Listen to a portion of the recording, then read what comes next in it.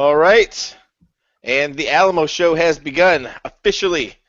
Welcome to the channel again. I have not been on in some time, but that's okay because I don't have to be because I'm awesome. Well, not really, but you get the drift. Awesome. Anyway, we're going to do the Alamo matchups tonight. I have with me my podcasting co-host, Mr. Jeff Swan. Say hello, Jeff. Hello, Jeff. Oh wait, I mean hello everybody else. What a douchebag. Anyway, we also have with us the trio of Lone Wolf, Mr. Mark Cox. Mark, say hello to everybody. Our official sponsor. Our official sponsor. Our official the only sponsor. The only sponsor. The sponsor. The sponsor. And we have the new TO of the Alamo GT in San Antonio, Mr. Ryan Smith, and the outgoing, retiring so that he can play more games, The Godfather. the Godfather of Texas tournaments, John Bailey. Mr. Bailey. Yes, sir. Glad to be here. Yeah, right. So anyway, gentlemen, tell us all about the Alamo and what are we doing tonight, man? Tonight we're going to go through and do the official matchups for the Alamo. I have a great little sheet of paper that'll remind me what everyone brought so I can read it to you guys. And we'll go through them matchup by matchup, talk about them, see who we think will win, who we think will lose. And it's that pretty straightforward. Nice. Alamo is something that is near and dear to my heart. I've only ever missed one, and it was because my grandfather died. I've either been playing or helping run it for all of the others. Sad I don't have a perfect attendance record. John, you do. You want to say something about how awesome it is? Well, yeah, no, I mean, well, there's a lot to say about Alamo, but the one thing that I want everybody to know that's ever been to Alamo, Ryan Smith is the guy. I mean, he is the one guy that's been to every Alamo that he could go to. He, to me, and of all San Antonio people, embodied everything that I've ever wanted Alamo to be. And he was the best guy that I could turn Alamo over to. So everybody should have every confidence that Alamo will continue to be everything that it's ever been, and probably even better, because Ryan has some great new ideas. I mean, I've seen some of his new scenarios. They're awesome. I think that Alamo is just going to grow and grow, and I think it's going to go great places from here. Yeah, the pressure is on me now to not screw up. The pressure is on you. And I will say this, for anybody that is sitting at home, when we go through the matchups, we are doing a little contest. It's going to be a pickup contest to see what's going on. You get to pick if you pick correctly the round one matchups, then it will we got a prize for you. So whoever picks the most round one winners will be the winner and get a little, I guess, a trophy and maybe some other goodies, Ryan? Yeah, that sounds great. Randy, how should they turn in their picks if they're not, on chat and able to just tell you right now? If they're not on chat and they're going to watch this and they're going to do it later, like, people like Hingel that are slacking off and are doing wedding prep. I mean, come on, Hingel. Priorities, bro. You don't need to rehearse. You say I do once. That's all it takes. That's what I'm saying. Like, and so you have to watch. Competition among us that, like, whoever wants one of us has the best picks. Buy beer this next weekend. Oh shit! You know what? Not if Ryan's fucking drinking. Are you crazy? I'm not fucking buying beer with these bunch of alcoholics. I'm gonna float that keg of 1554 on my own. I've done it before. Right. So if you're watching this and you're catching it late, just do your own little things on a piece of paper. I don't care how you do it. Just put table 1. Who you think is going to win on each table, and then when you turn in your list Friday night or Saturday morning, hand it over to Ryan, and then I'm going to pick them up after round 1, and then when we go on the lunch break, I'll see how everybody's going. So yeah, we're looking forward to it. Should be a good time. Fun will be had by most. Yeah, by some, but not by all. We have the advantage. We got the list in front of us, so not the breakdown, but we have the generic breakdown. We do indeed, and I will be taking a peek at all those, and I will see how it works out.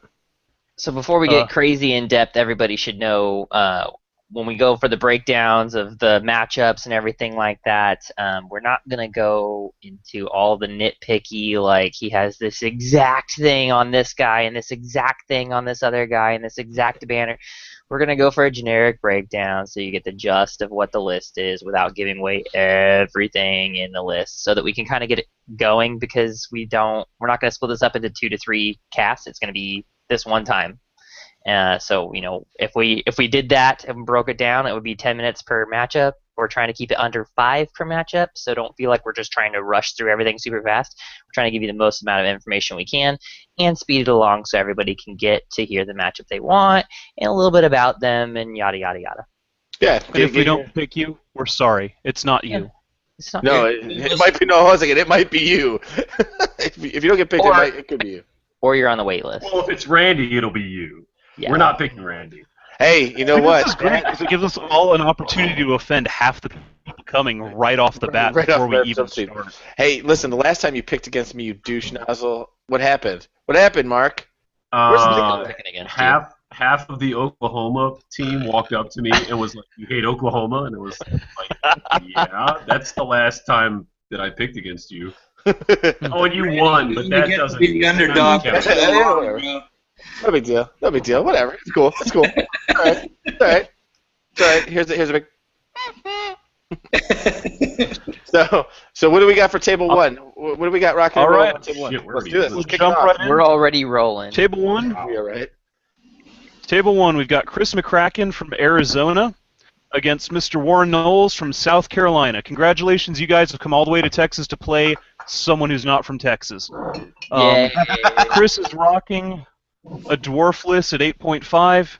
He's got a Thane with 3 runes of warding, a Thane DSP with the Groony rune, 2 runesmiths, a Master Engineer, 25 Longbeards, 25 Warriors, 25 Hammerers, a Burning Forged Cannon, a Forged Cannon, 2 Gyrocopters, an Accurate Forged Organ Gun, an Organ Gun, and 5 Rangers.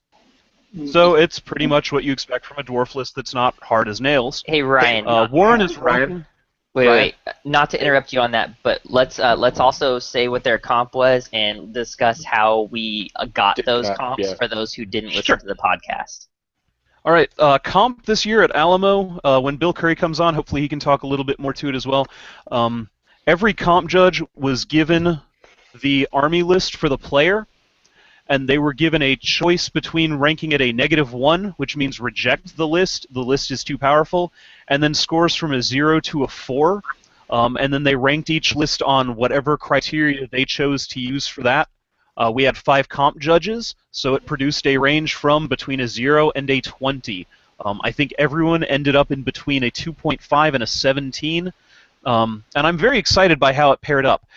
If you are sitting there going, well, my list is a Swedish 13 and I have an 8, so you don't know what you're doing. Yeah. This is not Swedish comp. This is purely judge's discretion. Or Mark would have a 3.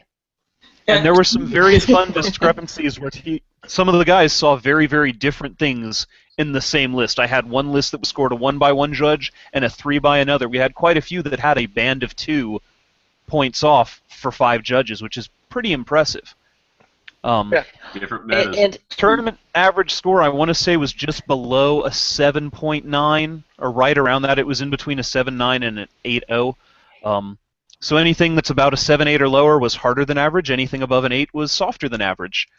And you mentioned there was a 17. I mean, who would bring a 17 to this out of anyone? What masochist? We'll get there. Yeah, let's save that. Let's save it. Keep you all in suspense. Another thing that's worth noting for the Alamo is we allow round 1 challenges this year. So if you wanted a piece of another player, you let me know, you let them know, you guys talked crap about each other, and then you were matched up if you were within 5 points of comp of each other. So if you brought a hard-ass list and you challenged someone playing Beastmen that's ridiculously soft, not going to happen. We only had 1 challenge get declined for that. We had 1 more that should have been, but it was someone challenging that comp 17. And yeah, didn't. No one was in 5 points of that comp 17. So we let that go anyway. So that's a note on challenges and how comp worked out. If you don't like your comp score, by the way, there were 4 other people but me judging it as well as me, but you can complain to me anyway. I'll just listen hard. Send your hate mail to you, and then he'll filter through. One other thing we're going to do at the Alamo better. this year It's is okay. optional comp judging for the players. On your player sheet at the end of the tournament, you can guess or try and pick what you felt the comp of each list you played should have been, and we will use that to determine if my comp judges were good or if I should fire them. Wait, if I can, guys, let's be clear that the comp scores are not figured into overall. Right. Correct. The It's only thing well, your comp not score will anything, affect is right? the only Tiebreaker. thing it'll affect is pairings. It's used as at least one tiebreaker, and it affects the Fluff Bunny Award, Well, I wonder who's getting which is that. traditionally the softest list there, because they have to win something. Not going to be game. Well, no, they don't have to, but it would be nice. So that's all comp does. Comp does Okay. not factor into overall. All right, so back to With our that being said, So back to the talk, Chris Kraken. Go ahead. you're right. So you can go ahead and finish up that one for those of you that kind of listen to the first part. We basically got 8.5 Chris McCracken dwarves list in front of us with a couple units of Longbeard's Warriors and a couple of War Machines, essentially. And then we're getting into the Warriors. Warriors. Go ahead, Ryan. I'll let you Warren finish. Knowles is the other guy. Not a problem. He's got a comp 8-5 Warriors, so they're matched up the same on comp. We felt their lists were close enough to each other, which is true of most of the round 1 matchups. He's got a Demon Prince of Nurgle on foot. He's got a level 4 caster of Nurgle. He's got a Nurgle BSB. He's got 2 blocks of Warriors at 23 and 22 models with shields rather than halberds. He's got 2 Nurgle Gore Beasts. He's got a block of 5 Nurgle Knights. He's got a Hellcan, and he's got 3 little drops of Warhounds. Mark, you've been awfully quiet so far. You want to give us your opinion on these two? Yeah, I'll go first. I'm kind of upset that somebody named McCracken wouldn't bring Dark Elves with a bunch of Krakens. This is Chris Hines, buddy, from. I don't know. I know who he is. I'm just upset that he didn't bring a freaking. Right. I don't pronounce how they say it. It's Kraken. Game on you. Right. I'm looking at the matchup. I'm seeing a lot of War Machines with the dwarves and a lot of tough dwarf blocks. Even with all of that, I think if Nurgle gets across the board, they'll win it. So I'm going to go with South Carolina. Had a good time tailgating out there this year. So, go Gamecocks. I'm going to go with Warren Knowles. John, So you're going with Warren, huh? Yes, sir. Me? Who's? Yes, sir. All right. Looking at that matchup, I kind of agree with Mark. I mean, I think that if the Nurgle player is a player who understands the movement phase, he's going to win over that dwarf list. But I don't know this player. He hasn't played in our region, and so I don't know if he's a good movement player. He's not a good movement player. So going on just bare lists, I've got to go with the dwarf player. It's a Chris Hines club guy, and so he knows what he's doing. He's probably somebody he's played some games, and without knowing the South Carolina guy, I got to go with the dwarf. Jeff, who you got? I have Chris on this one by about 500 points, depending on what scenario we're talking for the first one. Thing I have on him is, he's got everything he needs to deal with that Demon Prince, to never have to worry about it. I mean, he could take care of that turn 1, turn 2 if he wants to. The Chariots, they're never going to touch the dwarves that he doesn't want them to touch until turn 3. He's got plenty of time to take them down. He's got what he needs to deal with the Nurgle stuff, and Nurgle Mark's not going to help you too much with the range ahead of time. So if I had to put my money on it, I'd go with Chris. Randy? Yeah, I'm leaning that way too. The only thing I can think of is if the dude from South Kakalaki took a charm shield and some other stuff to keep him alive for a turn and flew in and then got into combat, but no, Not flying. I don't see it. He's I don't on see foot. it. And Is it? I'm Yeah, gonna that's- venture a guess that Yeah, never mind. Ryan, That's- I'm gonna guess his level 4 has death. I don't He's that got wasn't on Nurgle. this. Is on Nurgle, then yeah, I It's Nurgle War. Yeah, what do you got, Ryan? dwarves. I've got Warren on this one. He travels quite a bit. He's never been to the south that I'm aware of, but he is so into this that when he found out Monday he was in, he had a flight within an hour. Wow. He All was a right. waitlist guy that really wanted to be here, and I'm thrilled he got in. That's awesome. Made the right choice. Oh yeah. That is awesome. I'm going to go with Warren on this one because he's He's gonna making the be happy commitment you to be did here. that. We'll see. Yeah, we will- Ryan, you need to make sure we know who that guy is. SEC. We will Got make it. sure the guy has a good time. Table 2, we've got Josh Stewart from Club Capri and Woo-woo. Reed Andrews from the Alamo Gamers. Josh Stewart, Reed. Josh is rocking, and Reed Andrews from the Alamo Gamers. Josh has a Dark Elf list. They're both at a. Josh is at a 7.5. Reed is at an 8.5. So Reed's list is a little softer on paper. Josh's Dark Elves have a Dreadlord on a Black Dragon, a BSB on a Pegasus, a Master on a Steed, a Hag on a Cauldron, a block of 28 Witches, 2 blocks of Dark Riders, 5 Harpies, 7 Shades, 2 Hydras with Flaming Breath, and a Chariot, so a bit of a monster mash on that with a Dragon and 2 Hydras. Reed is rocking a Chaos Dwarf list. He's got a level 4 Sorcerer Prophet with the Lore of Hashut, a BSB, a level 2 Fire, 28 Infernal Guard, 24 Infernal Guard, 10 Infernal Guard with the Blunderbuss, or the Fire Glaives, sorry, a Magma Cannon, a Hellbound Iron Demon, a Death Shrieker, and a Hell Cannon, and then just for good measure, he's got 3 Bull Centaurs. Yeah. Randy, you want to jump on this one first? Oh man. Well, all I can say is F Cali. F him. F him. No, I'm just kidding. I'm gonna get like punched in the throat at the Alamo. So yeah, but I'm gonna still fuck Cali. I'm gonna go with the other guy. You know he's SoCal, not North Cal. I don't give a rat's ass what Cali is. He could be freaking whole Cal. Two for all I different give a states, rat's man. I'm ass. telling you. I don't care if he's South Cal, North Cal, Mid Cal, Whole Cal, Cal Light, Cal Tech. I'm going with Reed. Caltech. I'm going with Reed. Jeff, you want to weigh in before he gets to Cal State Poly? Oh my God, Cal State Poly would have been. That's another Fighting North banana slugs. Central. I thought Jeff was already weighing in. Well, being from California, I gotta go with my boy Josh Stewart, man. Josh is a really good player, really knows his stuff. I gotta give it to him. I play against Chaos Dwarfs a lot because I play with Jody Stubblefield, and if there was another Death Shrieker in there, maybe he could take out all the large targets turn 1, turn 2, but the Magma Cannon is probably going to get dropped by turn 2, which is going to be his main moneymaker. I'd put Josh on this one. It's going to be a close game. It's going to be maybe a 200-point win, but it's going to be. I would put my money on Josh. John? All right. Yeah. Let's talk about Jeff. This is the same Josh that was out of Warhammer and came back in for West Coast GT like 2 years ago, right? Josh Stewart, yep, and Yeah. just won All right. a GT with Beastman.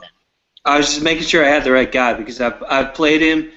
I played both of these guys. I played Reed locally, and I played Josh at West Coast, and I actually played Josh at QCR as well. I think Josh is going to win this, and I think I'm a guy that goes basically more on players than lists.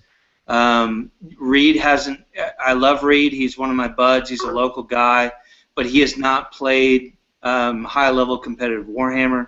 I mean, I think Josh is going to overpower him just by having played in the scene for better, and I think the lists are fairly comparable. And I think Josh's experience on the GT scene is going to win out. I agree. Yeah. Mark? I actually got to play Josh at QCR, and he throttled me with Beastman. a small percentage of that was because of a bad deployment scenario that screwed me because I kept rolling terrible. Um, I think Josh is nice neck there, Jeff. Sorry. No, it's all right, dude. I think Josh is. I think his list is hyper comped to what it should be. I think he's probably over a 7.5, maybe in the 8.5, maybe in the 9.5 region, with his general being on a dragon. With all that said, I still think he is going to find a way to win this game. He's really precise on his movements, and he's really calculating. Even though I almost got back into the game at QCR, he still shut me down. So I'm going to go Josh Stewart all day long, man. He's awesome. All right. I'm gonna do what I did last time and disagree with the majority on this one. I've got to go with Reed. Thank He you. doesn't play competitively, but I know he plays a lot of the local tournaments here. He's one of the guys that dragged me along to the first Alamo back in 05. Oh, so we get so to he's blame been playing him. It's a long ass time. Oh, Blame yeah. him, Bowman, and Jim Bailey, and Oscar Barella, who's not going to be there. Motherfuckers. So I'm going to go with Reed on this one. All right. Next one, we've got Robbie King, who's playing Demons at a comp of 4, versus Aaron Chapman, who's playing Empire at a 3.5. Robbie's running a Keeper of Secrets with the Lore of Slanesh, a Nurgle BSB, Tsanich Herald with level 1 metal, 26 Plague Bearers, 2 10-man horrors, the 6 Beast, 1 Beast, 1 Beast combo that every demon player out there runs except for 1 or 2, 3 Plague Drones, 3 Fiends, and then the 2 cannons that every demon player plays as well. Aaron is running an Empire every list, demon his player. Python army, I I'll think. give you some Tylenol. Aw. Wait, is Aaron doing the literal the army that he ran several years ago, or he? Yeah, that one. Yeah, it is. I It's the believe same it's army. been a little more optimized. It's the Archlector with a Speculum on a War Altar, a Mounted Captain, a level 4 life. He's got a Master Engineer that he snuck a Ruby Ring onto.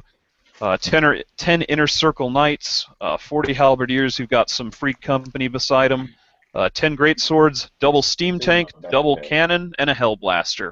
Ooh, okay. What? Yep. Yeah, I actually won it. Jeff, you want to start with this one? Yeah, I think I probably in a good start on this one. I know both these guys. I know Robbie's list really well. Talked to him a little bit about changing it before Alamo. He didn't end up doing that. And I played Aaron's list. I played Aaron's list with my exact list that I'm running at Alamo. And it's a rough list, and Robbie's gonna have a hard time.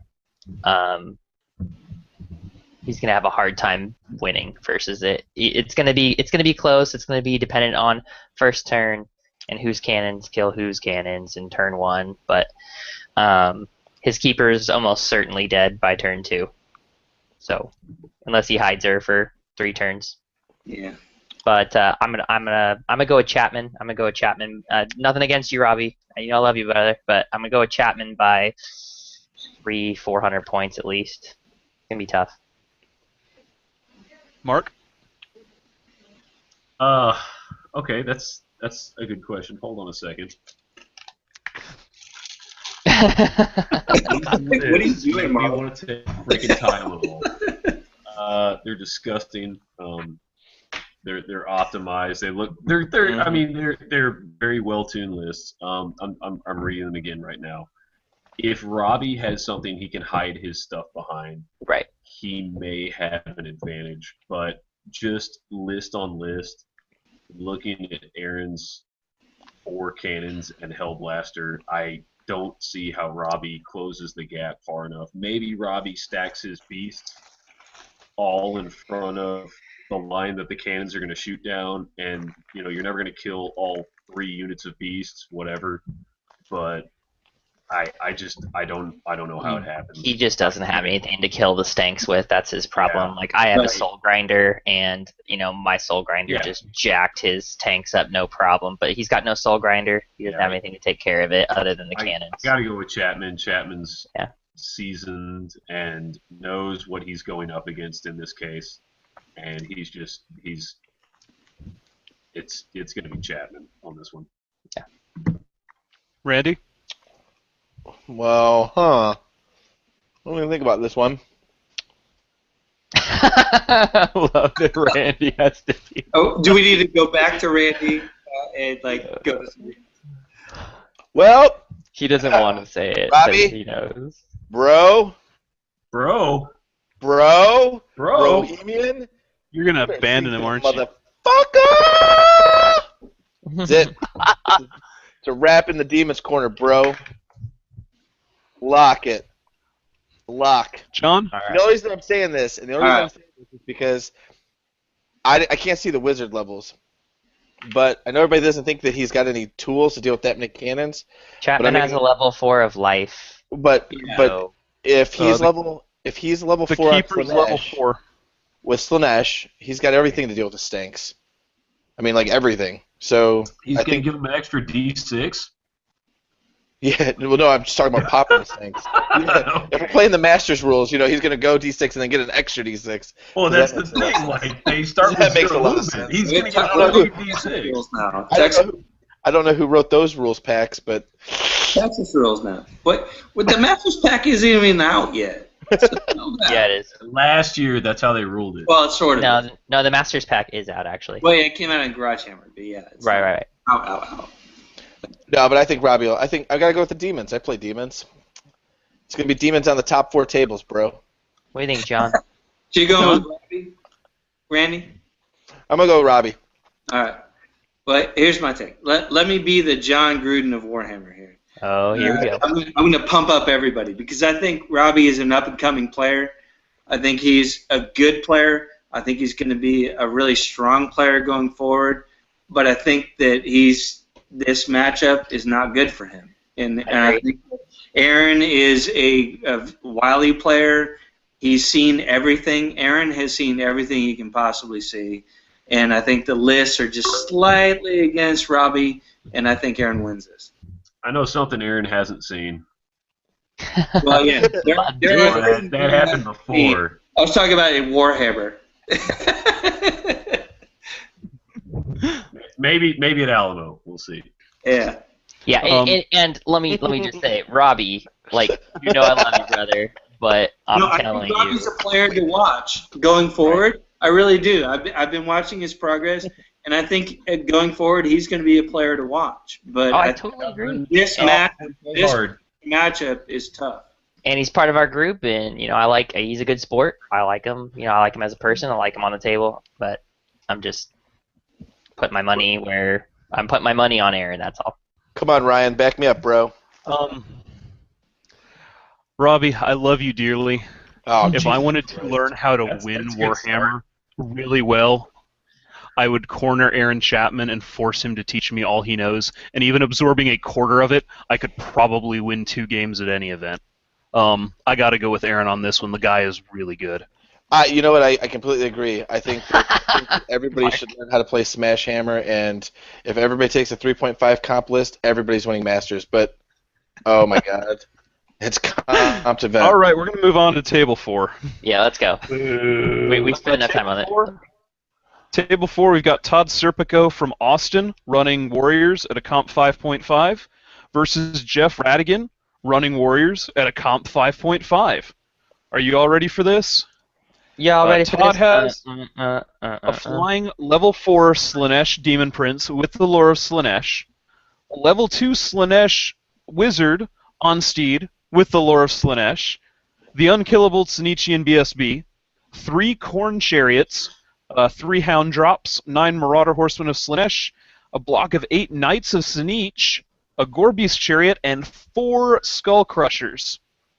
Jeff has a Corn Lord on a Juggernaut, a Nurgle Demon Prince on foot, the same BSB, I guess he's playing for both sides, the Mighty Throg, a level 1 Fire Sorcerer, it may be a level 2, I didn't take well enough notes, 8 Trolls, 6 Trolls, a Nurgle Chariot, 2 blocks of Hounds, and 5 Skull Crushers, as well as a Hell Cannon. So if you're keeping score, that's 4 Crushers in one and 5 and a Lord in the other. Demon Princes, that BSB, and a lot of chaos and fun for the whole family John, you want to jump on this one first? Yeah, I mean, I'll take it first. Again, I'm the John Gruden kind of player-on-player guy. This is the guy from Austin that I have not heard of before, so he hasn't won it, versus the guy who has won or come close to winning best general in many tournaments in Texas. And those lists sound very close, so I have to go to Radigan. Radigan. All right. There's one for Radigan. Randy? Let's see. Jeff fully pulled down my pants and butt raped me at Wargamers Con. I mean, That was like, your fault. yeah, it was my fault. All my fault. But he didn't spit on it. And he just. So I'm voting against Radigan. You go down, bro. You're voting yes, Mark? because you lost to him? Hey, there's no rationale for why I pick it. It's my channel. Do what I want. Do what I want. Wow. Yeah, I'm gonna go with Todd because he's from Austin. I don't know, whatever. Yeah, Todd, you're my boy, Blue. Don't let me down. Mark? All right. I think that actually it's a pretty decent matchup. I like the last name Serpico. That's pretty kick ass. So does nobody know Serpico? Because that was going to be my question when it got to I me. don't. Okay. No. I don't know him either. Okay. But I mean, I I mean, think that doesn't necessarily mean anything, but I just asked. I think Slanesh matches up well against other warrior lists because he can jack with their movement. Mhm. Outside of that, if he can't get his spells off, I think Jeff actually has more chaff than Serpico has. So I'm actually going to go with Jeff on this one, just because Jeff can chaff him up just a little bit better. You know, I'm not going to be surprised because they're both 5.5s. So if they come out, one over the other, it's not going to be a huge upset. But I think Jeff has the movement and the just the general game down really well, and I don't know Todd well enough to say that he can outplay Jeff or that. If he gets a couple of cactus bombs off, maybe. I don't know. I guess we'll see. But I'm going to go with Jeff. Jeff, who have you got? Looking at the two lists, if it was me and I had both lists in my hand, I would pick Todd. But Jeff is a really good player. He knows what he's doing. I'm gonna say that Todd is some underdog that just nobody in the area knows, and I'm gonna go with Todd. I know what Slash Magic can do, and if he is a decent player and he's gonna be the underdog, he's gonna acquiesce what he needs to acquiesce. He's gonna single target Cacophonic. He's going to take care of the chaff right away type of a situation. He's got a lot of mobility. He's got a lot of things that Jeff doesn't have. I know you're saying that Jeff has some chaff here and there, but Todd's got the ability with the multiple fast cav units. He can charge flee and double flee if he needs to flee from the things he needs to do, set it up. He's got one fast cav unit. No, well, he's got a fast cav unit, but he's got 2 And units then of 3 dog hounds. Yeah, 3 units of hounds. Hounds can flee through the fast cav. Fast cav can rally, and then Jeff or Todd? Todd. Todd. yeah, Where do you see the hounds on Todd? it's 3 times. Three times hounds, dude. 9 Marauder Horsemen of Slanesh, 8 Knights of Zinch. Oh, that's You missed okay. it. Oh, I missed it. He's- Overlooked. Todd has more chaff and the capability to All control right. the movement phase. If Todd is an underdog general go Jeff. that is a good player, my money's on Todd. And I know that Jeff is a really good player, so Todd has a lot to catch up with. But I think Todd maybe squeezes a 120 point, 200 point win, and that's a win in our book. So I've got to say Todd's going to squeeze it out if he really wants to. He could just pick up the points he wants to pick up and squeeze out a win. I'm just gonna that's gonna be my guess. That's a good assessment. I'm still, even though I missed the hounds, I'm still going with Jeff. And that's Sorry, totally I would, except for obvious. Jeff doesn't usually count on the movement game, and Right. so he's got a plan that doesn't depend on movement, and that's why I went away Yeah, the way I I. moved my ass in Austin. So So I've- Ryan, where are you leaning? I get the great advantage none of you have of I listened to all of you and then flip-flop my opinion about 3 or 4 times on this one.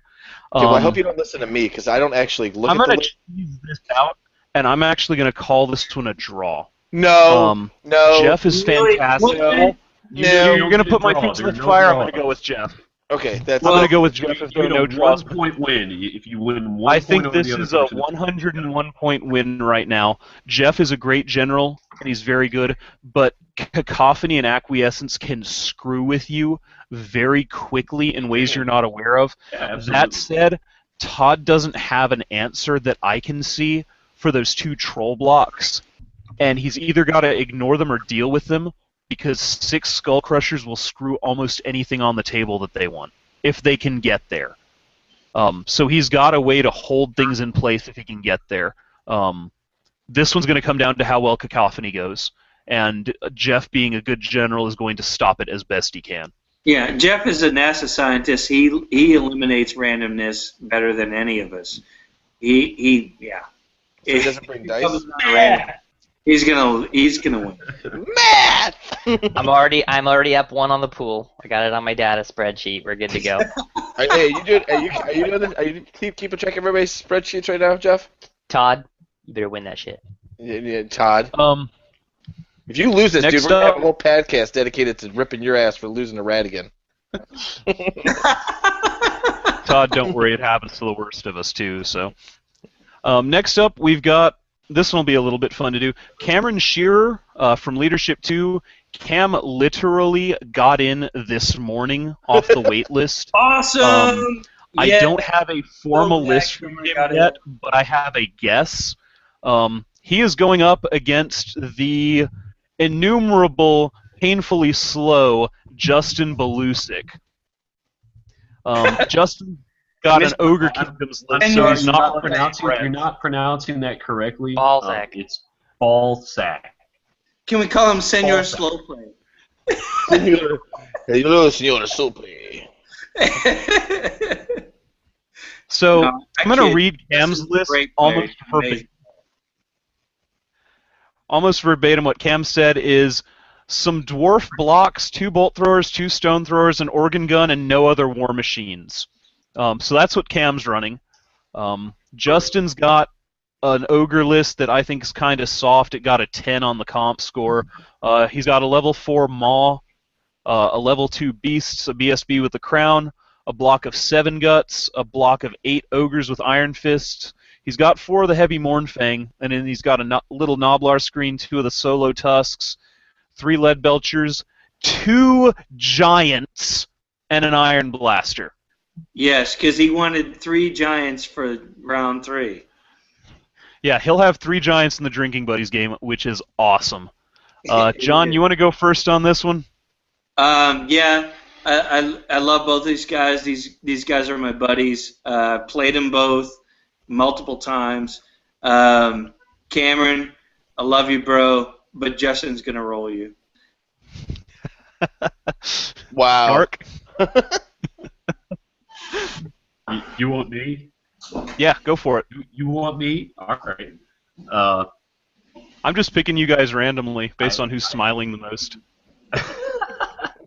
I also know both of these guys very well, and God damn it, really? I just I want to go with Justin, but he's let me down so many times. But I'm gonna the go- dude that's won like tournaments has let you down. Okay. Yes, on a personal level. Right, Justin? You gotta be a bitch. I'm going with Hingel's illegitimate stepchild. I'm going with Cameron Shearer. Hingel Jr. He does look like Hedgel's illegitimate. Oh, that's true. Don't that let me poor down, Jeff. Cameron. You motherfucker. Don't let me Right. down. You know, a gyro is not a war machine. I'm just going to point that out. No, he could have 5 for all I know. Counts Yeah. for War Machine. Hey. It counts for War Machine points though. Although he just emailed me asking how to turn in his list, so That could be Jim, bad. you want to go next? That inspires Right, confidence. to me? Yeah, I'll make it quick. Justin. Justin. Anytime you put Justin and then someone else's name afterwards, I know what Justin can do. He's a good player. He knows what he's talking about. He knows He's how a to slow see. player, right? He's a good player. He knows what he's talking about. Perspective for a second.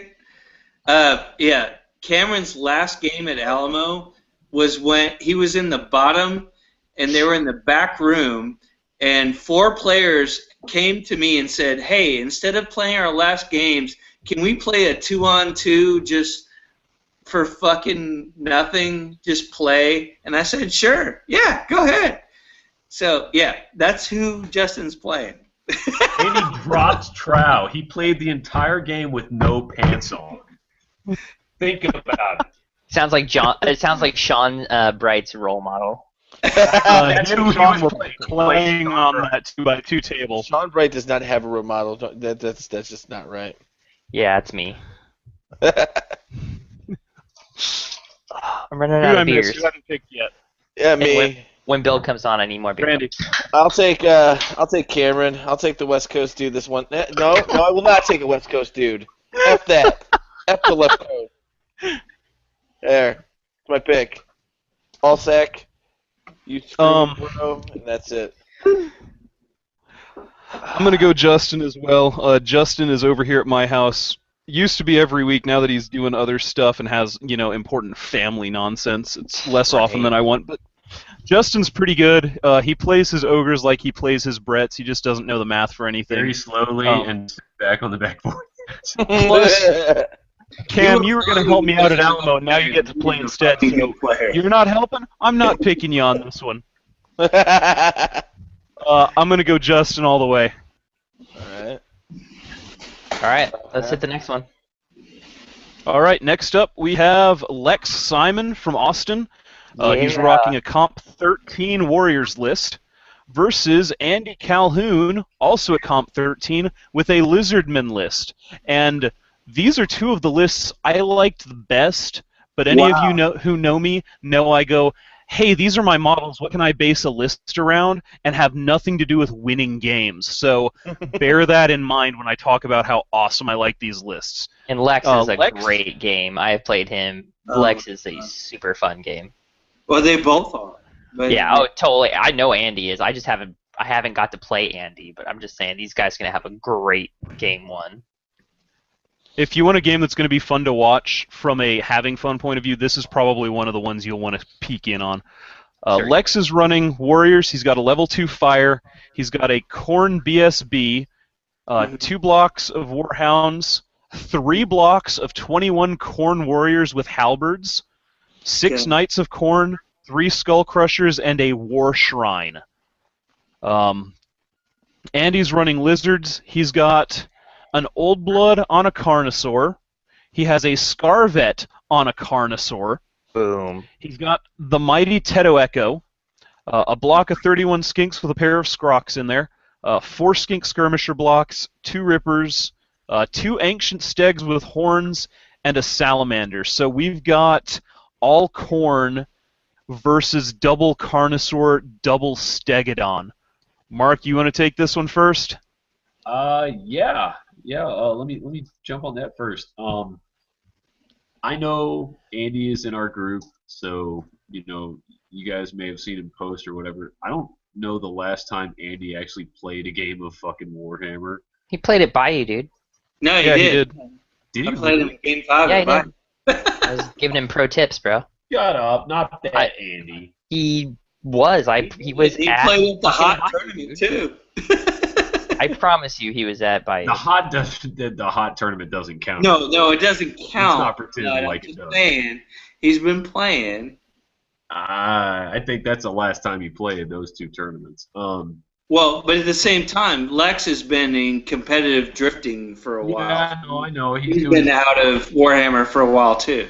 I'm gonna go with Lex on this one. I think Lex has seniority on his side, and he probably gets more practice in than Andy does. Andy's great. I think if Andy was rocking demons, I'd go with Andy because that's what Andy started with. Dude, Randy, why are you moving your camera so much? It's like you've got Tourette's.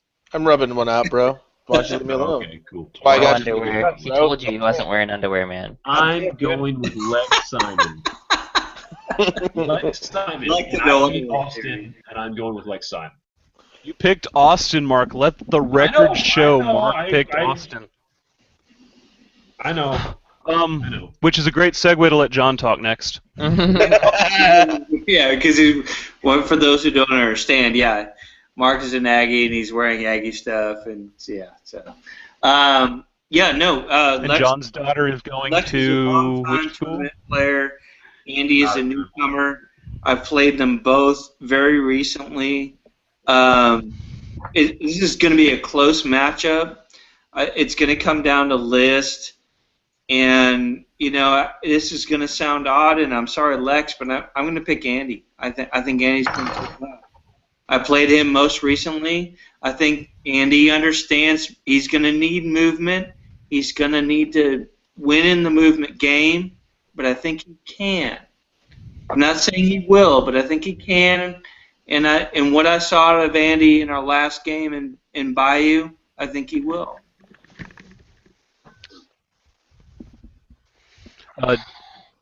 Jeff, you want to go next? Sure. I really like Lex.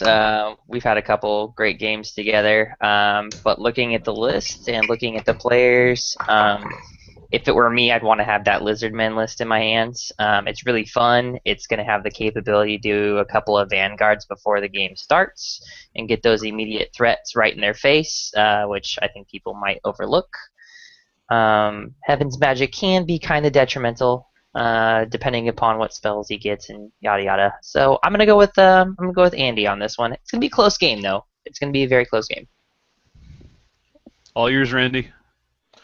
Well, looking at both lists and breaking down the numbers and crunching the math on this, and knowing both of these players, And throwing a dart at the wall.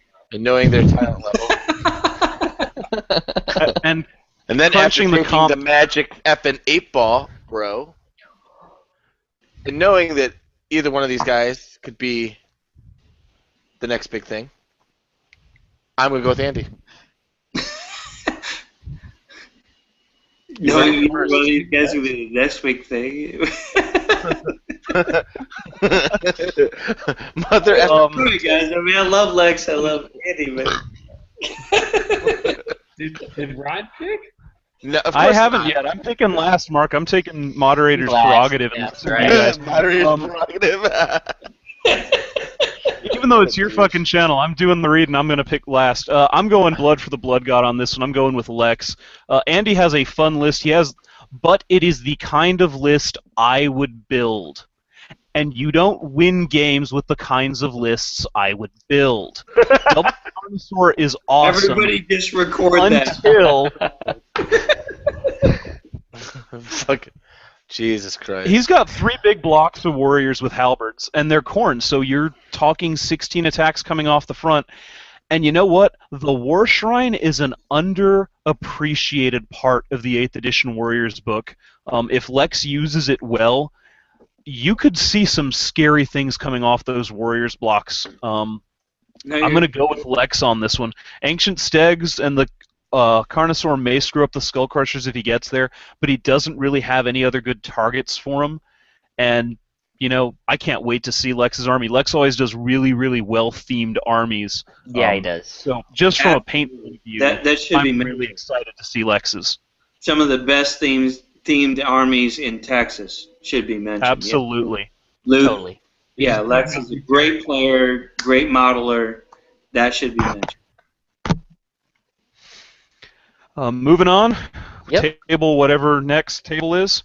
Table We've 7. got Brandon Roth from the group of Beer, which is a synonym for the Hangover Heroes, running a Comp 7 Skaven list versus Blake Dixon from Cause. For those of you who don't know the region, Cause is the Central Arkansas Little Rock players, who's running Comp 7 Ogres. Brandon's got a Seer, a BSB, a Plague Priest, an Engineer with a Doom Rocket, and then 7 blocks of 20 clan rats with warp fire cannons. Wait, or warp what? fire throwers. Brandon is running Skaven? No, Skaven. Brandon Brandon is Roth Skaven. is Is running running Skaven Skaven. with 7 Right. warp fire throwers, So 2 it's blocks of everything gutter you runners, Cody. All right. a pair of doom wheels, a pair of warp lightning cannons. Blake is running ogres. He's got a Slaughtermaster with Maw at level 4, a BSB, a Fire Belly. I think there's a Hellheart in there, but I may not have written it down. A block of 11 Iron Guts, a block of 3 ogres with Iron Fists, 2 3-man heavy cavalry Mournfang, a block of Noblars, 2 5-man blocks of Lead Belchers, and 2 Iron Blasters. Randy, we're going to start with you on this one. All right. So again, throwing a dart at the wall, and actually I know Blake. Blake and I played at Rock Wars, and really good dude. I don't know Brandon other than do Hangover, so whatever. I'm gonna go with Blake because Blake's a good dude, and good dudes usually win. And F Skaven, that's why. And F Skaven. You're starting to sound like me, Randy. Hey, and you know what? No, seriously. If you play Skaven, you deserve a bad game vote. I'm just saying. I'm throwing it out there now. Whatever, dude. Ryan, I played Jeff last week. Mark gave me $20. My game 0.5 is a bad game vote for Jeff Swan. So That's assuming you get enough points to play me. It worked. I was going to go to John next, but I think, Mark, you got to offer a rebuttal right there. Oh no! You just go ahead and gloss on by me, man. Just go on. nope. And You I'll- just No, go thank for you. it, Mark. All you. I'll Oh, you. high five. I'll take it. Yeah, this is difficult. This is a hard pick. Brandon is a smart general, but he's gonna where all season he's been running a all Nurgle chariot army. Suddenly he's gonna jump over to a different army for Alamo, and man, bro, love you, but I don't like that. I don't like you doing that. I don't think you're gonna win. I don't. First misfire.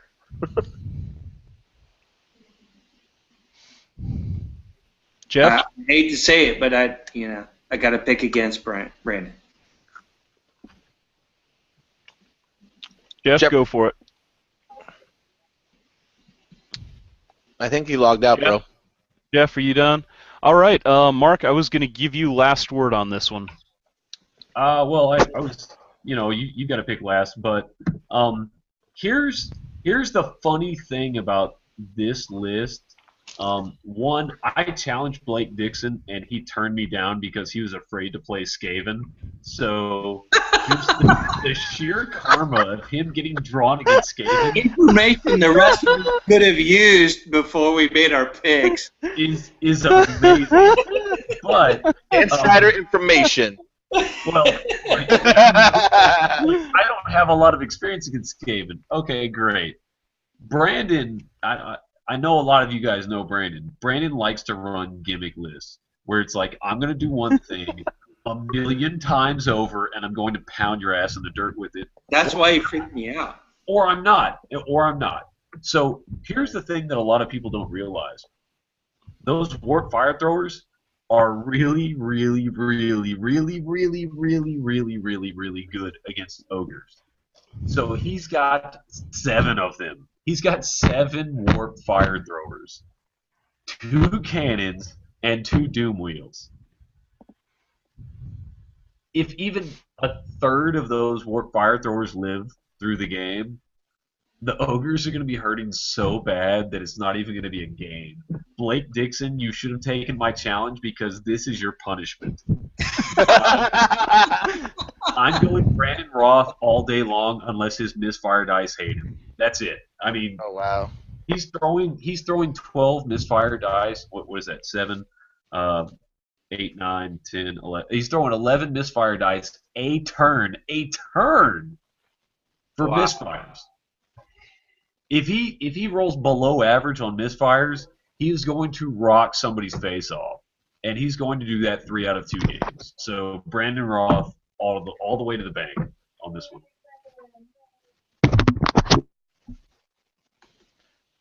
We got Jeff back. Ryan has departed Boo! for Boo, some. Jeff! Yeah, I have no idea what happened there. My internet was like, "Oh yeah, by the way, go fuck yourself." By the way, go eat a dick. Sorry, I missed that. Are we on to me? Did we lose? Did we lose everybody or No, just? we just lost. We It's just lost your you and turn. Ryan. Ryan left. That's convenient. Okay. Yeah, Ryan had So to go, and he decided that was convenient. are we on to me now?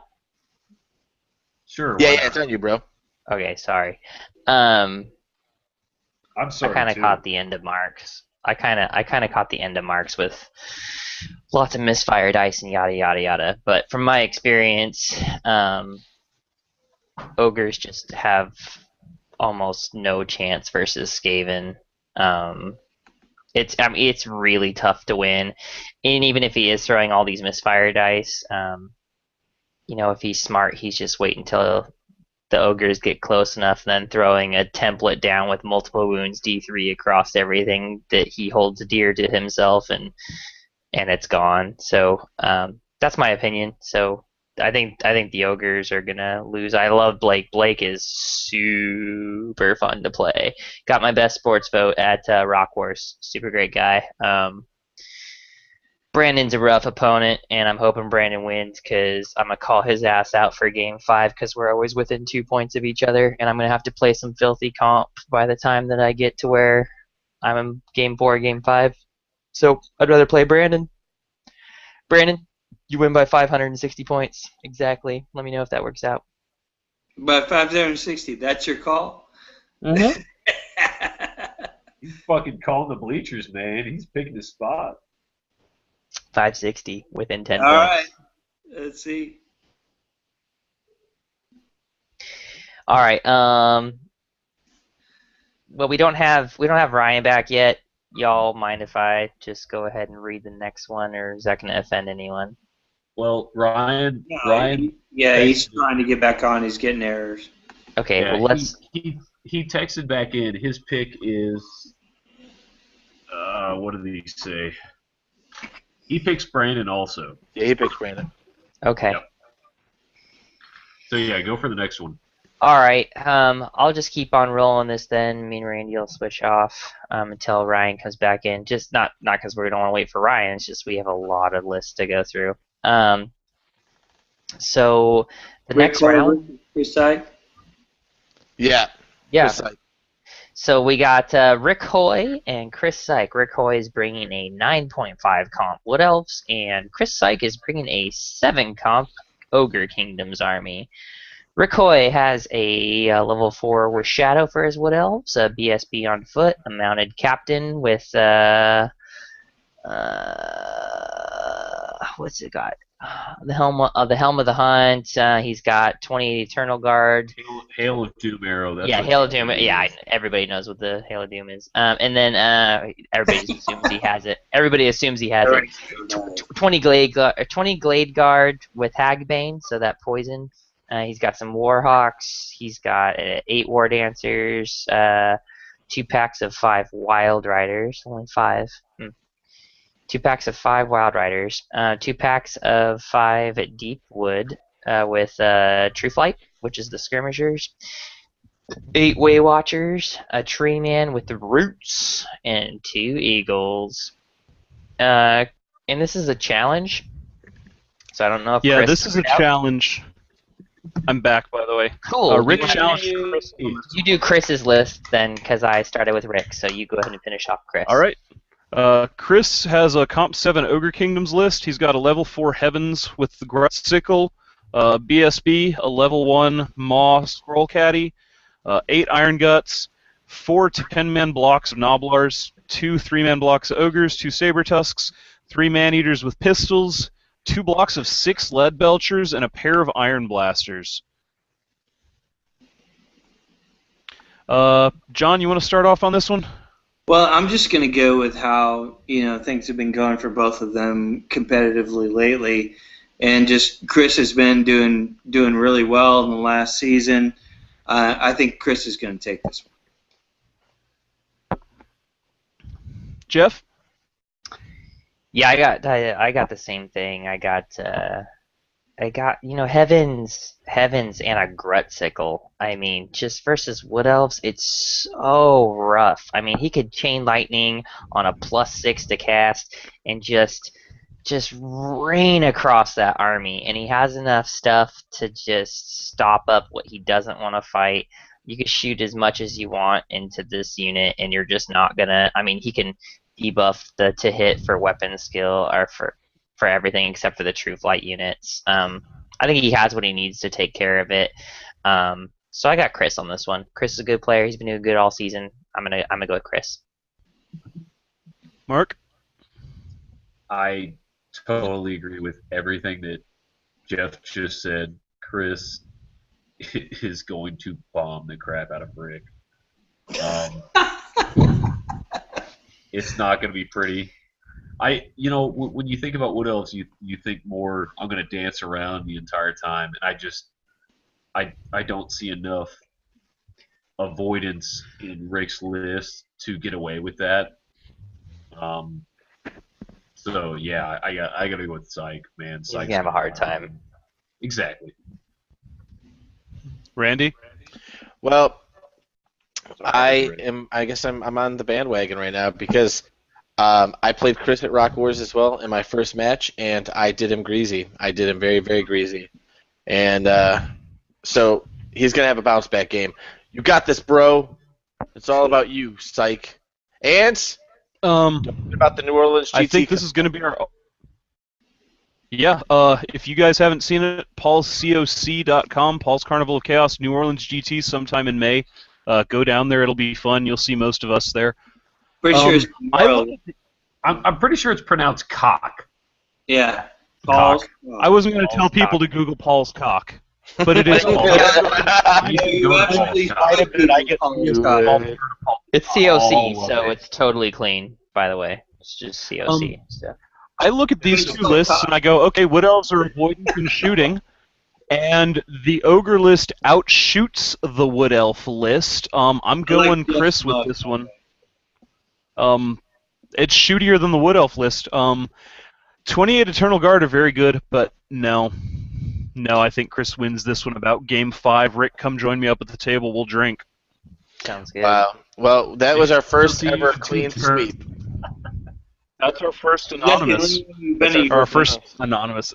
Sorry, Unanimous. Rick. Sorry, Rick. Sorry, Rick. I love you dearly, but this is a bad list for you. Yeah. Hey, Rick, I don't know who you are, so I'm not really sorry, bro. He ran by Rick runs by you battles. Yeah. That's what you get for not coming to Lone Wolf, Rick. I picked against you. Oh, shit. Next up, we have an epic challenge. This one had Korean in it. Edward O from Hot versus Cody Wilkerson from Hot. They're both at a 6.5. Ed's running Demons. Cody's running Skaven. Cody doesn't remember turning in this list. Oh, please let me. Dibs on second to last. Dibs on second to last. Oh, God. If Edward's he shows got- up for the challenge. If Cody shows up for it. Edward's got a level 4 Keeper with the Lore of Slanesh, a level 2 Sneech Herald of Metal on a disc, level 2 Sneech Herald with Lore of Sneech, 26 Plague Bearers, 2 Horror Blocks, 6 Beasts. He doesn't have Lone Beasts. 2 blocks of Furies, 2 Cannons, and 4 Drones. Cody's running Skaven. He's got a Seer on a Bell. He's got a BSB. He's got 4 Engineers. 2 of them are level 2. A different one has a Doom Rocket, and a different one has a Brass Orb. He's got 39 Clan Rats with a Warp Fire Thrower, 20 Clan Rats with a Warp Fire Thrower. Brandon, I hope you have 9 Warp Fire Throwers, bro. He's got 40 slaves, 2 blocks of 39 You're slaves, going to have to borrow from me, too. I have 4. 2 blocks of 6-man Jazales, a Doom Wheel, an A-Bomb, and 2 Lightning Cannons. Randy, I'll let you go first on this one. So we're assuming that Cody shows up for this match, right? Yeah, We're this is Assuming Cody shows up. Yeah. Assuming Cody shows up. And can roll dice. Assuming that Cody can hold himself. Cody only skips games Assuming at he Bayou. survives the party bus. Okay. Yeah, I'm gonna go with Edward. God. Oh. So yeah, I'm gonna go with Ed because I mean, why not? Why would Asian people are good at math? You hear me, Ed? You do math. He's Korean. That's what is Korean not an Asian influence? No, Yes, no, it is. Korean No. is Asian. Yes. no. Yeah. They're all Hey, Dennis help with Rodman. your They're all fucking Dennis geography, Rodman. man. They're all Dennis Rodman fans. Why are we? Yeah. So We're Jeff? We agree on basic Oh, tour. I keep cutting Randy off. no, it's okay. That's okay, Ryan. It's it's only my channel. Whatever, dude. But do your thing. He's Mike. used All to right, go. it. Randy, by all means, continue. No, I'm done. Jeff, you're up. I know both these guys really good. Ed, by the way, you can't stay in my room this one. I got my family coming. All right, I got him. I got him covered. Okay, you got him. All right. So I to know speak. both these guys pretty well. I like Cody's lists. I know how Ed plays his list. This is really a coin toss, to be honest. But if it's me, and I know if Ed isn't drunk in the morning, and Cody shows up, Ed wins. I got Ed on this one. You know I love you, Cody. But I'm gonna go with Ed on this one. John? All right. Here's the thing. This is a very unique pick because Cody wants to play me in round 3. And the I only want way to play you in that round 3. Yeah, he wants to play me in round 3. And the only way that happens is we have battle scores that are somewhat similar. So he has to lose. No. No, I think Cody's going to try to win because he's going to want that third round matchup so bad. He's going to have those points in his pocket. And sorry, Ed, Ed has done a great job playing demons this year. He's a good player, a good up and coming player, and I think he's going to do great things moving forward. But I think in this particular matchup, I'm going to take Cody. Mark? Blasphemy, bro. Is it my turn? You're up. All right. So here's what's going to happen. The last time Ed and Cody went up against each other was off of the battlefield, and it was in Austin. And the lightweight ground down the heavyweight to such a point that French fries were being forced down people's throats. Oh Jesus! So I can only imagine that that's going to happen on the fucking battlefield, especially because Cody doesn't even know what his army was. Which Who's totally, going to bring by a the way, different army than the Skaven? you know Ed got this challenge thinking, man, I'm gonna get Cody so drunk on Friday night, and I'm gonna show up and I get an automatic game one. White girl wasted, man. Right, girl. White girl wasted, man. White girl wasted. So, Mark, you got Ed? I'm picking going Edward? With, I'm going with Ed. I'm going with Ed so hard. Who did Mark? Mark take real buddy on. Korean Meg. I'm going with Korean Meg. Karina Mega. Karina Mega. Oh, Meg. I nicknamed someone successfully. I'll take it. Shut up, Meg. Hey, I look Ed, at it this way. Ed. That's for you. There are 3 ways Cody plays. Cody plays sober, and he's not the best. Cody plays kind of drunk and has shocking flashes of insight. And then Cody plays really drunk and loses. I was going to say Cody will be sober for this game, but he's still going to be drunk from the night before, so I think he's going to fall into that middle category. I've got Cody on this one. Edward, I love you dearly. You kicked my ass up and down at BallsCon, or whatever they call it now. But I got Cody on this one. I think when Cody's motivated, he's hard to stop. Mark, you can't disagree with that statement. Well, there's a pavement in Nebraska that agrees with you, but in all fairness, I hit him in the balls first, so I win.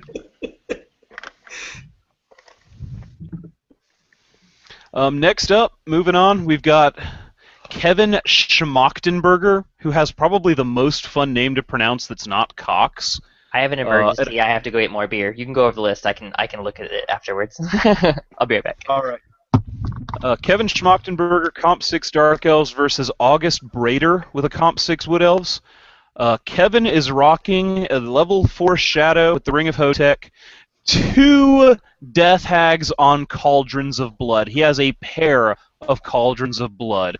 3 Dark Rider blocks, 32 Corsairs, 6 Brolocks, 24 Sisters of Slaughter, and a pair of Cold Wind Chariots with a Bolt Thrower. August is playing a Wood Elf list with a level 4 Life with an Acorn, a level 2 Beast, a BSB, all of which are mounted, 5-man Glade Rider block, 6 6-man Glade Rider blocks with magic arrows, Moonfire, Hagbane, Starfire randomly distributed, a block of 12 Wild Riders, 6 Sisters of the Thorn, and 2 8-man blocks of Waywatchers. Wow. Okay. Everyone is thinking very hard about these 2 lists because they're very, very different.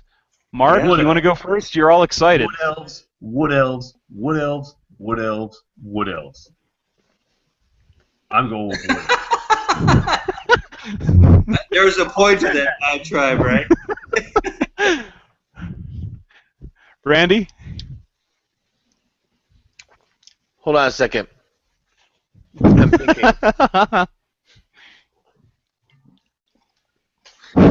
Jump in and offer my. Yeah, Wood Elves. I'll go with Wood Elves. I'll just go worthless. Yeah, wow. That's 2 armies that can act at distance and avoid everything. And I don't know how you would, without knowing the player, and I don't know either one of the players, I don't know how you pick that. To me, that's a in football that would be a draw. Wow. They're not letting us do draws. I tried. I know August a little bit. He's a local guy. He's been in Warhammer since like 2nd or 3rd edition, and he's really into the fluff of it. So he tries to build stories around, or armies around stories. Yeah, and I hate to vote against the guy because of that, because that's a very laudable approach to the hobby and a really great approach to the hobby. But yeah, if he hasn't played against other armies, then I have to go against him. If he hasn't played competitively against another army, then no. I'm trying to look right now. I think he's one of the locals that plays up at the Hill Country Plaza Games Workshop. And I've never played up there, so I don't know what the meta is like. Right, but I have a thing where none of my armies are legal to play up there because, I convert the hell out of it and Mirsch Miniatures own my soul. That's a whole nother issue, but, I mean, his opponent is somebody who's played competitively, right? I'm actually looking. I'm not sure. I'm typing on the wrong keyboard. It's 2 guys, because I don't know the players, and again, like I've said in all my picks, I pick on the player more than on the army, and I don't know either of these guys. It sounds list versus list. That's a pretty close matchup. Guys, anybody else? I'm having a hard time picking a winner on this. Well, here's what I you just do, got Kelly. back with beers, so I just looked over the list. But whenever I'm around, let me know when it's my turn. Yeah, Kevin's a San Antonio local that plays at Hill Country Plaza Games Workshop as well, so they're both San Antonians. August is not part of a group. Known guys, yeah. I think this is August's first GT for what it's worth. I don't know if it's Kevin's first or not. And that doesn't necessarily mean anything, but it means they're an unknown factor as a player. Well, I'll go ahead and take a stab at it. Dark Elves are traditionally, with the new books and stuff like that, they're a bad matchup for Wood Elves. And looking at what I'm looking at right now, list to list, I'm gonna guess that I'm gonna go with the Dark Elves on this one. They have the capability with the Brolocks to Doom Bolt down what they need to Doom Bolt down if they get turn 1. to take out anything that's an actual threat. And with Shadow, they're going to be able to debuff anything with it has like True Flight or anything like that. If he does have True Flight, with Shadow you can do minus ballistic skill. Oh no, he doesn't actually. And True Flight really gets pointless. He's got a Moonfire, Hagbane, and Starfire. Yeah, I see. But even with the Hagbane, you can make the Hagbane so that the poison does not affect anymore because you get -3 ballistic skill or -2 ballistic skill, and it's pointless. I'm gonna say in that matchup, I would almost always go for Dark Elves. They have the advantage on it. So if you're talking equal, we don't know both these guys 100% within the groups. I'm going to say list to list. The advantage is in the Dark Elves' favor, so I'm going to choose the Dark Elves. John, you convinced yet, or you gonna let me talk and then? No, I do agree with Jeff that book versus book, Dark Elves can be what else straight up. Yeah, like I said, I'm a player-on-player guy, so this is really hard for me to pick. I can't pick one. You have to. Yeah, you don't get to. Okay, I'm going to go Dark Elf. I'm going to go Dark Elf. You're the Godfather. You have to choose something. Yeah, I'm going to go. I'm going to buck the trend. I have watched August play one game. When I ran demos of Darklands by Mirsch Miniatures earlier this year, he came, he watched, and he played a game, and he did some dancing around that game supports really well. And I look at his list, it's almost all mounted. Is it all mounted? He's got 2 Waywatcher blocks that are not mounted. Everything else in there is on a Movement 9 Elven Seed. I just see him dancing around Kevin, killing enough chaff to get the win and not dealing with those 2 big blocks with Cauldrons. I'm going to give him a minor win on this one.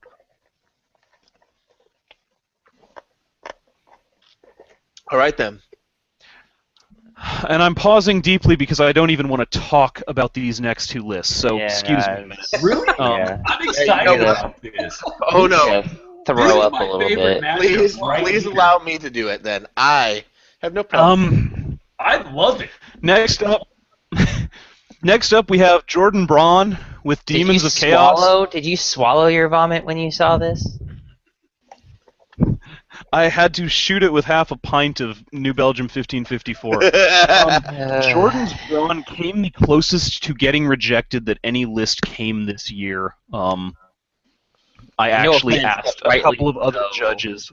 This is a bad list. It's a filthy list. It's still got a -1 from one of the judges. Ed is running slightly less vomit in my mouth demons. It's the kind of vomit you can swallow back down to pretend you didn't do it. So Jordan is running Kairos Fate Weaver, 3 blocks of Horrors, 16 Plague Bearers, 3 Fury blocks, 2 blocks of Beasts of Nurgle at 5 each, 1 block at 1 each, 2 cannons, and 3 drones. Ed is running a Nurgle Herald with the Lesser Locust, a level 2 Sneech Metal, 40 Plague Bearers, 14 Horrors, 2 blocks of Furies at 6 each, a block of 4 Nurglings, so it's a little soft, 6 Beasts, 2 Single-Man Beasts, a pair of Cannons, and 2 3-man drone lists. I am going to let Jeff talk first because you play demons, and it's a demon matchup. Yeah. I'm going to go vomit in the corner for a minute. All right, so... Really, I'm just going to drink beer to wash it down. But this is Ed Phillips? Yeah. Ed Phillips from Leadership 2 versus Jordan Braun, who is kind of a big deal. If Ed was bringing this Skaven, I'd just be all over Ed winning this, like, hands down, not even a question. I love playing my Skaven versus my demon setups, but I'm looking at list to list. Kairos is a really big investment. I know for the spell selections and stuff like that, he's really good. But here's what it boils down to. Ed's got a lot of bodies. I feel like I know what Jordan's trying to do with this list. But Ed has plenty of ways to pick up points in here. The problem is Ed has, for all of his magic, doesn't have a lot of ways to pick up points with Magic, and Kairos is going to be a pain in the ass to shut down in the Magic phase. So I'm going to say if Jordan rolls, low on the Magic phase, turn 1, turn 2, turn 3, Ed walks away with this game. But that being said, if I'm looking list to list and I'm going average to average and knowing demons the way I know demons, and it's just a list I would never take because it's so gross, I gotta go with Jordan, man.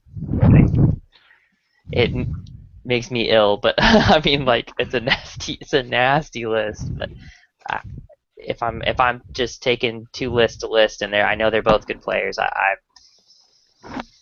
gotta go with Jordan on that, man. Respect for Ed, man, respect. But I'm looking at the two lists, and I'm going on averages, not on low average. So I'm gonna go with Jordan. Mark? I'm looking at the list too, and I kind of agree with Jeff. If Jordan has a couple of bad Magic phases, it could be bad. I think if Ed has a couple of bad Magic phases, it'll be bad. I think when you stack the two together, I think Ed has been playing more Warhammer than Jordan recently. That's a factor. It is a big factor. I factored that. Yeah. I think the only thing that gives Jordan a slight edge in this is his extra beasts that he's got rolling around, because those are they're so terrible. Gross. Yeah. But I think Ed's smart enough to get around that. So give me Ed Phillips with a minor win. I mean, I could honestly see this being a draw, but I'm going to look at it. Yeah, I could totally agree with you on that too, Mark. Yeah. If I had to pick a win, we're talking about fractions at this point, man. We are, and Ryan, are you requiring Jordan, since he's taking Kairos, are you requiring him to pick all of his spells and keep those for the entire tournament? Or are you letting him pick them every time he shows up? Okay. I'm letting him pick them. Well, it's because it's in the book that way, right? Uh-oh, Here we go. There it is. Channel. Oh, man. Who's that big sexy guy? Oh no! Is it the other I guy see an Alamo award on the back of his. We gotta stop talking shit about all the West Coast guys. Wait a minute. What is happening right Because now? we have been. There he is! There he is! Oh my God! I saw it for a split second. Got busted on my Ladies and quarterback, gentlemen, man. the irreplaceable Bill Curry, who had the misfortune of being one of our comp judges this year, only right. because he twissed out of the Alamo, and I guilt-tripped him into it when one of my comp judges had a baby and sort of didn't have time to comp judge. When I had a baby, I was up all fucking night and could have comp judged, but he couldn't have. Gosh, So, right? Bill, thank you for stepping in. Your It next was beer bittersweet, dude. It was on bittersweet. It was bittersweet because it was awesome, but, I'm bummed that I'm not going to be there to beat Mark Cox again. Dude, yeah, I hit up Fred like 3 weeks ago to try and get him Oh, on you here. coming to Wapaka so we can kick your ass? Oh, wait, you're not going to be there either? Oh. No. I'm scared. I'm scared of you, Ryan. What are you scared of me? You don't even remember playing me. You remember turn one. I'll be right back. I'll be back. Hold on. Yeah. Get some Oh, beer. he's You're leaving gonna now. He's leaving us already. need beer. Well, that was quick. That was a sexy ass right there. That's right. Ladies and gentlemen, Bill Curry. Randy, what do you think about this So match? where are we on the Ed and Jordan matchup? Well, it's Yes, my we are. turn. John, you go. All right, my turn. Randy, you were really excited. I want to make you talk last. John, go ahead. Again, I'm going to take the John Gruden view, player on player. I know both these guys really well. I've known these guys for years. I've played against them for years. Both of them have been on the ETC team. They're amazing players, both of them. I think that the choice of Kairos will sink Jordan. I do. I think that's a bad choice. I think it'll sink him. I think Ed's going to take advantage of it. They're both very experienced players, and any advantage from one to the other is a loss. And I think that was a bad choice, and I think Ed's going to exploit it. What do you see Kairos getting picked up by? That's the thing. I know it's a big investment and stuff, but like Ed's got Just like because, what? Like Cannons. I mean, maybe 2 cannons. I don't see any way that unless but that metal caster is bulk almost up the boards, I don't see any way that he's really going to be able to keep Kairos from getting killed. He's going to die. I mean, he doesn't have the defense. You can't put him in a unit. He's going to die. And I get Jordan is a great player, and he's going to pick the perfect spells. He's going to do that, but that doesn't win you the game. I mean, I totally agree with you. Ed's packs aren't big enough for Jordan to need to be final transing or some shit like that to pick up tons of points at once. I don't see Magic winning that matchup. Mm-mm.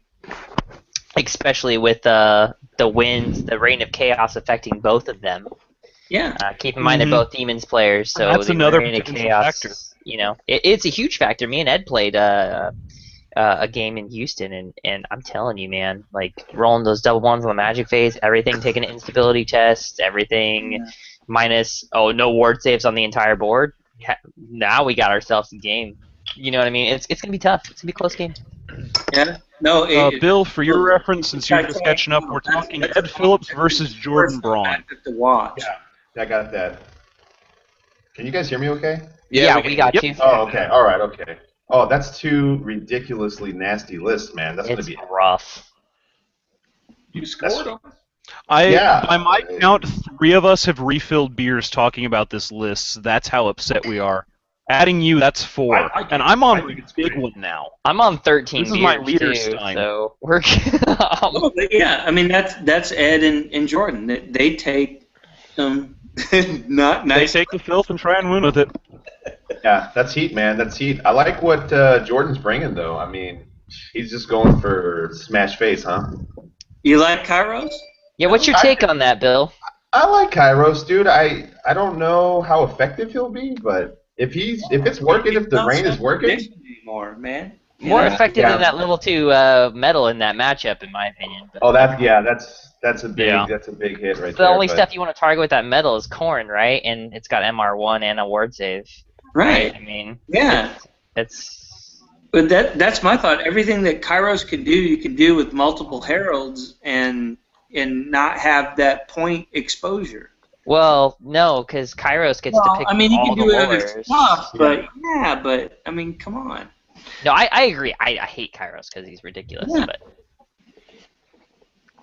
I think I'm going to give the Ed to Nod in this game. Are we doing like predictions, like who thinks going to win or what? Yeah. We're calling who wins. I'm just looking at the beasts, and there's more beasts in Ed's list. Therefore, Ed wins. Right? That's the best. Who's got the most push it forward? Yeah. Huh. 6 beasts Randy? and then 2 single beasts. I like that. Well, I don't know either, dude. I only know off of reputation, and one guy's reputation is and the other one is and one's a big deal. Yeah, one's a big deal in his mind, and the other one beat him at bragging rights, right? So I'm gonna go with the bragging rights guy. That's right. I mean, he's bragging the whole game. You know what? I got to give it to the guy that can talk the most shit. So West Coast, bro. Come on. Well, that's. Oh god. Oh my god. Ed from California. Yeah. Oh my god. Yeah, it's leadership too. He's LD, Okay, bro. screw it. I'm gonna pick Ed on this one as well. Mostly because I was able to swallow my vomit afterwards, whereas I had to mop the floor after Jordan's list. We're gonna move on. I just think Ed's gonna find a way to kill Kairos. I think that's gonna. Obviously. I think the big Get their factor vote for in me- and keep on rolling. Jordan's been playing a lot more War Machine than Warhammer lately, whereas Ed plays Warhammer like all the frickin' time. Yeah, So I can I'm see gonna that. go I'm with just that. going on lists. Yeah. Titan. That is a battle of the Titans. That's multiple GT. if you want to see great multiple- tactical yeah, gameplay those that two matters That's a lot, those 2 this will be the one to watch. But Yeah. I hope they don't have rules issues because it'll be heated very quickly. Flip a coin. Yeah. Moving on, No, we're gonna get have rolling. Russell one Helms of those guys. Yeah, next one. Russell Helms is running Empire at an 8.5 comp versus Derek Wiswell from Leadership 2, who's running Comp 8 Ogre Kingdoms.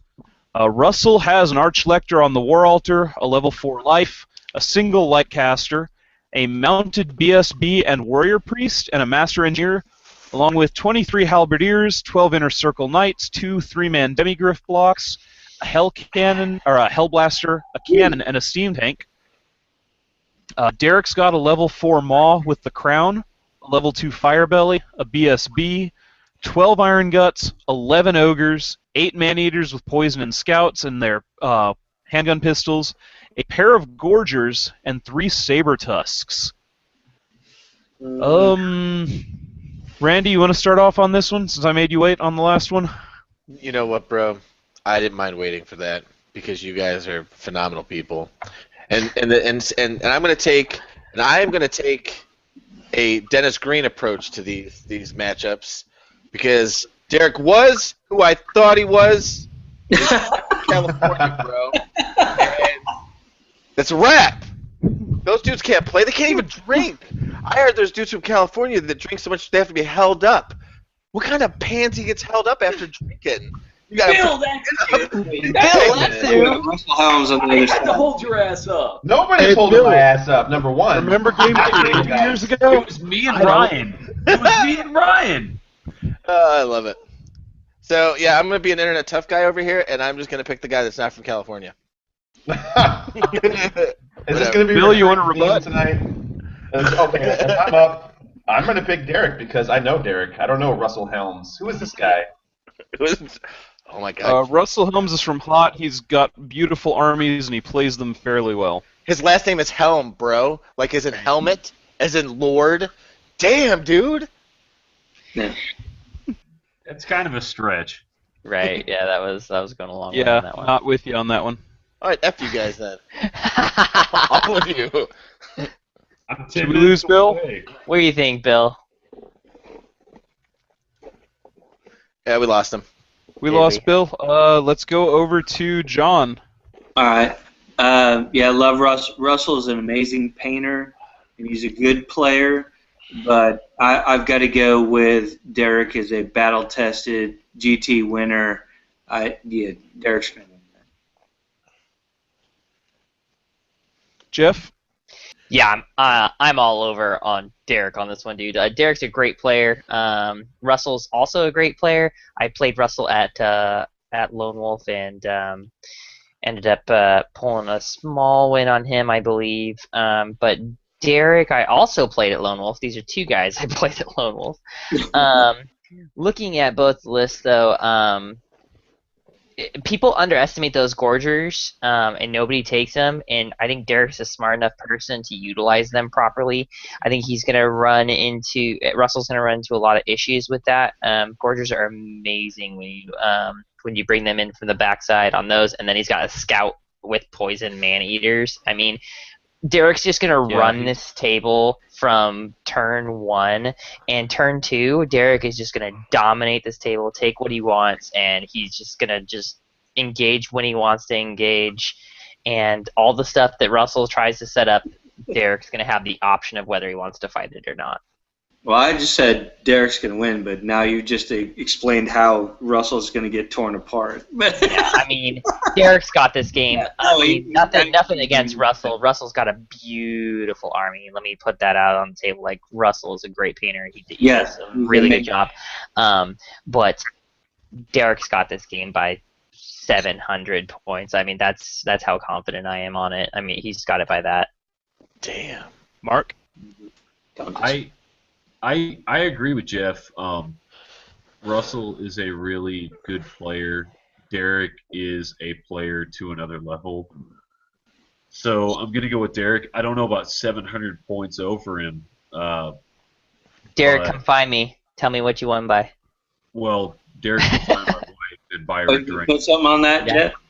Yeah, Oh! I'll put 2 shots on that, John. Okay. I'm gonna go with Derek Wisewell on this one.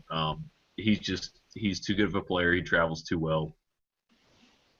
I think he's gonna shock Russell. I think Russell is gonna be shocked by some of the stuff that It's a Derek different play style. I don't think Russell's used to. I think Absolutely. that he'll be shocked by it. I really do think so. Absolutely. And that happens with guys that only play locally versus guys that play on the circuit. Totally. I mean, I'm from West Coast originally, so Yeah. I mean, it's a different play style. And when I moved out here, it was a different play style. So I think it'll be a little bit different. For my part, I can't tell you where Derek finished in general, though I'm sure it's high at every GT he's ever gone to. I can tell you Russell finished third painted at Lone Wolf, and I argued with the judges because I thought his deserved higher than mine. Only time I've ever argued that I should have been lower at a GT. But I am going to give this one to Derek. Hold on. There were portions No, that no, you missed that you didn't miss. I agree with you because it was explained to me. I argued and was told why I was wrong, and agreed after being told why I was wrong. Yeah, because I asked my judge, so just letting you know. Russell's a phenomenal painter. I've got to give the edge to Derek in this one because Derek plays really well. Yeah. Well, if you guys are going to we're use logic of like how they play, ridiculous. I can't believe you guys are using logic. If I and picked Romulus. all games on But paint score, I'd win every GT how I good ever of players showed they to. are.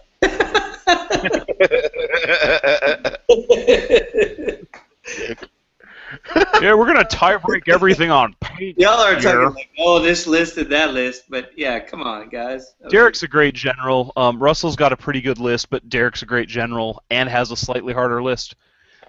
We're going to move to the next one. Matt McDonough from Austin with a Black Orc Bach army at Comp 9 Block. versus Josh Frick from Leadership 2 with a Comp 9 Dark Elf army. Did I drop out again? No, you're still there. All right, I lost still here, someone's video. Matt is running a black. Let me talk about the Black Orc list as we're going through. The Black Orc list lets you take a unit of Black Orcs as core for every Black Orc character you've got, and then has some other stuff I'll get into. He's got a Black Orc War Boss, a Black Orc War Boss with a Crown of Command, 2 level 2 Night Goblin Shamans, the required special character who's not really a special character, a Black Orc Bob who's the Battle Standard Bearer, a block of 24 Black Orcs, 38 Biggins with the Flaming Banner, 3 Wolf Rider blocks, and a pair of Brew Carts. Brew Carts have a bound spell that casts essentially Here We Go, and his are upgraded. One of them gives extra Dispel and casting dice, and one gives +1 attack to all units within 6 inches. He's also got 2 20-man Night Goblin blocks with Fanatics, a pair of Manglers, and a Doom Diver, so a very versatile list. Josh is running Dark Elves. He's got a Dreadlord on a Dark Steed, a Master on a Dark Pegasus, level 1 Metal Caster, a Steed, 10 Dark Riders, 5 Dark Riders, 3 blocks of 10 Witch Elves, 11 Dark Shards, 12 Executioners, 2 5-man blocks of Shades, a pair of Harpies, 3 Bolt Throwers, and 2 blocks of 5 Brolocks. Mark, you want to start on this one? Yeah, sure. I'll start. I think the brewery list is really solid. I think that's about as good of a list that most people have brought to the actual tournament with that list. Josh Frick is a really, really smart player. He's playing MSU here. If he can get to where he needs to get out those artillery pieces, the Mangler and the Doom Diver, he should be all right. He should be able to feed out chaff and then make his charges where he needs it.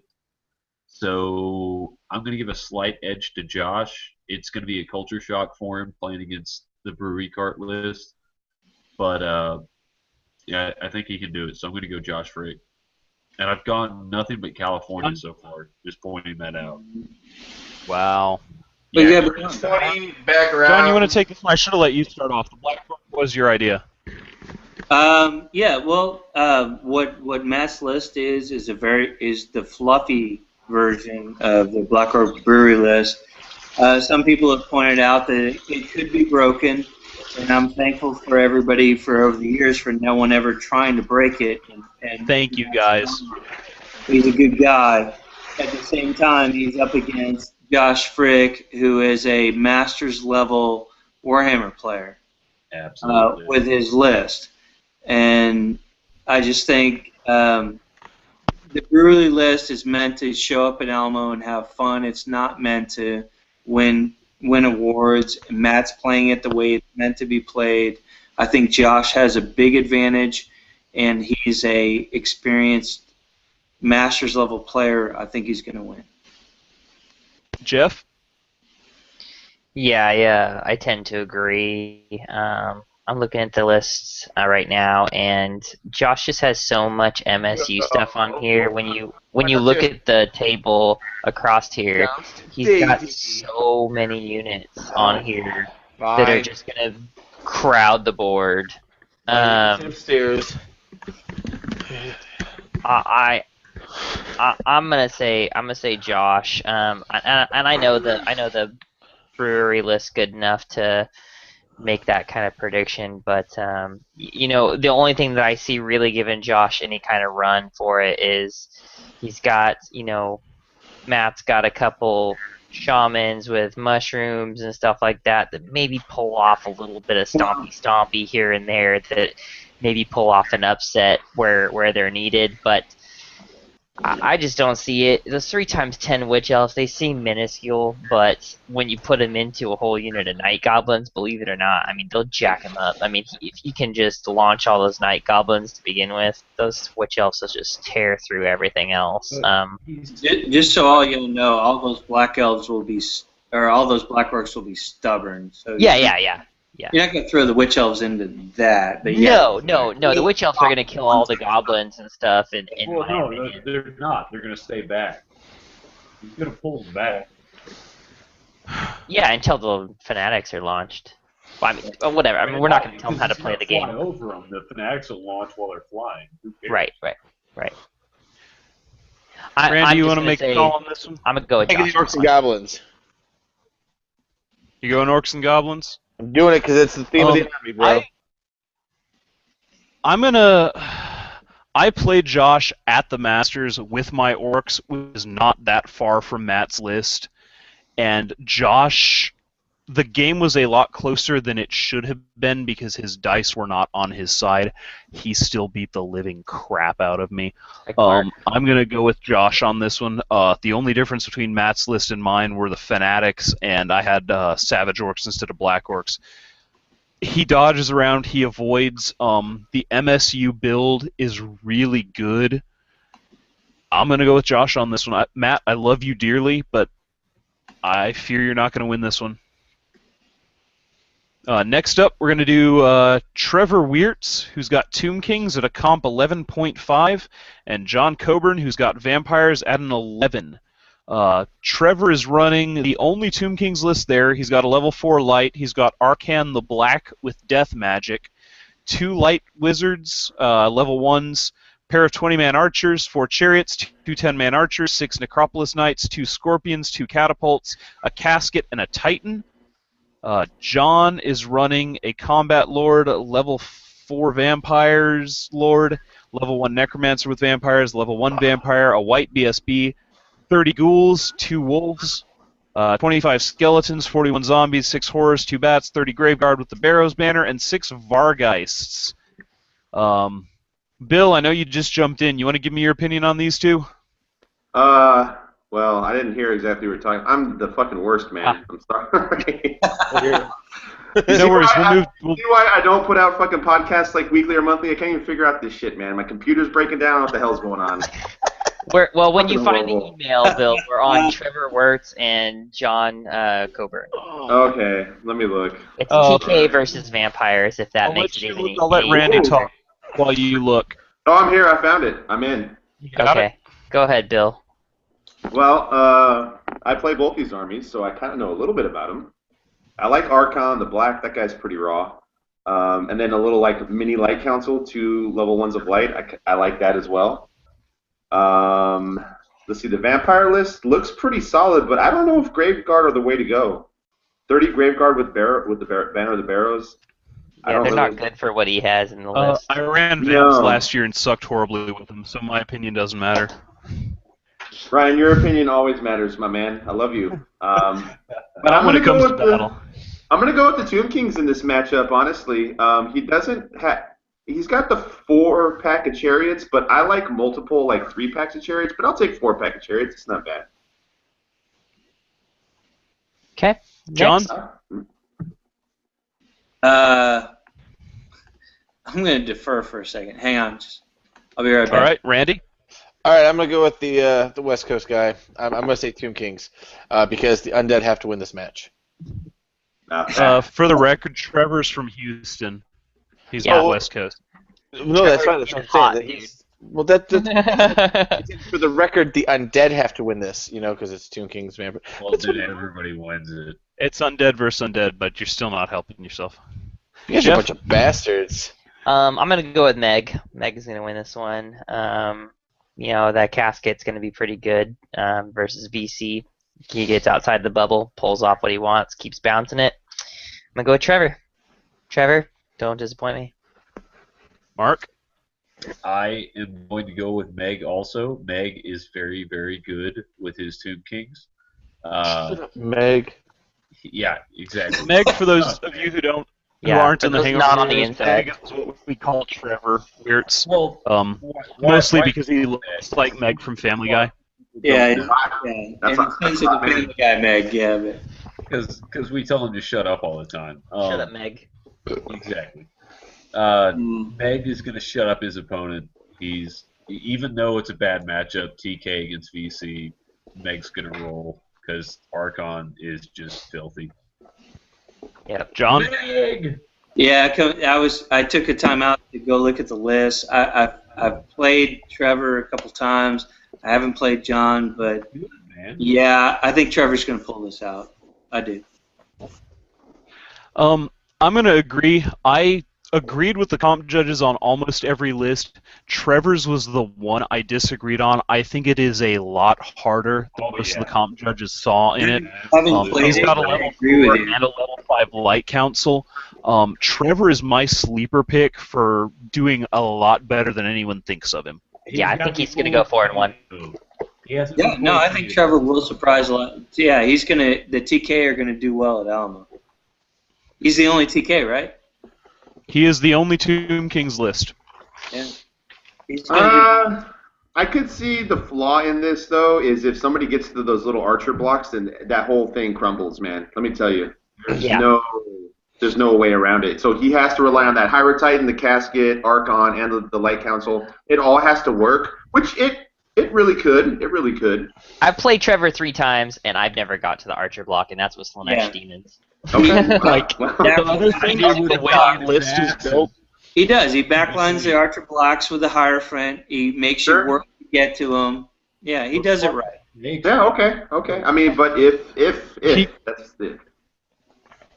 It's an army that relies heavily on magic. He can roll a 3 for his Winds of Magic and still start the phase with 8 dice. yo. Yeah. Actually, And when he's you got- when you run the casket, you kind of wish for that like 3-3, 4-4. What the hell? All right. Really? We're going to jump the next one, and I'm going to let you guys talk about it while I take a quick break because I'm like 2 liters of beer in. Leon Mondragon, who's an Alamo gamer running Warriors of Chaos at a comp 9, versus Brian Brown, who's got Lizardmen at an 8.5.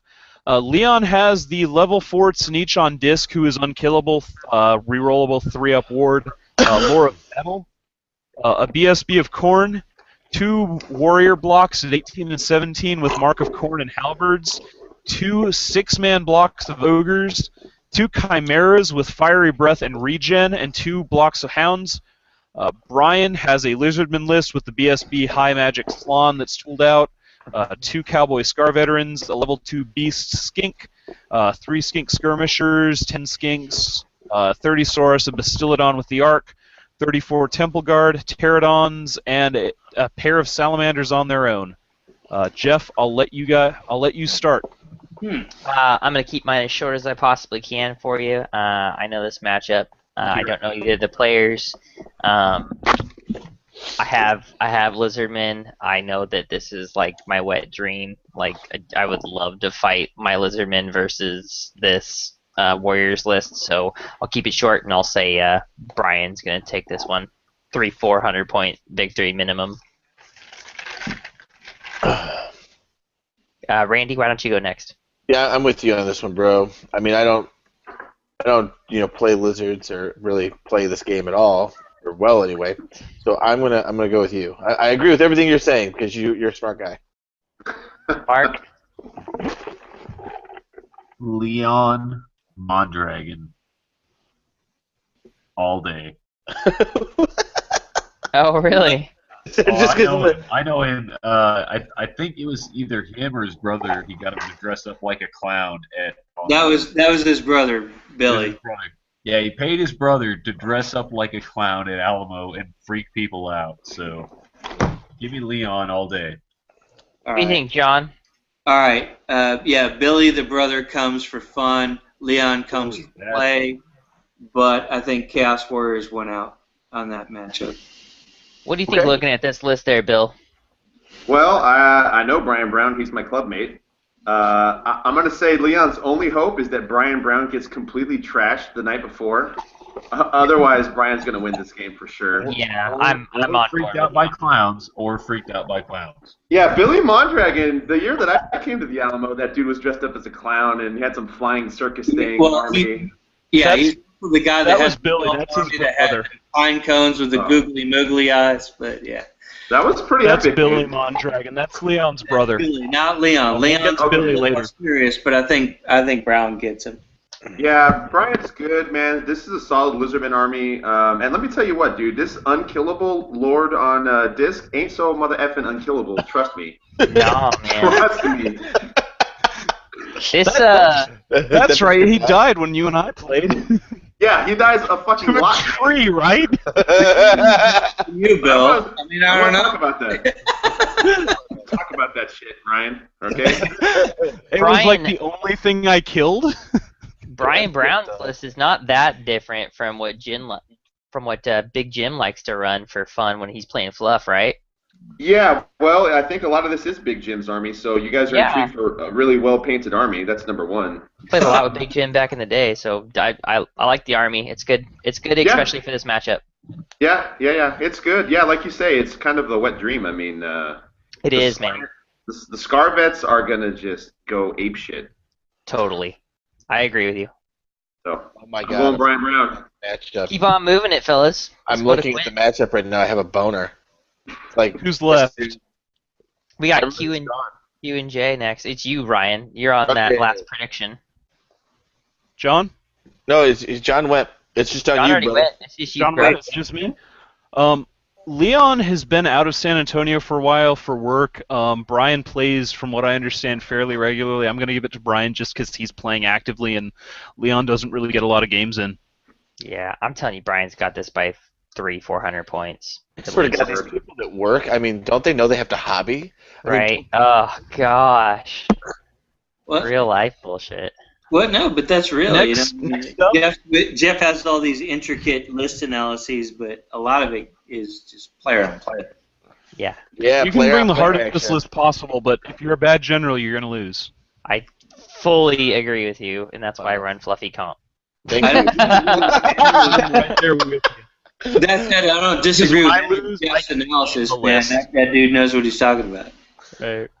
I take a fluffy comp list because if I win, I'm next- rubbing my nutsack in your face. All right, Ryan, let's keep rolling, bro. Let's go to Next Q. up, we have another of the Mighty Challenges. This was another epic one. I was glad to be able to see it as it went. The Mighty Quentin Q Bone Oh, from Club Capri in LA. That's Running right. a Comp 10 Wood Elves versus maybe the softest Beastmen army I have ever seen in the history of ever. It came in at a mighty first, Comp right? 17 Unfucking by real. John I get this one Bailey. first, right? John Bailey. Hey, wait.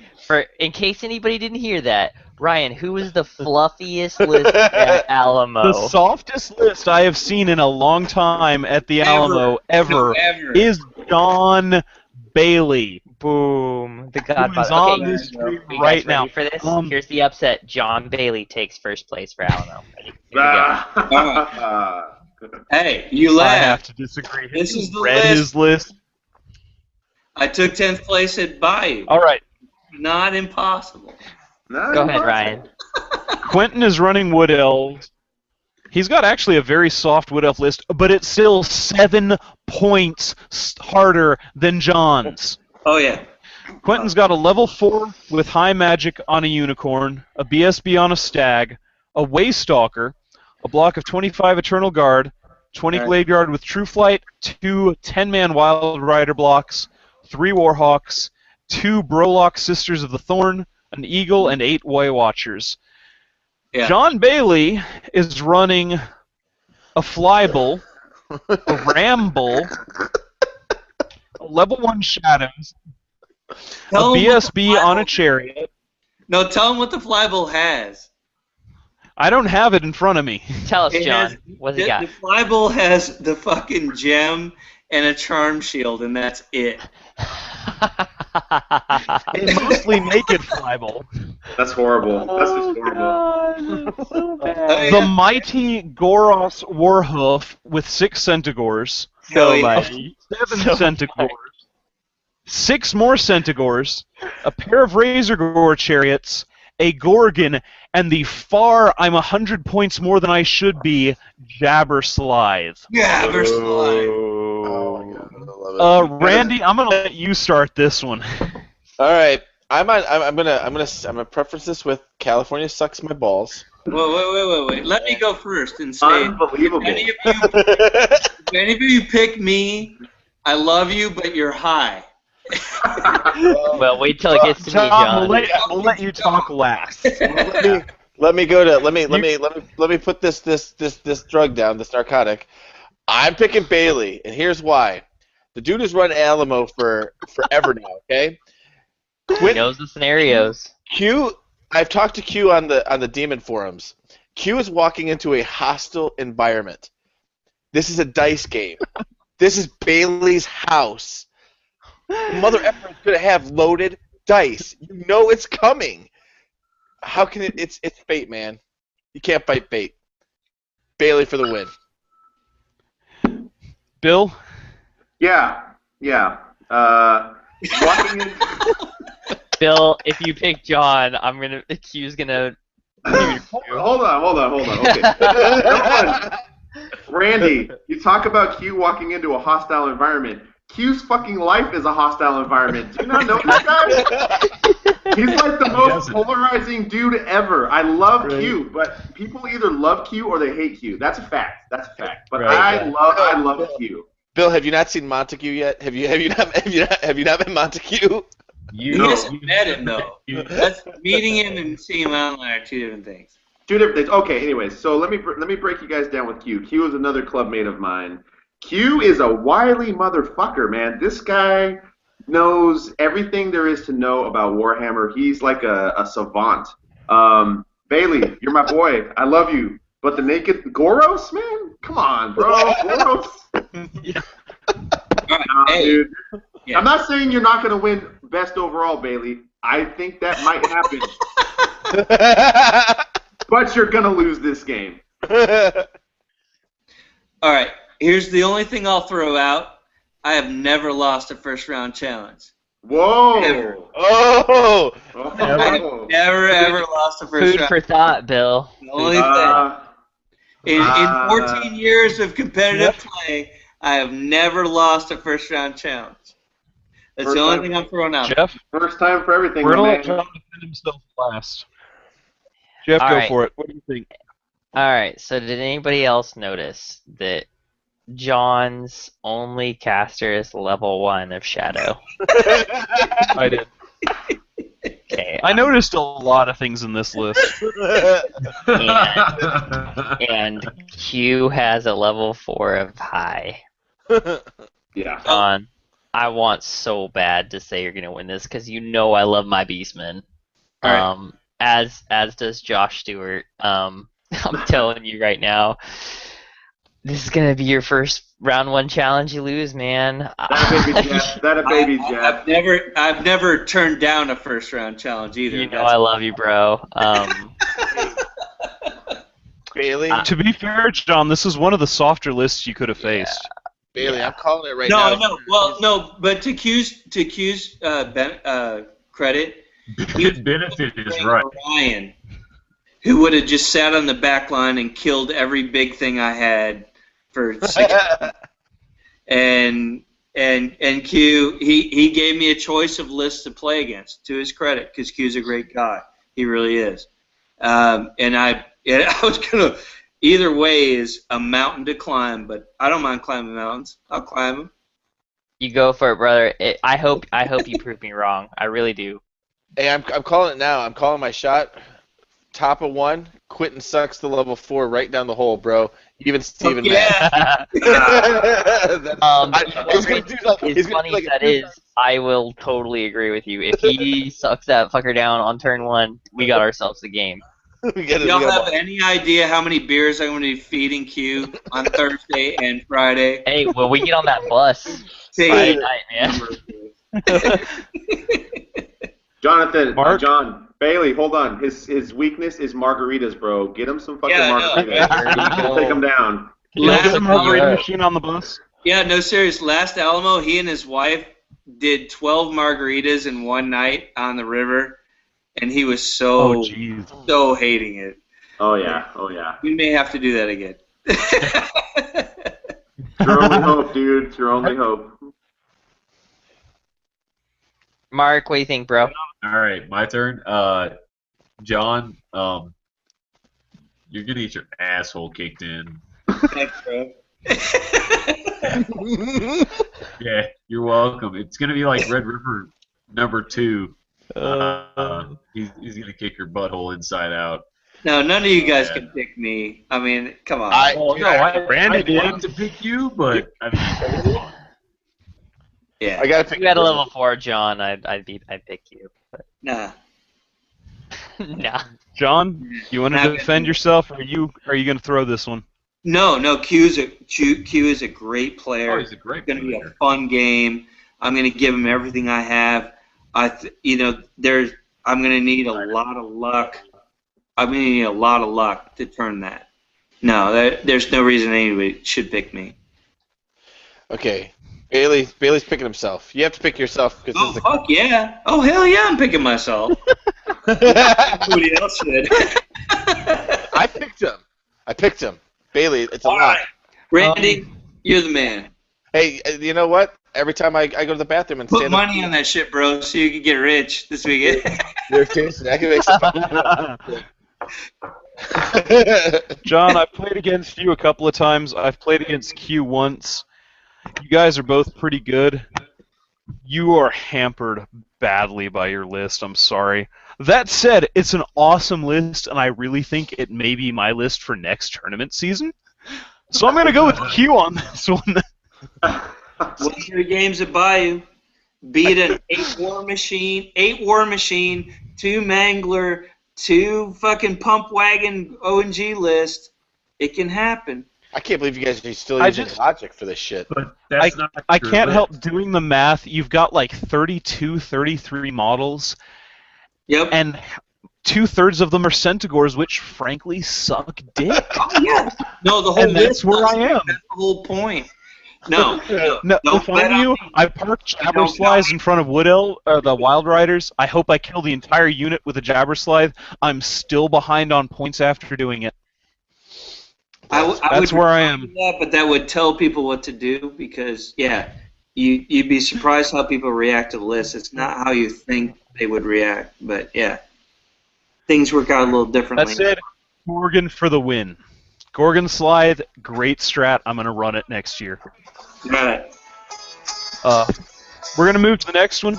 Next up, we have Julian Lessange, who's running a Comp 10 VC list. And it should be mentioned, Julian won the Alamo last year. And the Lone Wolf. Who's Julian playing? I know he's hanging on your every word. Oh, you know what? Hold on a second. You know what? Just to F with the dude because he's French, we're not even going to talk about this match. Just to skip right over it. We'll come into the very end. That would be the worst thing. Julian, I'd love Julian right now, yeah. Hey, Julian, F you freaking... We'll come back to this one. No, Julian, is matched up against, I would love to say, a High Elf Light Council list, but I am not so lucky. God, that was hilarious. Julian has Jeff Franz, who is running Orcs and Goblins. Oh, Irony. Jeff has a comp of 11. Julian's got a combat level 4 vampire with the Creatures of the Night upgrade. He's got a level vampires for his lore. He's got a level 1 Death Vampire, a level 1 Lore of Vampires Vampire, a pair of Wraiths, 3 Direwolf drops, 39 zombies, 42 zombies, 38 skeletons, a pair of Fellbats, 8 Vargeists, a Terrorgeist, and a Mortis Engine. Jeff is running a level 4 Night Goblin Shaman. He's got a level 2 Savage Orc Shaman with the Lucky Shrunken Head, my favorite magic item in the game, by the way. He's got a Savage Orc BSB. He has Snagla Grobspit. He has a block of 48 Savage Orcs, which I fully approve of. He's got 2 30-plus Night Goblin units with 3 Fanatics and with Nets.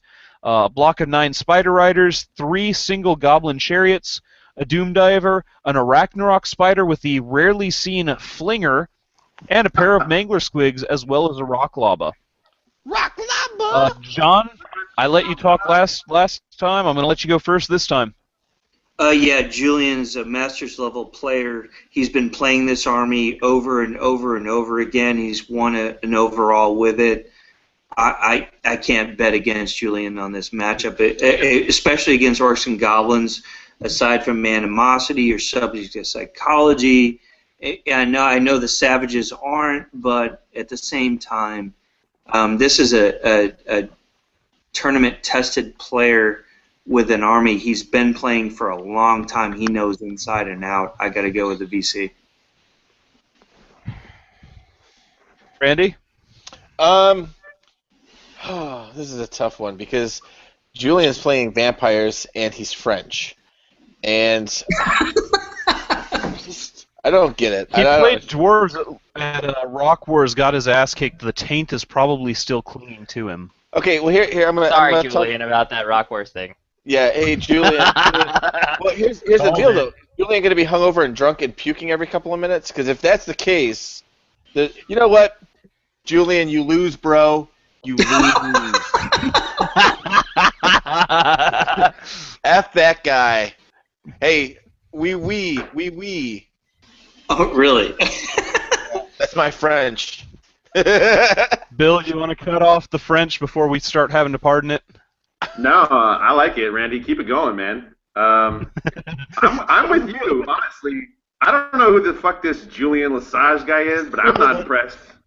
I'm not impressed. He just won 2 tournaments. F that guy, dude. I've never even heard of the tournament. That was almost a year ago. Well, first of all, what have you done for me Anyone lately? can win Lone Wolf.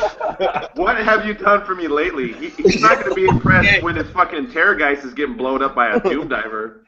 I'm pretty sure he quit Bayou. No. Quit? When He got some eye infection or something. Some whining about mouth injury. He walked out. Yeah, that's what it was. His tooth was infected. Yeah. That's weak, bro. Play through the pain. Play like a champion. No excuses. I'm going Jeff Brand. Like a champion, that's for sure. Uh-oh. Julian, you're screwed, bro. Me and Bill agreed on something. You're host. You're done. You're done. Well, then I'll take my turn. I got Julian on this one. Yeah, I know what Julian can pull out, and I know that he's used to playing that VC list. It's not that dwarf list he was bringing to Rock Wars that he just submitted to me on game 1. Julian, you got this, bro.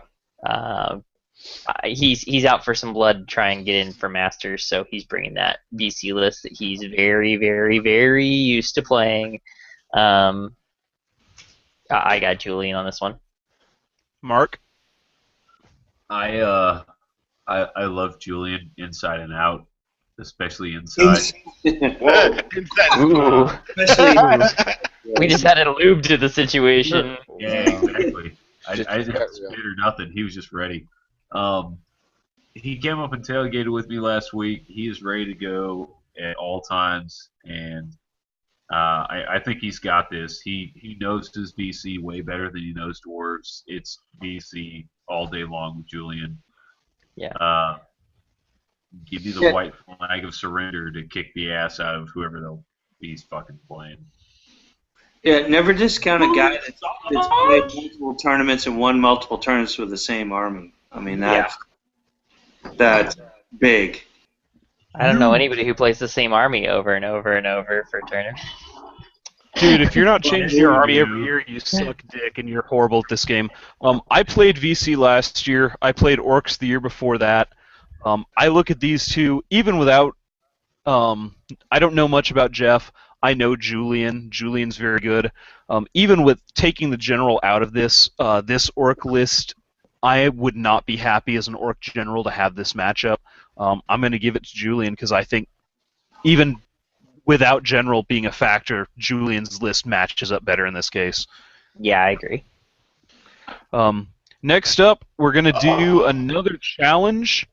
I'll introduce it, I'll read the list, and then I'm going to let you guys go crazy, but Jeff, you get to talk last on it. I'll be silent. We have Jeff Swan running a soft demon list versus the mighty Fred Whitney, who's running Wood Elves. Jeff has demons at a 10.5. Fred has Wood Elves at an 8.5. Jeff is running a Keeper with the Lore of Slaanesh, level 4, I believe. A Slaanesh BSB, the Mask, 38 Demonettes with MR1, a block of 12 Horrors, 3 Crushers, a Cannon, the Burning Chariot, 4 Screamers, and a Soul Grinder. Fred has a level 4 Shadow with a Scroll, a BSB on a Steed, 10 Glade Guard, 49 Eternal Guard with a Standard of Discipline, 2 Deepwood with True Flight Arrows, 2 Wild Rider blocks, 10 Sisters, a Warhawk, 2 Eagles, and 2 Waywatchers. I'm going to give the floor on this one to Bill Curry first, and we'll go from there. I'll be right back.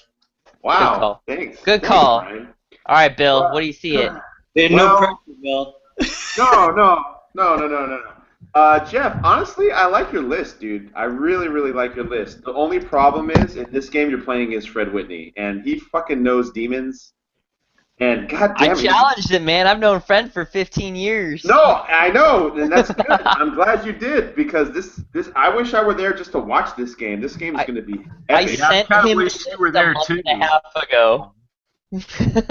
Yeah, no, it's going to be great, dude, but I got to give it to my man Fred. I think he's just going to pick you apart, dude. The Keeper is not going to see past turn 3. I agree. Keeper's gone. I agree with the Keeper. The Wild Riders are going to smash everything they touch. It's going to be a close game, but I'm going to go ahead and give it to Fred because he's a wily motherfucker. Okay. You're wrong, sir. You are not right. There's a couple of things that we have to resolve here. First of all, this is a podcast war, bro. And maybe you haven't heard of this little podcast down here in Texas called Little Lone Hammer. But we're going to smack the shit out of some West Coast hammer time. That's one. And two, why is it that the West Coast has to bring the cheese to a South tournament? Why can't you guys bring the fun? You guys can't outdrink us. I can answer that. Yeah. So I'm taking the Swan. He's gonna swan dive all over Whitney. Let me jump right back in to rebut those ridiculous statements. This isn't a court of law. You don't get to redirect the witness. I'm sorry, Mark. I'm stepping in. Fuck you, Mark. Objection. Fucking me! I didn't bitch out on my fucking challenge. You're right. You're right. Go ahead. I'm sorry. No. The biggest guy in the room has the floor. Oh yeah, he definitely has a floor. He fucking takes up all of it. I don't know about out drinking us. I'll just start there. That's a ridiculous statement. I'm on 14 beers tonight on a podcast. Bill, you gotta come prove that shit. Pound for pound, I will kick your ass. There is You nobody. gotta come prove that shit, bro. I beat drinking. I beat it. I'm done. Nobody else beat drinking. I did. Yeah, whatever. You know what that makes you? You're a quitter. No, I still drink. I just beat the game of drinking. You can't have it. Oh yeah. I beat drinking. I love it. This is going to be a great podcast material for the both of us, bro. I like it. I think it's going to be epic. I love Let's Fred. That's walk- why I challenged him for that game one, man. Either way, Hey. we're gonna have a great game. Hey Jeff, if you lose, by the way, you're fired. No Randy. pressure though. I'm not gonna lose. You better start looking for a new co-host, Randy. Hey Bill, you guys haven't done an episode in a while. You interested in No, we really haven't. We're fucking horrible. I fucking love this guy already, dude. Good Mark. see when he's fucking sideways. I'll see him at West Coast GT this year. All right, Mark. All What right. do you think, bro? All right. I've looked at it. I think Fred has a edge, but I think if you roll good on the magic phase and you fuck his units, I'm gonna go with you, Jeff, man. I think you're gonna pull this out. He'll pick up his points to the keeper, but I think you're gonna pick up points everywhere else. I mean, if you focus on everything other than the Eternal Guard, I think he'll be fine. Just blow it out. So I'm gonna go with demons. Good luck. Mm. I don't need luck. I got Jeff Swan. Jeff's been playing this list all fucking year. Qualified with it. I know it sucks. I fucking hate playing. Who's up now? Go, Bill. John's on. You're up, John. Let me And then take Ryan. it. I love both these guys. I mean, Fred is an amazing guy, amazing player. When he took Beastmen and beat Ed Phillips' shitty-ass Skaven list at Alamo, I almost hit the ceiling. It was amazing. But Jeff is an amazing player as well. I think this is an extremely close fight. I'm going to give a slight edge to Jeff because I based on his play this season versus where Fred's been this season, but it's razor sharp. But I think Jeff's going to win this. You take my Giddesy. What do you think, Ryan? You're up, bro. What's the count right now? Everybody, well, no, we got Bill on Fred and everybody else slight edge to me, I think. Slight edge, dude. I'm expecting a 500-point win, bro. Well, Randy's got a boner in me on this one, so. I drank the Kool-Aid. This is one of those rare matchups where I've played both of you guys. I played Fred, golly, probably '08, maybe '09, when he had just started Wood Elves. He and I were both playing Wood Elves. That would have made it 2009, 2010. I played you in Austin, and honestly, I don't really remember if you kicked my ass or not, but I have a feeling you did.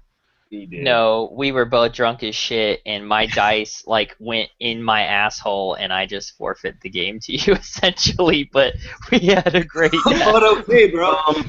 But I scored it a win anyway. So I guess I'll look at it this way. I've beaten both of you. I can't say that very often. I'm gonna go, at least on the surface, I think you guys are both great generals. You both really know your crap.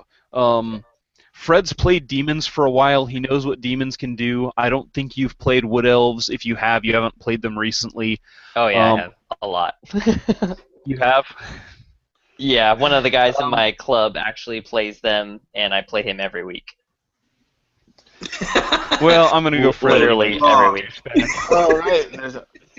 Man, Ryan, that's heinous, bro.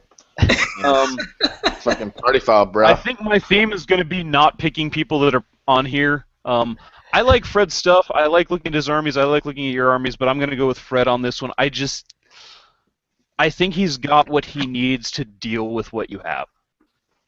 All right, and But I'm underestimating the Burning Chariot very badly. yeah, No, you're not. So prove me wrong. Prove me wrong.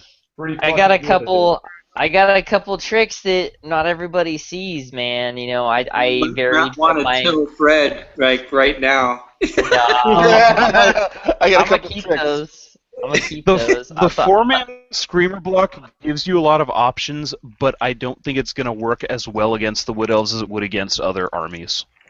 It's actually best against what else? I have a couple other. I actually have a couple of tricks in there. So I'm not gonna dive. Did you guys hear my wife laughing at that? Because She heard that and started laughing. Screamers, ooh baby. No, they're not that good against Wood Elves. Actually, they're really good against Wood Elves. They're like, you know why they're in my army, Ryan? Why is that? Because the Wood Elf book came out. Okay.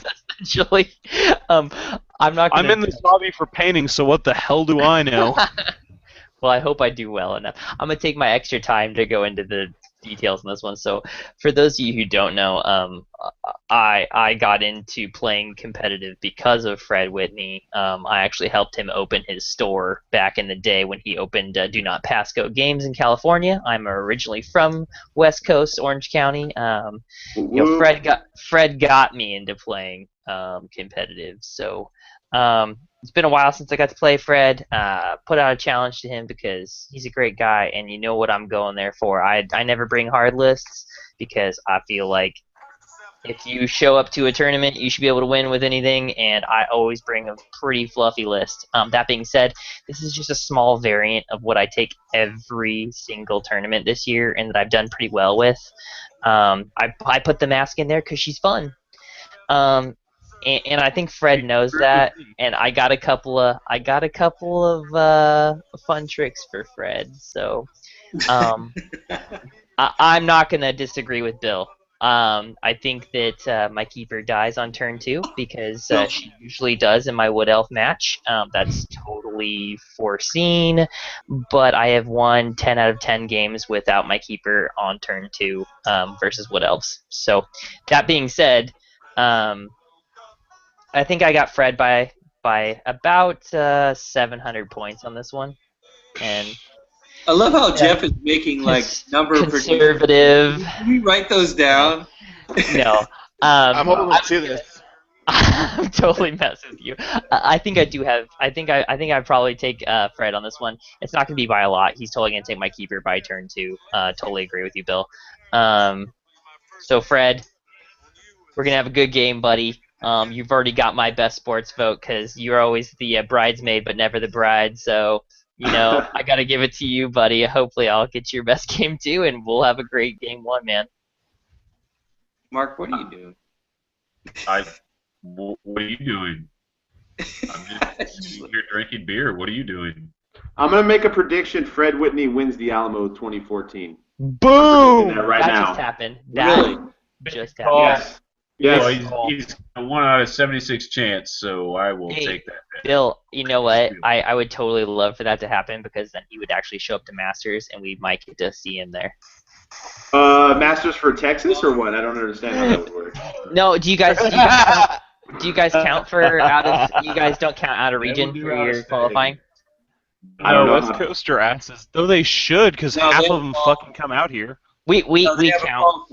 They have a qualifying team you have to play in.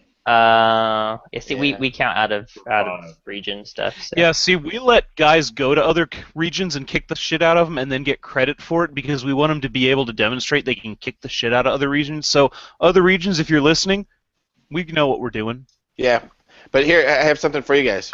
That's terrible. What are we listening to, Randy? Oh, terrible. Make it stop. Wrap it up, B! Wrap it up! Yeah. Sorry, we took some extra time because we had a challenge from in here, so... All right. We're going to move to the next one then. I think my job is to move stuff along. Next up, we have Tom Deitzel, who's got Ogre Kingdoms at a comp 7.5. Versus Guido Locati at a 7.5 again. I'm sorry if I mispronounced either of your names. He's got High Elves. Tom is running Ogre Kingdoms. He's got a level 4 Heavens, a BSB with a Crown, a level 1 Maw Caster with a Scroll, a Fire Belly with a Hellheart, 6 Iron Guts, 6 Ogres with Iron Fists, 2 blocks of Noblar Trappers, 6 Lead Belchers, 5 Man-Eaters, 2 Saber Tusks, and 2 Iron Blasters. Guido is running High Elves. He's got a level 4 Life on a Moondragon, a level 2 High, BSB on a Steed, 15 Silver Helms, 5 Reavers, 26 White Lions, 1 of each type of Phoenix, 8 Silver Helms, and a Lion Chariot. Jeff, I'm going to let you go first on this one. Oh gosh, this is one of the ones that I looked over earlier and was just like, it's gonna be so close. To be honest, like I mean, it's gonna be dice rolls. If I had to guess, I'm gonna go with Tom. I like the list. It makes sense to me. If it were me and I was going for a comp list, that's what I would take, or at least pretty damn close to it. I'm gonna go with Tom. Right, Mark? Lost one. I'm going with Tom on that one. Everything Jeff just said laid out what I was thinking. Bill? Again, I agree that this is a super tight game right here. This would actually be a really fun game to watch. I will disagree with Jeff and Mark though. I think Guido's going to win it. I think the Frost Heart can just do so much work against ogres, especially. With Evans, do you think? Yeah, I do think so. Because you got the level 4 with life, so he's just going to be healing the wounds back on that bad boy. The dragon, the flame phoenix is gimmicky. I mean, but it can do a little bit of work. But the frost heart is super dope, dude. That thing is gonna. Yeah. If that gets into anything other than maybe the guts, it's just gonna destroy it. But he's got the iron blasters. Yeah. Yeah, the iron blasters could be problematic. I don't know. I'm just I'm going more Guido. looking. I'm going Guido because I like the name. Guido. Sure, why not? Don't say that. No one can tell you not to, Bill. I don't fault you on that. It was a Regardless of if he's got 15 silver helms in one unit that's easy to pick up with heavens. I mean, we're not going to count that. Maybe. I wouldn't say easy to pick up. With Yeah, Jeff, you want to give us your opinion?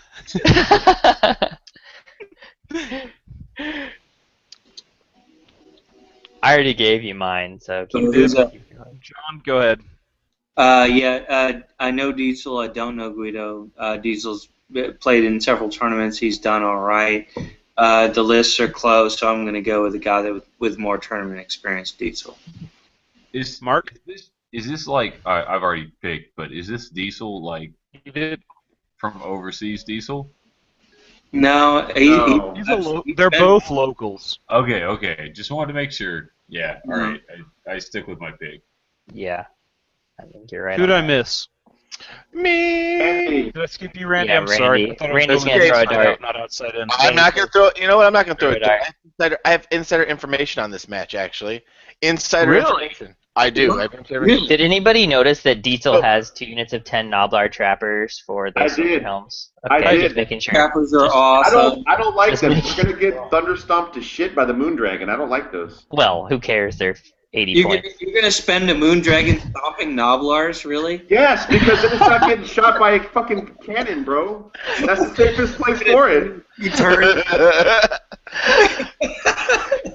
Bill, I love you, man. Fred's That's putting the together. safest place. We're playing a for small tournament when I come out there in November. Fred's putting Yeah, something together. we'll play I'm right bringing here. my- We'll play right here, bro, in the war room. We'll play I'm right gonna here. charge the Noblars. Oh God, I love it. And everybody who won a game against ogres ever.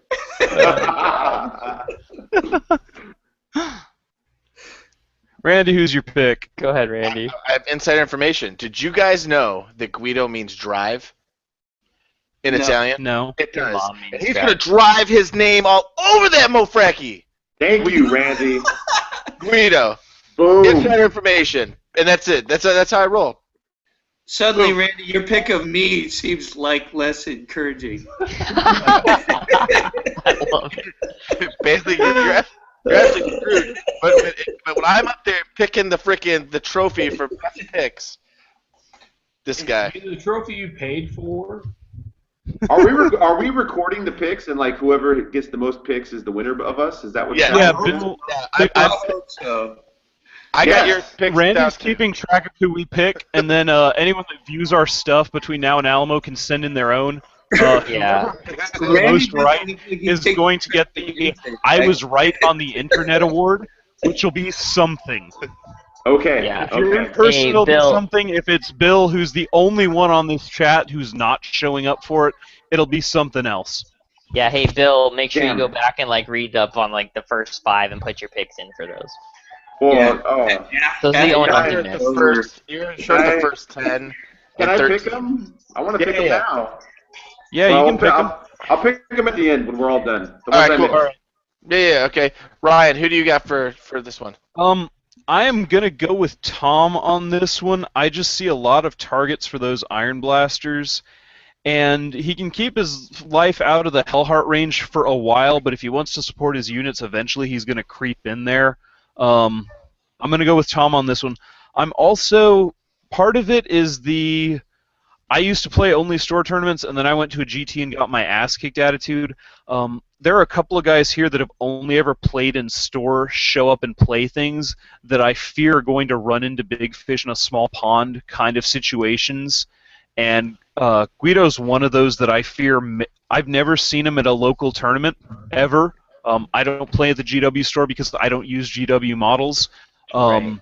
So he could be the best general on Earth, but if he only ever plays at the GW store, I don't know what he is. So I'm going to go with Tom on this one. I at least know he shows up to local tournaments and plays and does fairly well from what I understand.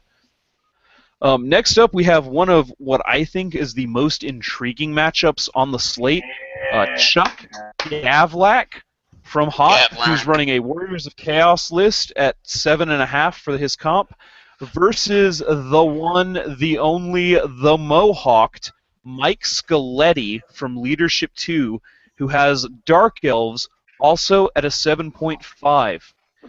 Chuck is running an unkillable level 4 Sneech on a disc. I didn't mark down his lore, but I believe it is Sneech. A Nurgle Exalted Hero on a Demon Mount. A Nurgle BSB on a Demon Mount. 2 blocks of Hounds, 16 Nurgle Warriors with Halberds, 2 Chariots of Slanesh, 2 Gore Beasts of Nurgle, 6 Marauder Horsemen, and 2 blocks of Skull Crushers. And I'll tell you that Chuck's is Lore of Zinch. It is Zinch. Yeah. Scaletti is running Dark Elves with a Dreadlord on a Steed, a level 4 Shadow with both of the rings he can take, so Fire and Hotek, a BSB on a Pegasus, 9 Dark Riders, 2 blocks of Dark Shards at 14 models, 3 Bolt Throwers, 28 Executioners, 5 Shades, 5 Brolocks, and 2 blocks of Harpies. Jeff, you want to start us off? Yeah, I'll make it quick, man. Chuck, all the way. Chuck's a great player. Showed up for Masters for us last year. I've had the honor of playing him a couple of times. Great player, knows what he's talking about, knows what he's doing, knows how to target properly, knows his risks going into it. I like the list versus what he's playing against. If it was metal, maybe not quite so much. I'm pretty sure he's taking the Zinch lore as per usual. I'm going to go with Chuck on this one.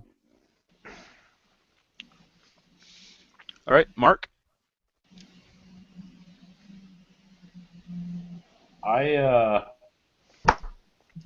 only picked against California once so far.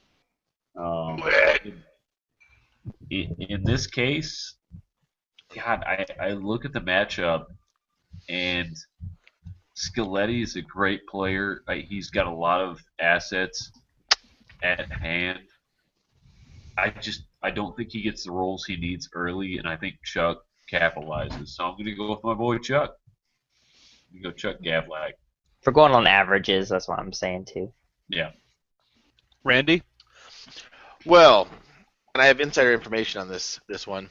I was a fly on the wall, and Chuck made his list, and we were drinking at the Craft and Growler. That's a free plug for them. Payment later. Yeah, And the greatest bar ever. Hit them for sponsorship, by the way. Yeah, I think we do. And if Chuck, if you don't drink 9 beers while whipping up on this dude's ass, you put your man card on the damn table, bro, and leave Alamo. That's it. I'm going with Chuck, but he's gonna drink 9 beers too. Wow. Craft and fucking Growler. John? I think Chuck will meet and beat any drinking challenge that's laid to Chuck. And so will Mike. This is a matchup. I think that Mike has picked an army that plays. I've played Mike several times on high tables and low tables. and I think that this list plays exactly to Mike's play style. And I love Chuck, but I got to give a razor's edge to Mike on this one. I love both those. Both those guys are great guys. But a razor's edge. I'm going to go with Mike, just because I think. Bill? Yeah. Oh, go ahead. Finish up. No, I'm fine. I'm done. Yeah, you are done. Up on you, Bill. All right, man. I don't know this Chuck Cat. I don't know what other armies he plays, but I know that Skeletti's been playing. Just Warriors. Okay, Just so Warriors. That's all it is. Skeletti has played Warriors at high, like the Quake and Alamo, or he's been playing Warriors for 2-3 years now. He knows Warriors. Same freaking army. It's pretty much the same army. He's added a few little differences, but it's pretty close to this. I'm gonna go Skeletti. I think Dark Elves, just pound for pound, I think Dark Elves are beat Warriors, and especially somebody like Skeletti who knows Warriors. And looking at this list here, god damn, that's a tough matchup for the Warriors. If you're looking at the BSB on the peg, the level 4 with Shadow, with both the rings. I mean, the Brolocks? Come on, bro. Can't fuck with the Brolocks. It's just 5. It's not that crazy. No, it's not that crazy. But God, 5 Brolocks might as well be fucking 100. Jesus. Yeah, man, I'm with you. So, shocker, I'm going to go with the California guy, Skeletti, and you guys can all eat a dick. Wow, maybe if you weren't so freaking biased to your left coast politics and Warhammer, douchebag. Wait a minute. Oh. Left? That's horrible. That said, I'm going to make the same pick. I love Chuck dearly. This is the most Mike Skeletti list I think I've ever seen Skeletti play. Yeah. It's not just that I've got sort of a hobby boner over the fact that Skeletti's not bringing the same fucking army finally. Finally. I know he's been working on this army for a while. When I show up to a tournament that Mike Skeletti's at, I spend a lot of time looking at his armies because they are really well painted, and that's what I look at. I go to tournaments to see pretty armies. I don't show up to win, which is probably a good thing. But I think this plays really well to Skeletti's strengths, and I know Chuck's been playing a long time. I'm going to have to give the edge to Skeletti on this one just by a razor's edge. I think this is a minor win for Mike. Next up, we're going to move on unless anyone wants to rebut me. We've got Hayne Begley. Randy wants to butt you, yes. Oh my god, I'll wait till Well, I I know that. You know what? I see you Hayne- can tell it's too much talking and not enough drinking over there, so you bitches better man up. I'm out. Dude, I'm like 7 or 8 beers in now. I've lost track. I'm in that 9 or 10 range, but okay. Maybe you guys should be more prepared. I don't know.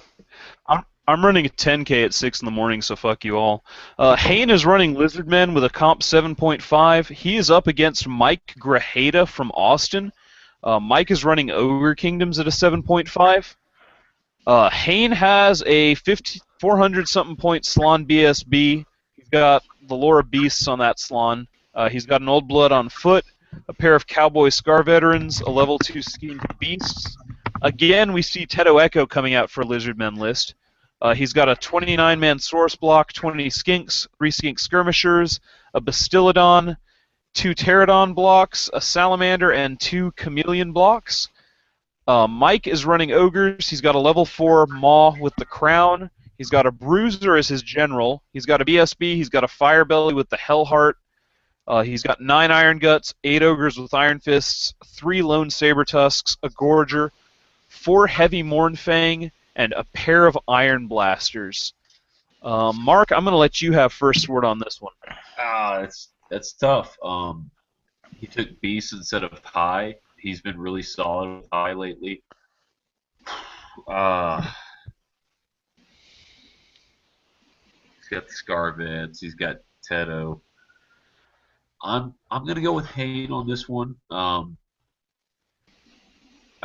I think Mike is going to underestimate what Hayne is bringing to the table and maybe misdeploy, and that'll cost him in a couple of movement phases. So give me Hayne on this one. John? 250-point win.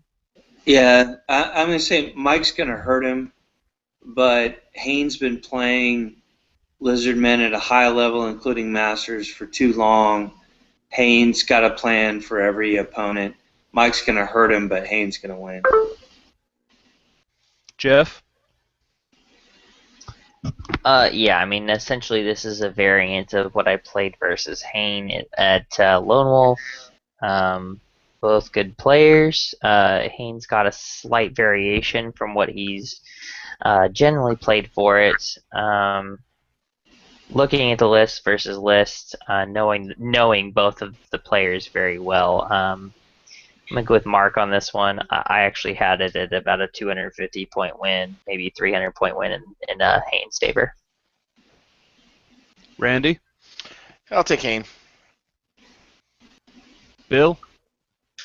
Well, I hate to do this because we're going to be unanimous, but yeah, I got to go with this Hang Cat with the lizard. I don't know either one of them, but that list, the level 4 with Ma is just it's a concession to me. So Yeah, I agree. I'm gonna go with Hayne. You know, I mean, that's all you're looking for. Yeah. No, we're not unanimous because I am bucking all of you. I have Mike Graham winning this one. Wow. Yeah. All right. Big. Vote Mike to has been prediction. Hayne has been jumping list to list for a couple of years now. Mike has run Ogres, I think 6 years in a row. He's been playing them a long time. Mike has shown up to every fucking Alamo. No, Mike has shown up to every tournament. He's been to QCR. He's been to everything, everywhere, every time. He's one of those guys that gets underestimated a lot, and if you look, he's usually in the top 10, top 15. I'm going with Mike on this one. Hayne, I love you dearly. Beast is not the choice I would make with that list. I would go high. And Mike's been playing this Ogre list for a while, and I don't think there's a lot of variation in what he's been playing. So I'm going Mike Grajeda. I'll buck all of you, and I'll be right. We're going to move on next. Jen Starling. Jen is running Demons. She has the distinction of not only being the only woman playing at the Alamo this year, but she's also married to Quentin Bone. Jen, I'm so sorry. I can't imagine what you did with. He is matched up against Paul Dead Last Dugas, who is one of the Bayou Rats from Louisiana. This is Paul's Jen cock. Yeah, Paul is the one whose cock we're going to in May. And Julian, you're going to go inside of his cock. So I got to take this one first, dude. Whenever you're ready. I'll let you go first, John. Jen is running Demons at a 6.5. She's got a level 4 unclean one with the lore of Nurgle, a BSB of Nurgle on a Palanquin, 24 Plague Bearers, 20 Plague Bearers, 4 Beasts, a Lone Beast, 5 Drones, a Soul Grinder, and 3 Nurglings. Paul is running pretty much the same Lizardman list he had at Bayou. He's got a Slan BSB with High. He's got a Beast Skink. He's got 3 Scarvet Cowboys. One has the Egg of Quango. One has the Dawnstone. One's got a Steg Helm. He's got 2 blocks of 30 Saurus Warriors. He's got 2 Skink Skirmishers, a Solar Engine, 5 Chameleons, and a pair of Ancient Stegs with sharpened horns. John, you wanted the floor on this one. I will let you have it. All right, let me have it. I'm going to dispose of who's going to win very quickly because Jen plays her army very well. She knows this army very well. She's played in many tournaments, and she's won more games than Paul. She's going to beat Paul. But let's talk about Paul. This poor guy is hilarious. This is the best Alamo story ever because, well, no, there are many Alamo stories. This is a good one. Okay, so this guy, he's from Louisiana. And maybe some of the viewers know who David Bowman is or used to be. He was one of the best tournament players ever. Huge dude, 6'4", arms bigger than my thigh, most people's thigh. Big dude. So this one Alamo, this guy, there comes this challenge to David Bowman from this guy named Paul Dugas in Louisiana. And he not only challenges Bowman, but he, to all appearances, goes out on the internet and talks brazenly about how he's going to kick Bowman's ass. Now, this is a guy who's won multiple overalls, multiple best generals, one of the best Warhammer players ever. And it's really like, who is this guy? So the poor guy shows up. They get matched up the first round of Alamo. The poor guy shows up. Turns out his club buddies had posted all of that. He had no idea they had done any of it. He's this skinny little guy. He shows up, and Bowman comes out, and he's 6'4". He's a competitive bodybuilder. He looks like Schwarzenegger. He comes out and he's like, "Where's this guy that says he's gonna kick my ass?" And this poor guy is like, "What?" He had no idea that this had all been set up by his club mates. But this is the same guy. Paul is a great guy. He's a good sport. He has to be to put up with the rest of his club. But yeah, Jen's gonna beat him, but he's a great guy. Left Coast guy. Yeah, okay, Randy, I'll go. you gonna go? You gonna do your West Coast bias? Yeah, Jen's going to win because she's from California, but beyond that, that sounds like an awesome club. That's a club that I want to be involved in, sending out emails that are going to get your other clubmates beat the fuck up. You are. You're in Capri, bro. No, that's true, but yeah, okay. No, Jen's good, man. She's been trained by the master. I mean, Q taught her how to play. Q pretty much put this army, and she's had a lot of success, actually. There's like a league out here that Q was running for a little while, and Jen's just been rolling people up with this list. This Wall of Nurgle's tough, man. It's a tough list. Yeah, I think Jen's going to win. gross. It is pretty gross. Randy, You know what I'm gonna say, right? fuck California. Yeah, no, shocker. Shocker, You know what? Randy says You know for what? California. You know what? Pull the camera in. Bring the camera in closer. Fuck California. Book it. Yes. There you go. All right, Jeff? Yeah, Jen's got this. I mean, I love Texas, but I'm former California, and I know what Jen can do with that list. And I know Nurgle Wall. Jen's got this.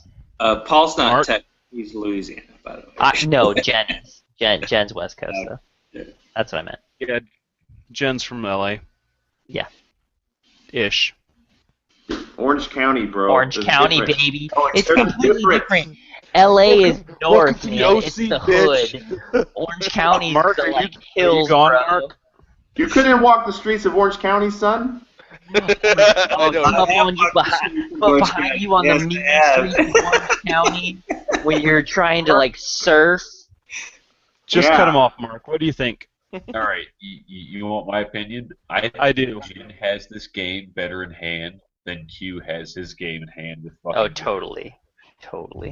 Oh, I'll agree with that Jen for sure. is so hardcore. Like, In fact, the I'll say Q Jen John outpoints matchup Q. is not even that's gonna be tight compared to this. Jen's got this. Oh yeah. I'm glad Randy disagreed because I'm going with the majority on this. I played Paul at Bayou. He made one slight miscalculation, and that was not thinking my Was Dragon it- Ogre was it- Shaggoth could see over a hill, and I rolled it cock out 600 there? points off that mistake. I got Jen on this one all the way. There you go. Cool. Let's keep on rolling. Next up, we have another mighty challenge. We have the up-and-comer, Sean Bright, Boom. Oh, My no. boy. who Let's see, threw make it down the faster. gauntlet against the mighty, the powerful Jeff Seuss, also running High Elves, with a 7.5. Sean is running a Prince on a Star Dragon, a pair of level 2 High Mages who are mounted, a mounted Noble, a block of 10 Archers, a block of 10 Reavers, 2 minimum Silverhelms unit, 8 Dragon Princes with a Banner of the World Dragon, and a pair of Frostheart Phoenixes. Jeff is running a level 4 Heavens, a mounted BSB, the Caradrian Phoenix Guard special character, 14 Silverhelms, 3 minimum blocks of Reavers, 23 Phoenix Guard, 3 Bolt Throwers, a Frostheart, and 5 Sisters. I'm going to let Mark go first on this one, because So- Bailey's passing out. So Jeff Seuss. No, it's thinking hard. Yeah. So Jeff Seuss gets a special character champion, but Skaven don't. Is that what I'm hearing? Oh God! Don't even get me You're started hearing, on how Mark, bad we fuck you're with hearing that Neil, that's dude. his Don't only even get me special started. character. All right. You're hearing we So- all hate Skaven. If All you your only wanted to partisan- run Squeal Gnawtooth, you could have. Well, I did, but you were being an a-hole about it. Uh, Only feel you, Squeal. Mark. You only get I one feel special you. character. I That's still what I'm would have done it. You want I me am to? that special. I Let me saw the change my rules. list. I'll do it. So in this matchup, Sean Bright versus Jess Seuss, we've seen this before. Sean goes up there and sucks Jeff's dick copious amounts of time and tells him how pretty his balls are and how well manicured his testicle hair is. And Sean gets a best game vote out of it. And so that's how this game goes down. Jeff picks it in Sean, and Sean says, "Thank you. Can I have another?" Boom, nailed it. So you're taking Jeff? Yeah, well, I mean, Sean is taking Jeff. I mean, that's Yeah. Well, he's taking it. Jeff, what do you think about Sean taking Jeff? Okay, well, here's the thing, right? Is that Sean has never made it past turn 3 with me in any game we played before I've tabled him. So if that tells you sucking anything, your dick. and this is a 0 comp warrior list versus my 12.9 comp demon list, and we didn't make it past turn 3. So I'm gonna say, I love you, Sean, but if you pull your pants down on turn 2, it doesn't really benefit you for turn 3. So I'm just saying. So I'm gonna go with Jeff. Wow. Bill, Yes. what do you think? Jeff Seuss is gonna fucking ass rape Sean, and then he's gonna beat him in Warhammer 2. I love it. Sean, I played Sean at the Quake on like Friday night and fucking steamrolled him. That was fun. Pre-game win. Jeff Seuss is a back-to-back QCR winner, man. He might win the Alamo, but if it weren't for Fred Whitney. So I'm gonna go Jeff winning this. Oh, Yeah. for Fred. I can promise you Fred's not gonna win. Oh, Promises. You know Yeah. who I can promise ain't gonna win fucking Alamo? Bill Curry. Bill Curry. Okay. Sure. So Hate you all. for those of you who don't know, Mark challenged Bill's ass, and now Bill had to pop out for. Wait, other hold on. Mark challenged me. Why didn't you say I challenged Mark? How do you know he challenged me? Number one. Because we all made You it. challenged me and Bill- bitched out. That's worse. We all made it in the hot group. We said everybody from the hot group is challenging a West Coast guy because we're taking down West Coast and keeping the gold in the in Texas. No. We We did that last year. QCR. That did not end well. Yeah, we got done at QCR, and I was like, dude, we're playing at fucking Alamo. And he's like, oh, yeah, we're totally going to play at Alamo. Because Yeah, it was no. a draw. It wasn't well, I won. I had more victory points in our game. You did not win. I had more points. Look at the fucking banners. I won. I won that fucking game. Allegedly. It was still Bill. a fucking draw. Allegedly. Oh my god. Allegedly. about this. I warned Mark about that, underestimating that black coach, man. He just didn't. Dude, I the Mark had more points. I had more points, and I scored higher than you overall. So Hey, I how'd don't your know how Gray you say Seer it. and your BSB dude against my black coach? Oh yeah, they were What? fucking guys. That's the great part You about know what, skating. Randy? Interrupt. Everything's fucking expendable. It Oh. all goes away. I don't care. I still yeah. won. My Gray Seer's expendable. Great tactic, Mark. Yeah, it is. It totally Great is. tactic. I would hold up my Gray Seer all day long, bro. It sounds like Curry needs to come to Texas and prove some shit. That's what I'm Yeah, hearing. no, okay, look, I'm a bitch. Lone Wolf, motherfucker. Lone Wolf. I'm a Lone bitch. Wolf. Come on, Bill. Come on, Bill. Make it out, brother. You can do it. Right. Do it. If I do West Coast, you're doing fucking Lone Wolf. I'll be out there for West Coast, man, and I'm Okay. trying to get Mark to come out too. So Fucking Jeff's couch or something. that's Yeah. right. Hell yeah. I have an Alright. extra room, man. Free room for you to stay. I'm in. Okay, I'm in. Bathtub, I'll sleep in the bathtub. I don't care. You and Fred can spoon. I will say from As per having usual. run Little Alamo in spoon 10 right years here, ago, little spoon. it's the most Alamo-esque tournament in the country. Yes, thank you. Wapaka. Who do you got, John? Well, I've met Wapaka. Wow, yeah. Who hasn't gone yet? John, who do you take? Gone That was yet? Randy and John. Yeah. I haven't gone yet. Sean's my boy. Sorry, Sean. Love you, man. But Jeff is a wily vet. He's gonna school you, bro. Yeah. Fuck you, Sean. Randy? Fuck you. Okay, so if Sean Bright could read, and he can't because he's a little midget dwarf, if he could read, he would pick up a book at the library called How to Play Warhammer for Fucking Dumb Shits. And that book still would not save him. So I think that Jeff is probably going to win. Sean, I don't like you. I don't even love you. But I am going to stick it. Oh! Hey, Just cause. Sean, I want you to win because we're trying to outplay the West Coast for this tournament. But Oh, it's shit, Jeff is a Did that fucking West last year. Coast That dude? was last year. It did not happen. Yeah, Jeff's leadership too. He's San Francisco. All right, hold on a second. Let me rewind. I'm going to edit all that I just said about Sean out. Bro, that never happened. I'm sorry. Sean, you midget little motherfucker. Reading ass in the fucking library. Ask the librarian to help you read the picture book, learn how to play some Warhammer, and smack down a West Coast dude. Sean's got this. I'm All right. in the education. I'm glad Randy Ryan. picked Sean because I'm not gonna. Yeah, I think good. Jeff's Well, got hey, this let- all let me day say long this, and though. twice on Sunday. You know, back up. Let me say this. If there is a surprise win, I pick Sean for my surprise win. I'll give you on that. Yeah, no, I agree with John. For the surprise win, I'll go Sean. I'd be very surprised. But for the real win, you're going to go Jeff.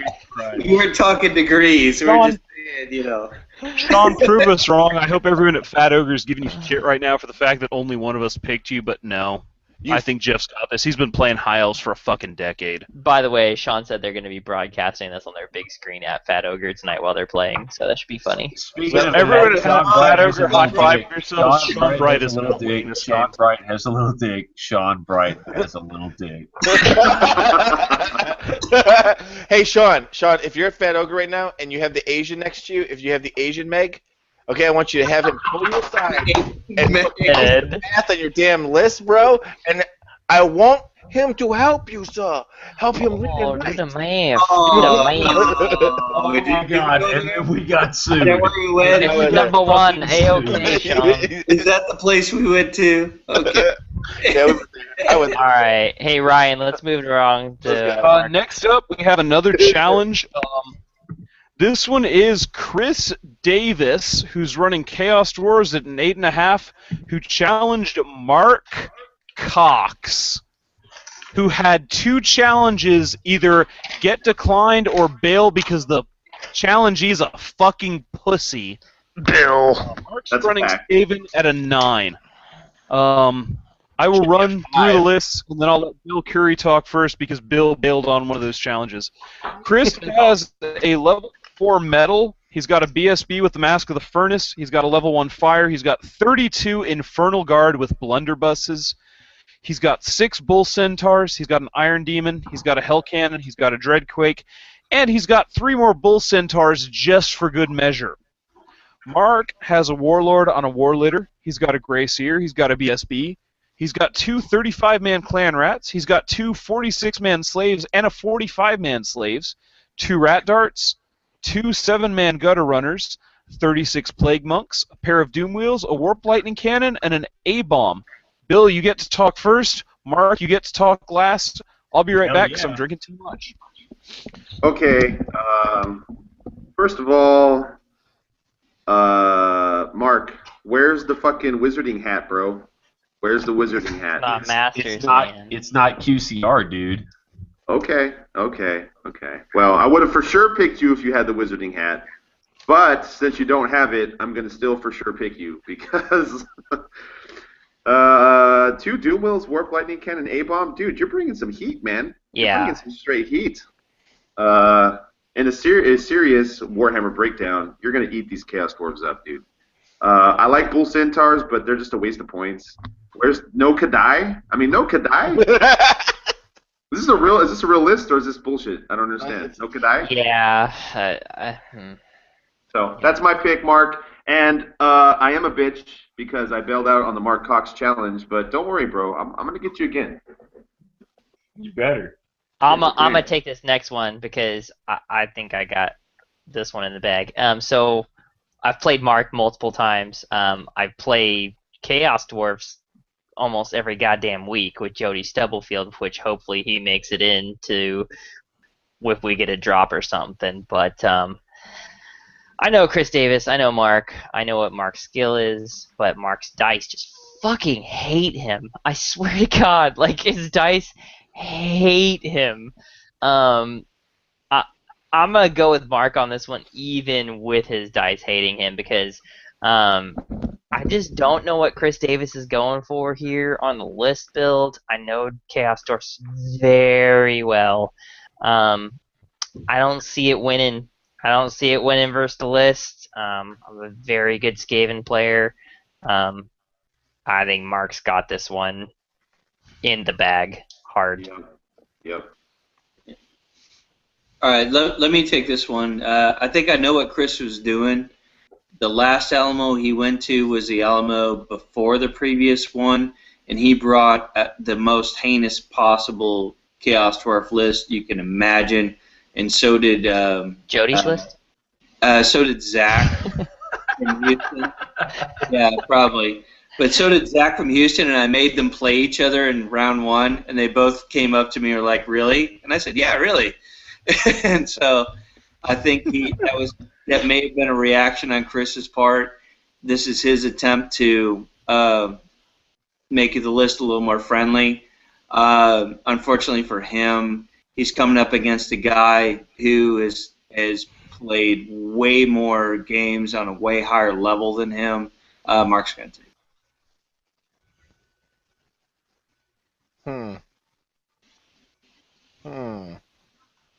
Who's left? Me? Who's left? Me? I gotta pick this shit? Yeah. Go, bro. So I'm just gonna go out and say this because you guys are like nicer than I am, kind of, sort of. But I think that dude's list should be called Charmin because it's straight shit, yo. It is. I mean, there's no, yeah. I mean, if you're gonna play Castors, you gotta throw in the Kadai, dog. Yeah. So Mark, you win by default, dude. I mean, like, yeah, might as well be playing Cody. Yeah. Wow. Cody's going to ask you what you mean by that, but okay. Cody's not gonna understand that. Cody doesn't get it. It's like, Cody knows what it I means. said he would ask He's you. drunk. Yeah, he's drunk somewhere. He might be in a Is it gutter. anybody else's turn, or is it my turn? It's You you, have to Mark. pick Go I yourself. think it's you, Mark. All right. Okay. We're calling our own numbers now. So first of all, what he did is not how you challenge somebody. This is how you challenge someone. Chris Davis, you pubic hair chinned motherfucker. I swear by all things that are good and holy, I'm going to pound your pinky happy hippie ass into the dirty, dirty dirt. Like a boss. I'm done. Oh, I didn't No, know no, we no. were reading our challenges out now. Dramatic pause. Written down. Dramatic. Loser in this pause. game. Loser in this game has to wear deodorant. So does the winner. Oh, shit. Also, Jesus Christ! you can't wear that jackass same bowling shirt that you wear to every goddamn tournament that you've ever fucking been to. Because I'm not gonna wear it. Oh, That's how you do a fucking challenge. Oh, God. Now that we've gotten that out of the way, and I love Chris Davis to goddamn death. Love you, Chris. I've seen his list. I have no idea what the fuck he's going to do against me. Because all I have to do is get 2/13ths off, and I win the fucking game. Yeah, Like, that's what I That's saw. literally like, did he roll 2 6s? All right. Well, All there's, right, there's win. 14 guys gone. Did he roll 2 sixes again? Oh, those guys are dead too. Game over. Like, that's how this game is going to play out. Yeah, It doesn't matter how far apart we are. It doesn't matter any of that other shit. All I have to do is walk up and throw that shit on his fucking blunderbusses, and fucking game over. It's really that fucking simple because he That's the doesn't truth. have to fuck with me. Preach, brother, preach. It just Before any other predictions, let it be noted that Mark, that's the traditional form of a challenge. That is a That's real. how, yeah. That's how a you challenge works, guys. If you didn't do something like that, you suck at your challenges. that's how you fucking challenge right there. Also, talking to the other person is helpful. Well, I mean, if you're gonna challenge me, fucking say some shit to me so that I can fucking respond. Don't fucking make me do this online and fucking act like a dick. You like Heck it. yeah. You act like Chris, you're not a dick. Chris is a great guy. It's gonna be a tight game. He'll play well. He'll probably roll well. I'll roll like shit. I You'll still still think win. I've got it in the fucking bag. Yeah. compared My to what computer he's just got. dropped Mike and walked out after that. I've got Mark up. So what's up next after this? I'm not sure what you were going for. 32 Infernal Guard with blunderbusses looks scary, but I don't see it happening here. Not after You know what the problem is with the 32 blunderbuss? They have a 12-inch threat range, and if you move, Yeah. they've got 18-inch threat range. You can just stay out of that all day. Well, they've got move forward, so Yeah, 16. yeah. Well, No, Next up, game over. 16 and a half. yeah. Let's keep rolling. Some Phil. Next up, we've got James DeMaria. James is running Warriors at a Comp 5. He's a San Antonio local. He's up against Jonathan Wengler, who's running Skaven at a Comp 5. James has a Nurgle Demon Prince with Flight. He's got Throg. He's got the Unkillable Sneech BSB. He's got 2 8-man Troll blocks. He's got a pair of Slaanesh Chariots, a pair of Flaming Regenerating Chimeras, and a Hell Cannon. Jonathan's got a Gracier on a Bell. He's got a BSB. He's got a Doom Rocket Engineer. He's got an Orb Engineer. 44 Clan Rats, 9 Gutter Runners. He has 76 giant rats with Squeal Gnawtooth. Wait, he's San Antonio too? Let me say this again. He has 76 giant rats with Squeal Gnawtooth. You ain't wrong. He has From the 4 region. 50-man slave blocks, Mhm. a trio of rat darts, a pair of doom wheels, and a pair of lightning cannons. Mm-hmm. Mark, I know you just talked a lot, but you want to tell us what the hell is going on here and what we should expect? Oh, Well, we know. Yeah, no, he's hoping to get regen off on those giant rats and use them as an anchor, and then he's hoping that the ranged attacks from the opponent doesn't. What the fuck is going What? on? Bailey taking Fuck a is piss? that? I'm Bailey, taking are a you piss. peeing? Why don't you guys suck it? God Someone damn. thing into a bottle. You got a Bluetooth set or what? I was like, good What are you lord. doing? Something? Hey, me. Hey, so a man's got to do what a man's got to do. You know what I mean? Randy, put your dick away, Randy. Randy, put your dick away. There's a reason he's not wearing underwear, ladies and Thanks for gentlemen. owning that, Randy. Hey, you know what? A man owns his shit, dude, and that's why I don't wear underwear, so I can just flip it out, piss, and come back, bro. All right. Yeah, there's not much that needs support there, so yeah, you can walk. You wear no underwear. Mark, That's go fine. ahead. Good. So Doing Ryan, outings. let me ask you this. Go ahead, Mark. When you- Finish up, bro. When you added this up, were you sure that 44 clan rats and 200 slaves were the equivalent of the minimum core requirement? Mm. Uh-oh. I think Uh-oh. I think they are.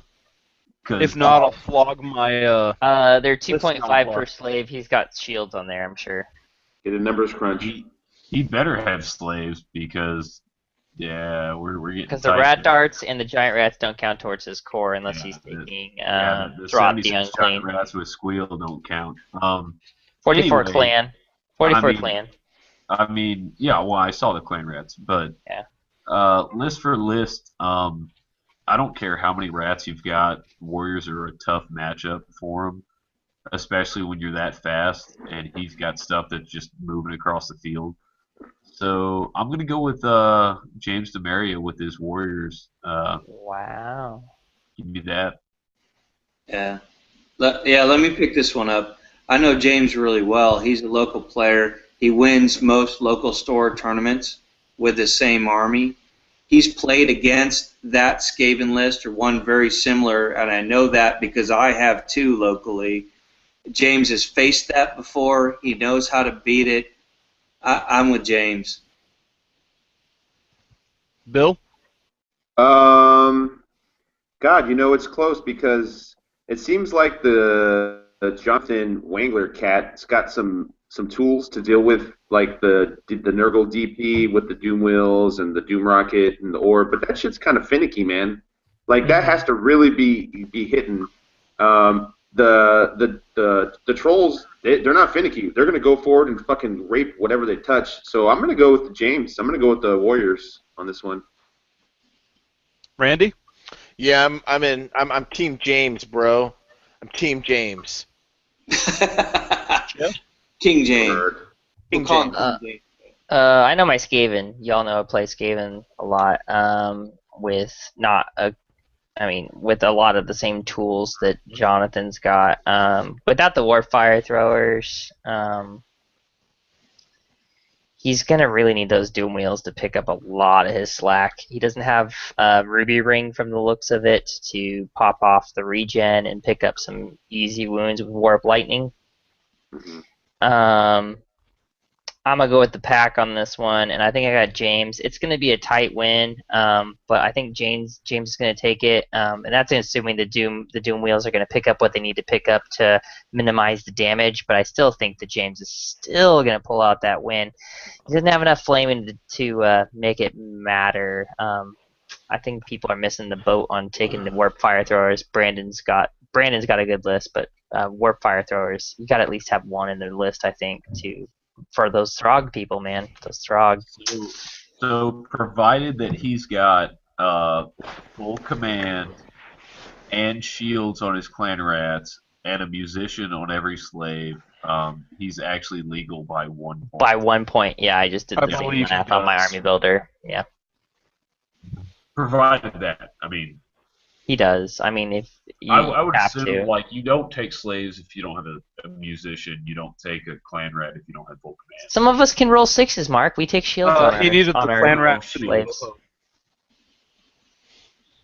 Oho. He needed full command on the clan rats for the Oho. List Oh, Noblar, there you go. I really hope you check this list, though, because if you're wrong, I'm going to beat the shit out of you so later. close. It really is. I'm glad that Mark saw that because I was actually going to say the same thing. Being a Skaven player, I know where the points come from on that, and it's really tight because those giant Yeah. rats don't count. No, it's super tight, and a lot of people overlook that they don't Yep. count. Yeah. It's All right, let's kinda move He along, just fellas. texted me and said, yes, all musicians and full command. Sounds good. Cool. There Well, you then go. he's a legalist. I still He's think it's solid. going to be a hard. It's going to be a really He's tough solid. game for him. Then it's still going to be tough. I think He's James hide his is rolling, characters. actually. But, yeah. Well, he's got the Oh. bell, man. The bell's gonna make. I it know, tough. but if that Doom Wheel comes through, it could be a different game. But you know how I roll my Doom Wheels was amazing. So Oh, he's got it's- 2 doom wheels. I know. I'm just saying if they come through, All he Yeah, needs is James. one. James has a Hell Cannon too, though. I mean, Doomwheel's going to be priority number one. If that hits, there goes one of those things. No. You go for the bell with the grace here. What are we yeah, looking yeah. You go for the bell with that. I'm going to make this unanimous. I'm going with James on this one. James is a great local general. I wish he'd go out and do more tournaments because he'd be competing at that level. I think he just does locals in the Alamo. and He's a that's great why- general. He knows his shit. I'm going with James DeMario on this one, making unanimous. Yeah, I think James, it's prove us right. going to be a roll. I think James is going to roll it. I'm gonna go grab another beer while you're reading this next list. I'm looking at it. I'll grab Do it. it! Read it!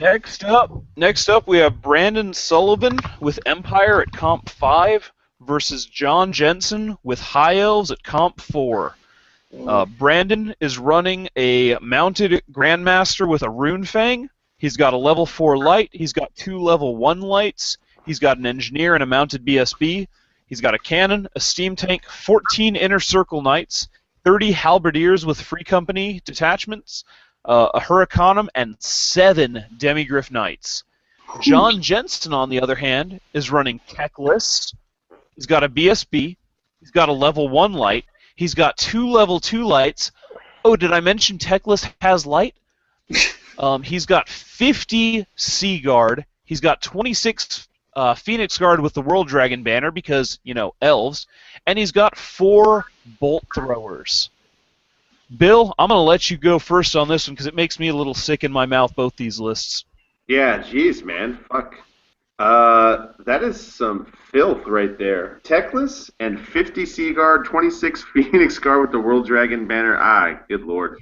It's hard to see a list like that losing. I mean, you might play to a miserable draw, but it's hard to see a list like that losing. But just for the sake of I hate the fuck out of Techless, I'm going to go with Brandon Sullivan. I like his list, man. I like the Grandmaster with the Rune Fang. I think that's pretty sweet. He's got a cool Light Council. And guess what's not magical, fucking World Dragon banner? A Steam Tank. Eat it. I hope the Steam Tank gets into the Phoenix Guard and rips him up. Yep. I'm going Brandon. Demigryphs, too. Yeah, Mark? 7 Demigryphs. That is a you want to talk about a really good list where they've got a really bad matchup.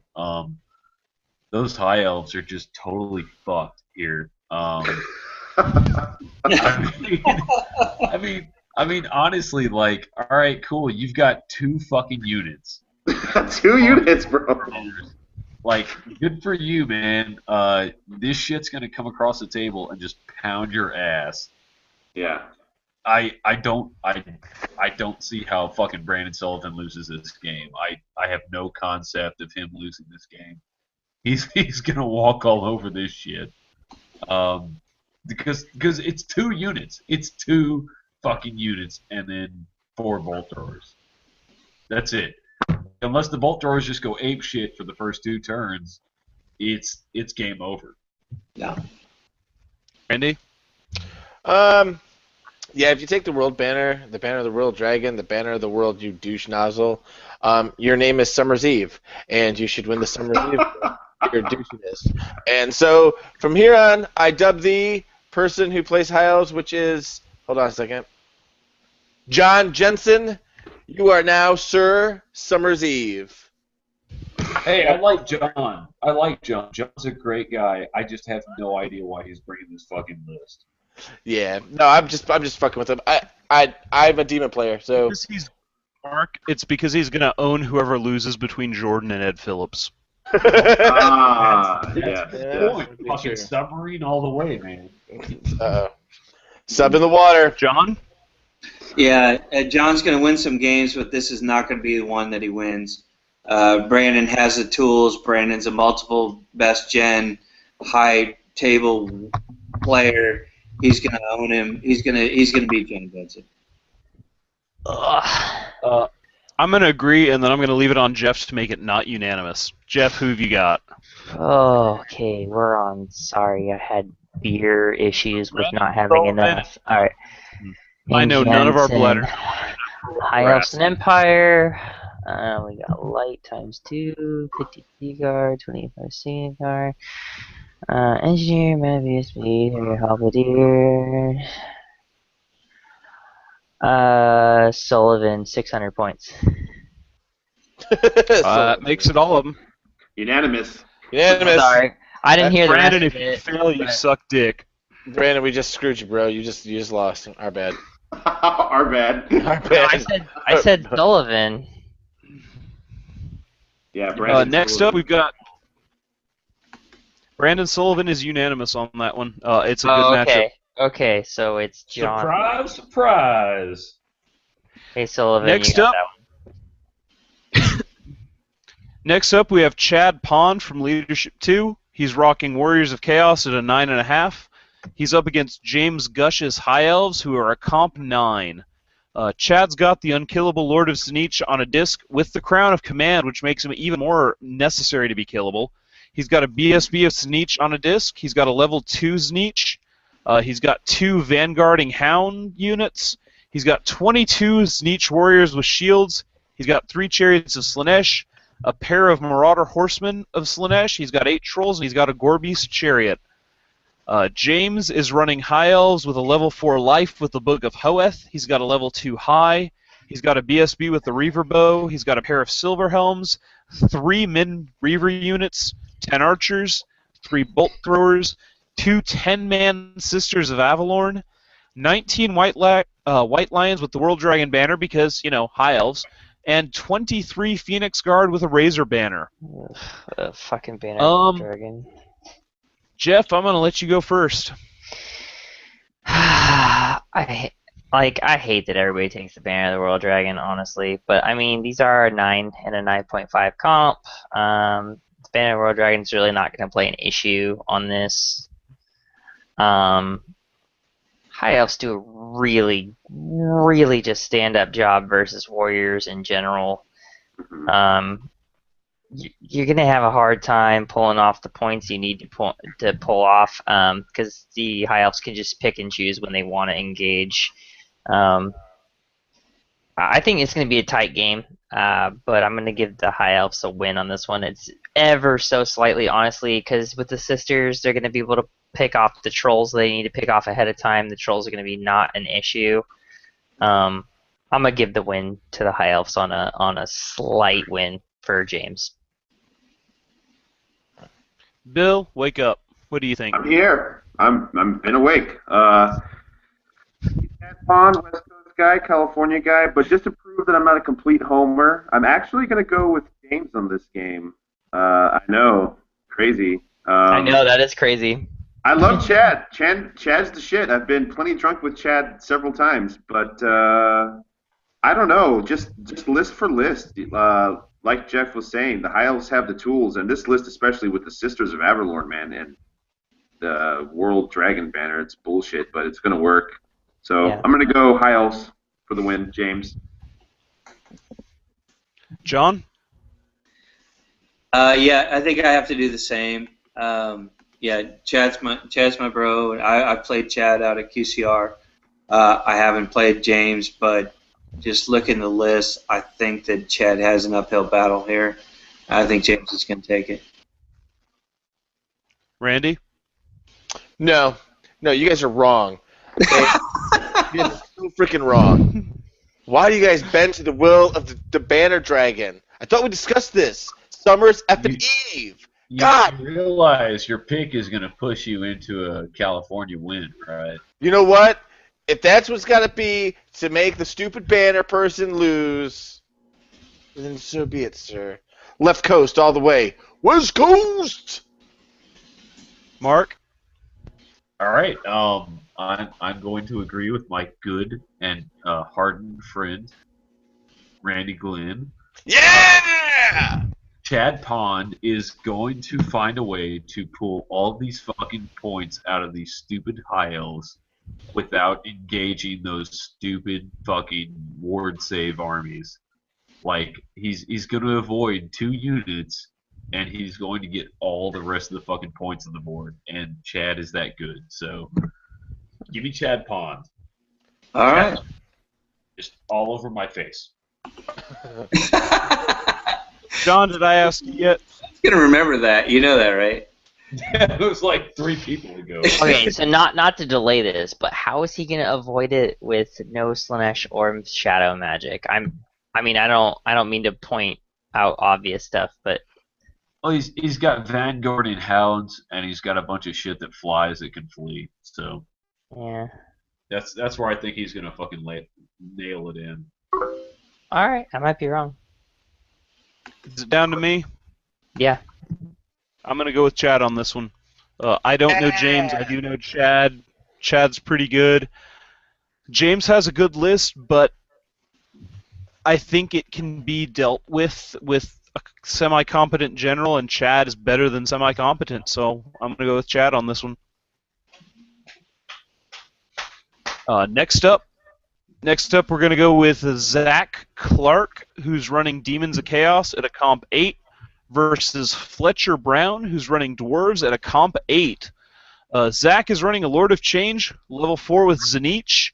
He's got a Khorne BSB with the Exalted Locust, He's got a level 1 Slanesh with the Greater Locust. He's got 2 Horrors blocks, 21 Bloodletters, 6 Beasts, no solo beasts. He's got only 1 Cannon. He's got 9 Seekers and 2 blocks of Furies.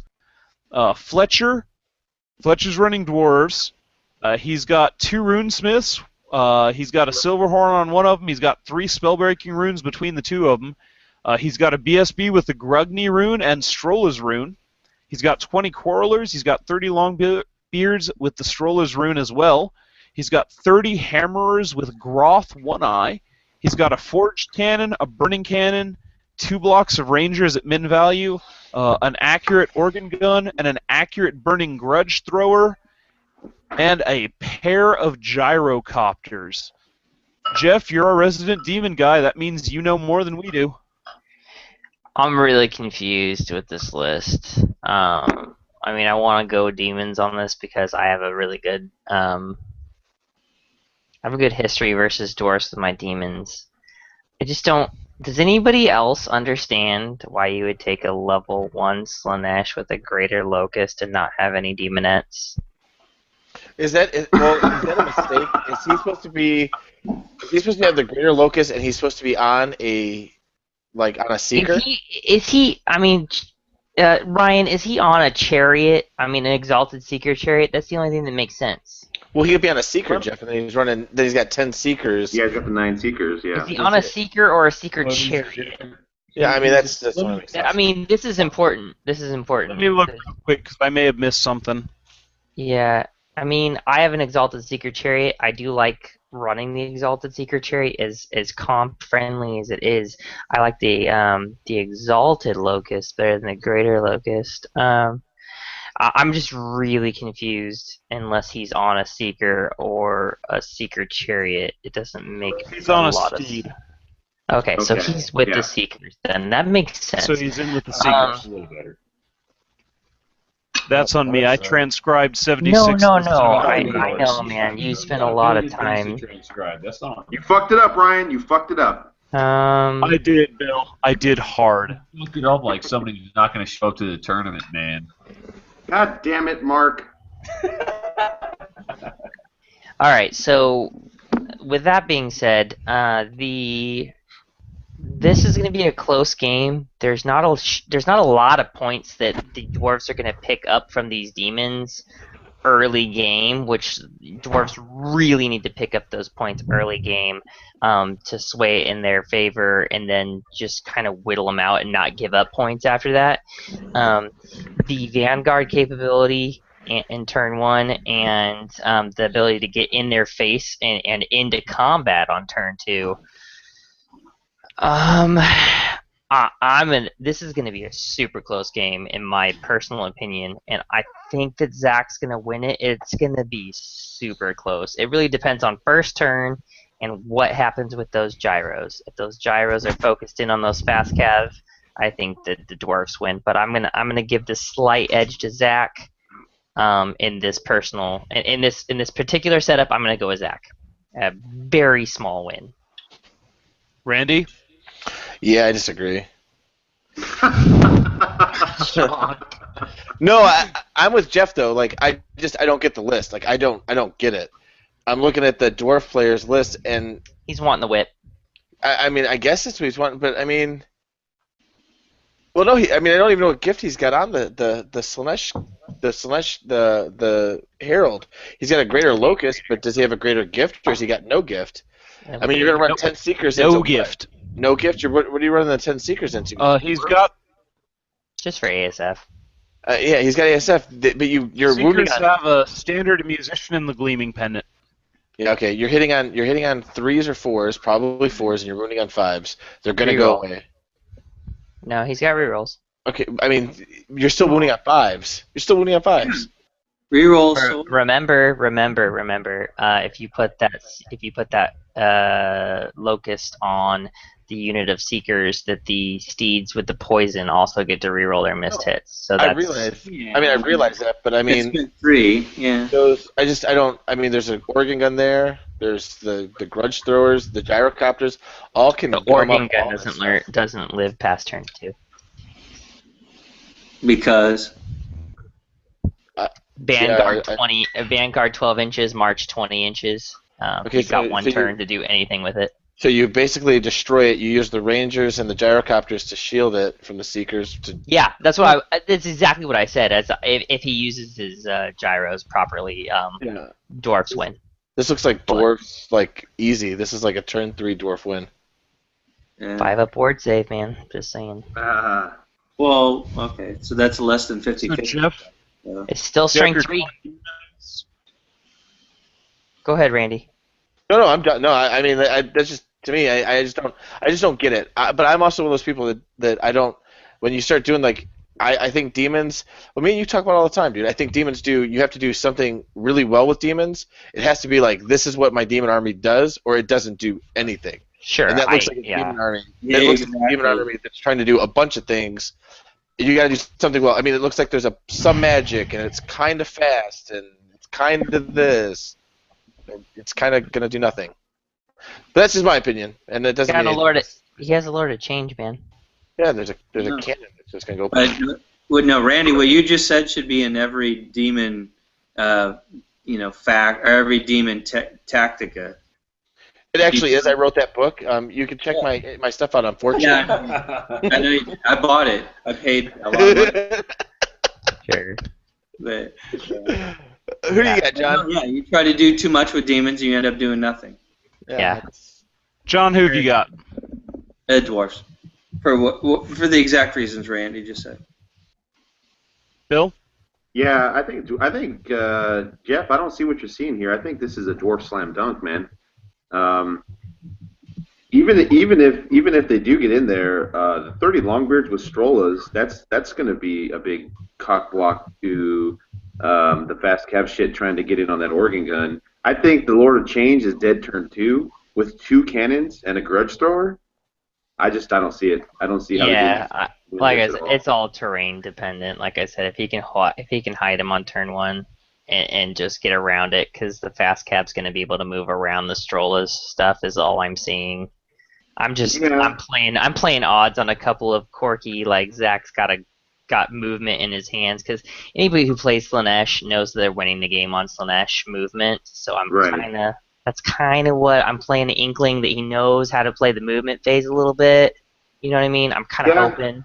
Yeah, no, well, I mean, I see that, but you know what? If I'm Fletcher Brown and I'm playing dwarves and you're hiding your fucking Lord of Change or 500-point model for 2 turns, fine. Sure. I'm playing you 500 points up, and then I'm just gonna focus fire on your fucking Seekers. Anything that's fast that can get into me is just gonna get obliterated at that point.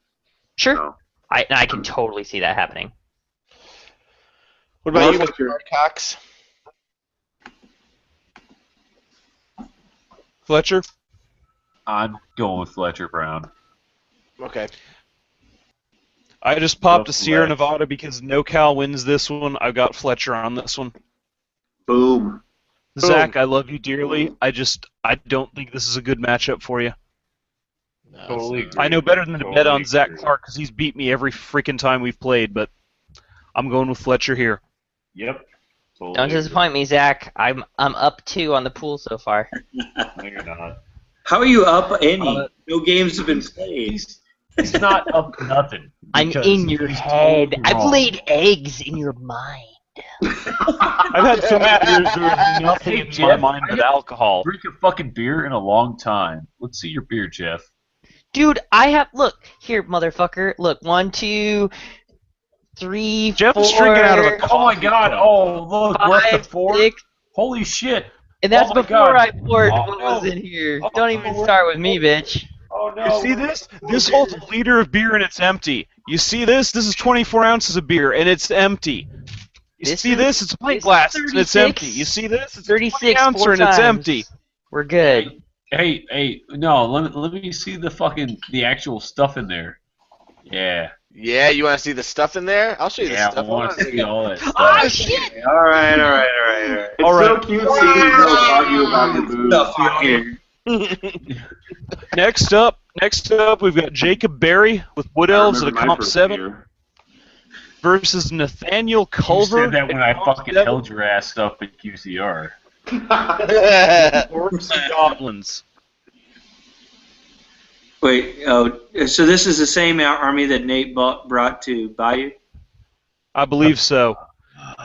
Jacob's got Wood Elves. He's got a mounted level 4 Death, a mounted level 2 Metal, a mounted BSB, a level 1 Beasts on foot, 3 minimum Glade Guard, 2 have True Flight, 1 has Hagbane, 5 Glade Riders with Hagbane, 8-man and 7-man Waywatchers blocks, a unit of Warhawks, a 7 and 6-man Wild Riders block, a pair of Eagles, and 8 Sisters of the Thorn. Nathaniel's running a level 4 Orc Shaman. He's got an Orc War Boss. He's got a Goblin Boss on a Wolf. He's got a Black Orc BSB, a level 2 Goblin Shaman. He's got 37 Biggins with shields. He's got 21 Night Goblins who have a pair of Fanatics. He's got 2 Wolf Rider blocks. He's got 2 40-man Squig Herds. That's 30 Squigs and 10 Goblins in each. 2 Doom Divers, a pair of Manglers, a pair of Pump Wagons with Rollers and Spores, and a Rock Lava. I am going to go to the valuable Bill Curry on this one. What do you think, Bill? Jeff has apparently bailed on us so far. No, he'll be back, I'm sure. Okay, I don't know how valuable I'm going to be, because I'm just going to say fucking Wood Elves, man. Wild Riders are just going to go apeshit against Orcs and Goblins. I don't really see... I mean, he's got the Manglers, but the Manglers aren't going to see turn 1. All that True Flight, 30 True Flights... Or, I'm sorry, 22 True Flight and 10 with Hagbane. 20 True Flight. Yeah, it's still enough to kill a couple Manglers, dude. I don't know, though. I like Nathaniel's list. The 2 40-man Squig Herds is intriguing. I just got to go. I got to go Wood Elves. Okay. Well, I'm going to go Wood Elves. I'm going to go Jacob Berry. John? This is tough. Just list for list, I think. I mean, I agree with what Bill just said. I think the Manglers, at least one of the Manglers, goes down. But I think that what's left is difficult for the Wood Elves to pick apart easily. Jacob's a newer player. He's playing in a good club. He's had a lot of experienced players to help him out, train him up. I think he'll put on a good game. I think that the Orcs and Goblins will hold their points, and that it'll be a close win for the Orcs and Goblins. Jeff? Come back to me a second. I just reconnected. Sorry. All right, Mark? Yeah, if it's me, if I'm Jacob Berry, I kill the first Mangler. The second Mangler, I walk my crippled whatever I have, fast cav, whatever's left, on top of it. He's got 2 Eagles. I mean, you can just park an Eagle on one of them. Yep. Well, you could do that too. Just take whatever you've got and just park the last one on top of it, and then spend the rest of the army killing the Doom Divers and the Rock Locker, and then whatever else you can pick off, and then just run away from everything else. I'm going to go with Jacob Berry on this. I like Nate. Nate's a good guy. Nate's a really, really, really, really strong player. Played me to a draw at QCR when I brought a really, really filthy list. So if Jacob's up to the task, I think he can. I think he can get the win out here.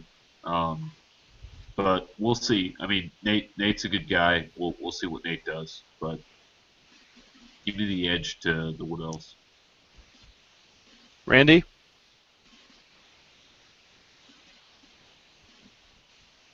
Or not? Randy took a nap. He says, screw you guys. Has Randy passed out on us? Randy's on mute. Oh, no, my bad. Yeah, I was on mute. Sorry. Yeah. This is a Beyonce there. Right. Yeah, exactly. No, I think. I mean, there's two Doom Divers, right? So the Pair of Doom Divers.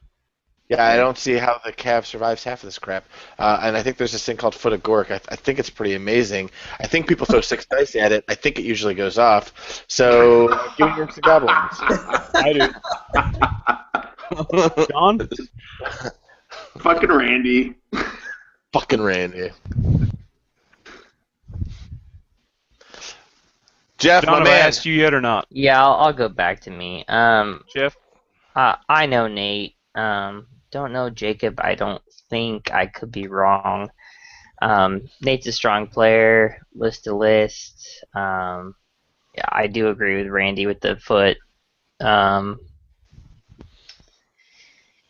it's a tight match. I mean, you can't really. I mean, I don't think the pump wagons live like past turn 2 and the squig hoppers, like you said.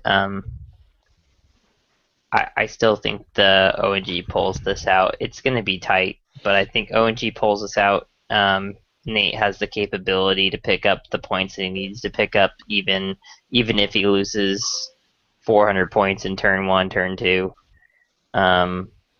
He knows what he's doing with the army. He's very adept at playing this list. It's not really that different than anything he's been playing all year. And I think that adds an edge to it. When someone's been playing this list for long enough, they know what it's capable of doing. So I'm going to give the edge to Nate. John, have I asked you yet? I think I already chimed in. Yeah. Yeah, he did. All right. Who you I got? tend to not remember after 3 or 4 minutes of discussion. I have no short-term memory. Anyone I skipped yet? No, just it's on you, brother. You need to lay Just off. me? We're all drunk at this point, so Whatever. I've got Nate on this one for the simple reason of target saturation, which is how I ran my orcs.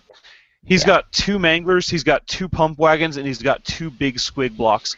You have to target prioritize on this list, and whatever you don't shoot is going to fuck you royally. And I see so much here and not enough shooting on Jacob's list that I've got to give it to Nathaniel. yeah. Those 2 40-man squig herds, Dave Sweat ran this Nate. for a while. Nate? Nate. Thank you. Nate, I've got you on this one. 1 40-man swig block is scary. 2 of them lets you get 1 wherever you want it. I've got your back on this one all day long. 50 or 40 squig attacks. Yeah, I'll take that all day long. That's going to eat whatever you want it to eat. And you've got too much here for Jacob to shoot it. Jacob, sorry about this one. I know you're kind of new to leadership too, but this is a bad matchup for the Wood Elves. You've got some avoidance, but I don't think you've got enough. And running MSU on this list is a bad match. Next up, we've got another of those matchups I thought was really intriguing. We've got Jason Johnson from Cause with Ogre Kingdoms versus Steve Schifani, who is running Dogs of War. Both of them are at a comp 7.5. Both of them are multiple best general winners.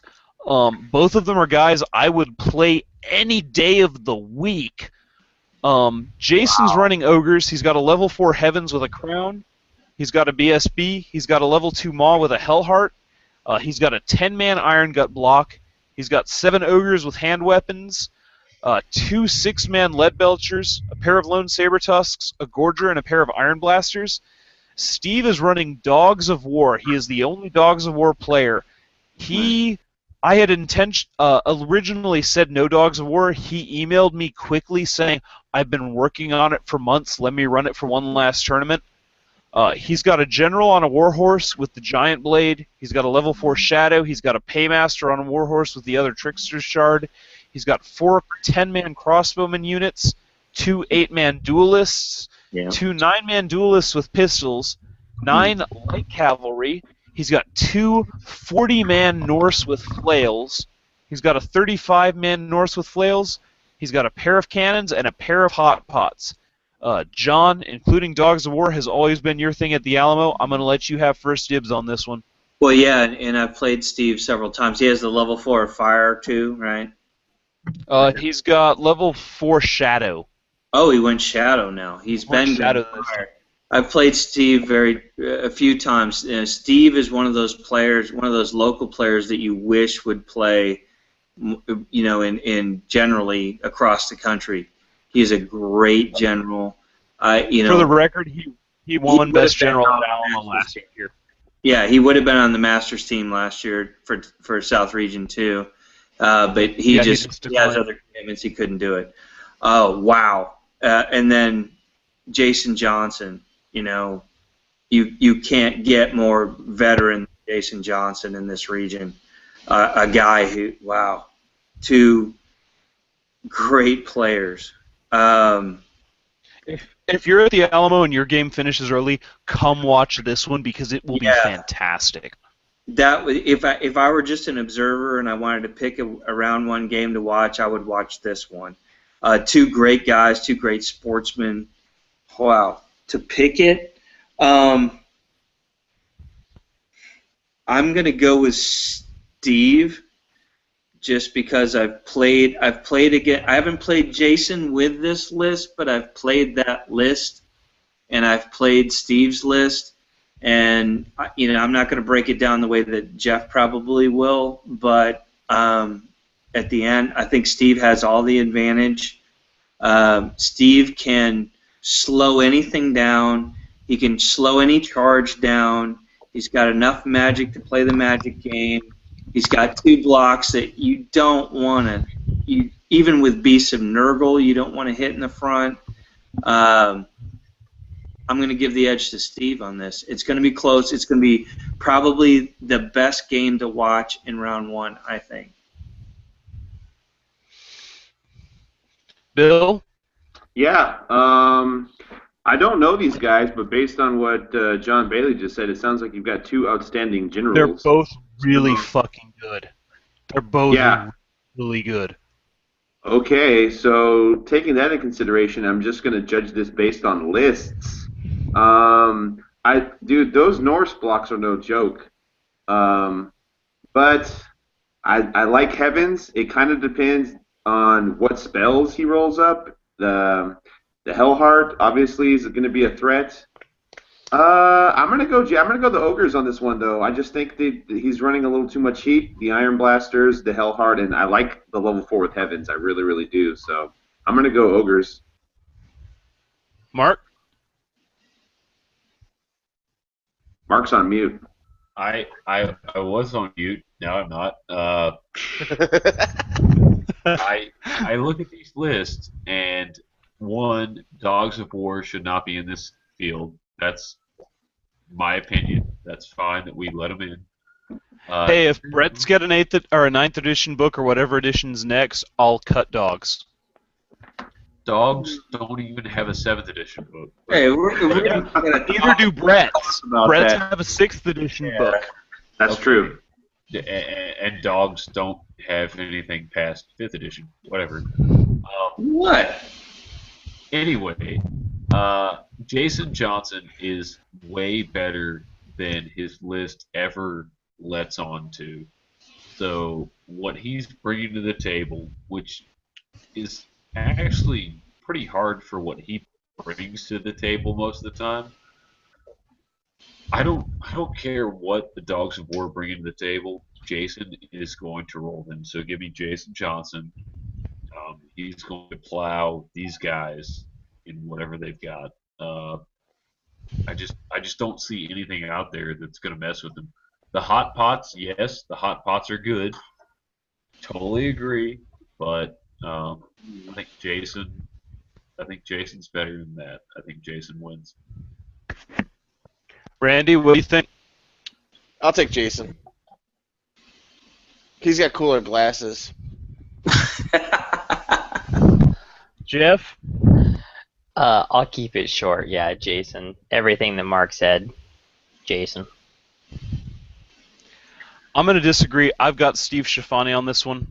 I've played both of these guys. Both of these guys have kicked my ass multiple times.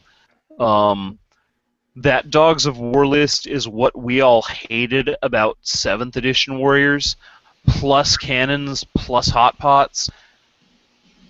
I like the dogs on this one. Steve's my sleeper to win the Alamo. Wow. Wow. Wowzers.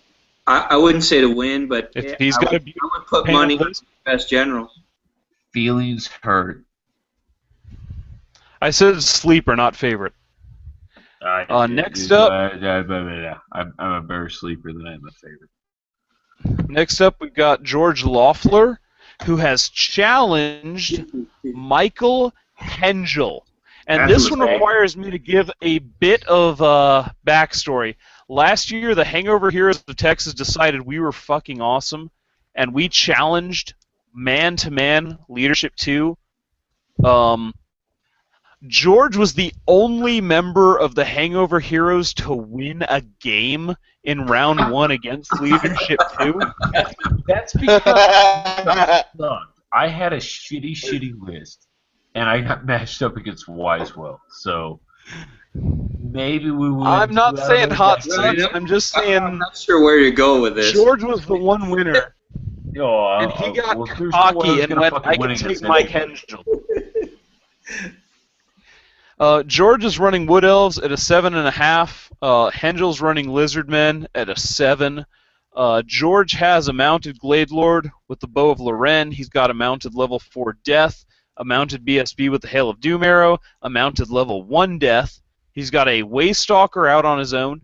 He's got 10 Glade Guard with Starfire, 12 and 10 Glade Guard with True Flight, 5 Glade Riders with Hagbane, 8 Wild Riders, 7 Sisters, 9 Way Watchers, and 10 Way Watchers. Michael is running a Slann with High Magic and Focus and Harmonic Convergence. He's got an Old Blood Cowboy. He's got a Scarvet Cowboy who's his BSB. He's got Teto Echo. He's got 23 Saurus. He's got 2 Skink Blocks. He's got 2 Skink Skirmishers. He's got 2 5-man Chameleons. He's got Pterodons. He's got 2 Solo Salamanders. He's got 6 Cold Ones, so if he wants to run those Cowboys in a block, he can. And he's got a pair of Jungle Swarms. Boom. Bill, I'm going to hand this over to you because you know Mike Hengel. Yeah, I know Mike Hengel. I think anybody who knows a little bit about the competitive Warhammer scene has at least heard of Mike Hengel. He's the fucking man. He's a top-tier player. Any tournament he goes to, round 5, he's going to be in the top tables. George, sorry, bro. You may have been the only guy to beat an LD2 player last year, but you aren't beating Hengel this year, dude. You're getting fucked. Hengel all the way. Mark, I'm going to let you go next. You guys self-moderate for a second. Yeah, I will. I will go. George is a great guy. George is awesome. George has a very fluffy beard. Sugar None of that is coating. And gonna a tutu. help him. None of that is going to help him against fucking Michael Hengel, my butt buddy from the fucking Californias. So Hengel's just going to totally roll over him. George, prove me wrong. That's your challenge. I'll buy you like 5 beers if you fucking win this game. So since what's his name is gone, John Bailey, you're up. Yeah, no, absolutely. Let me say this, George, love you, bro. Would love to see you beat Mike. I'm not saying George doesn't have a chance to beat Mike, but I'm just going to come out and say that Mike Hengel right now is the best Warhammer player west of the Mississippi, maybe the best in the country. All over Mississippi. Yeah, I mean Mike is on another level, has been for a year or so. You can't pick against Hengel. I mean, come on, it's hard to. Yeah. Randy, what you got? You give me a face there, bro. You guys almost make it You sound got like a little sneer there going. I don't even know who the hell this Hengel guy is. I mean, is he kind of a big deal? I mean, Really? Really? What the fuck is your problem? He's in our fucking group. I'm I'll just kill fucking you. with you. Oh my Hey, God. listen. It's like you went to a fucking chick flake today. What'd you say? You Did. heard me. I will fucking kill you. All right. You better get in your fucking walking shoes. I'm gonna drive over there. No, you know what? You ruined my jokes. You ruined what I was gonna say. Oh, it's not my fault. Your You jokes know what? suck. You know what? F the West Coast. George, you got this, home skillet. I'm okay with that. Unbelievable. So wait, no, Randy is like the Terry Bradshaw of this picking system, right? Yeah. Terry, did you go to Louisiana State University as well? I might have. I went Or to La Tech, I guess, is where I went to- Bradshaw was. I went to South Central He was Louisiana. an alumnus with my father. Oh, fuck you guys. Fuck everything from Louisiana. Fuck all you. Wow. Who's left? Who you got, Jeff? Kenzie's going to have something to say about that. That's fine. She can. I was born. Yeah, I still hate it. I got Hengel on this one. I'll make it short. Yeah. Hengel. What about you, Ryan? I have 2 guarantees in this game. George shows up in a tutu, and Hengel beats the living fuck out of him. Hey, George, I had your back, bro. Mike, I love you dearly. George, I love you dearly. Mike's been playing this game a long damn time, and he's sort of one of the best players in the fucking country. Yeah, I got we Mike that. on this Just one. keep talking. No, we're good. Next.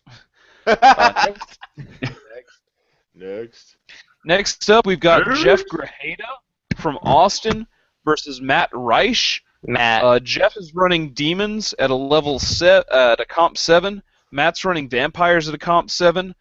Jeff is the third of the I've never missed playing in an Alamo crew.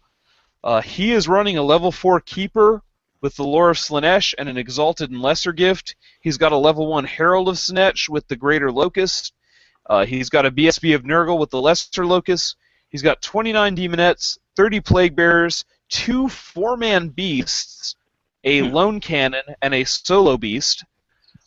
Matt is running a Master Necromancer, Lore of Vampires level 4. He's got 3 Cairn Wraiths. He's got 3 level 1s with the Lore of Vampires, one of which has the Cursed Book. He's got a level 1 Vampire with the Lore of Vampires. He's got 47 zombies, 2 30-man zombie blocks, 5 20-man zombie blocks, a pair of Lone Spirit Hosts, 2 3-man Vargeist units, a pair of Mortis Engines with the Tome, and a Corpse Cart with Balefire. Jeff, you're our token demon guy. You want to hit this one first? Yeah. Played Jeff Grajeda at Bayou. We had a pretty heated match that ended not so great. I don't know how well he really knows demons, because I really surprised the crap out of him when he was playing his Skaven. That being said, his dad runs not that different of a list of vampire accounts from what he's playing. Mike Grajeda, he runs a pretty close list to what he's going to be playing against. And I've gotta just assume that Jeff has just played the crap out of a similar list like this and just knows what he's got to do versus it. He doesn't have a lot of tools to work versus it. But I'm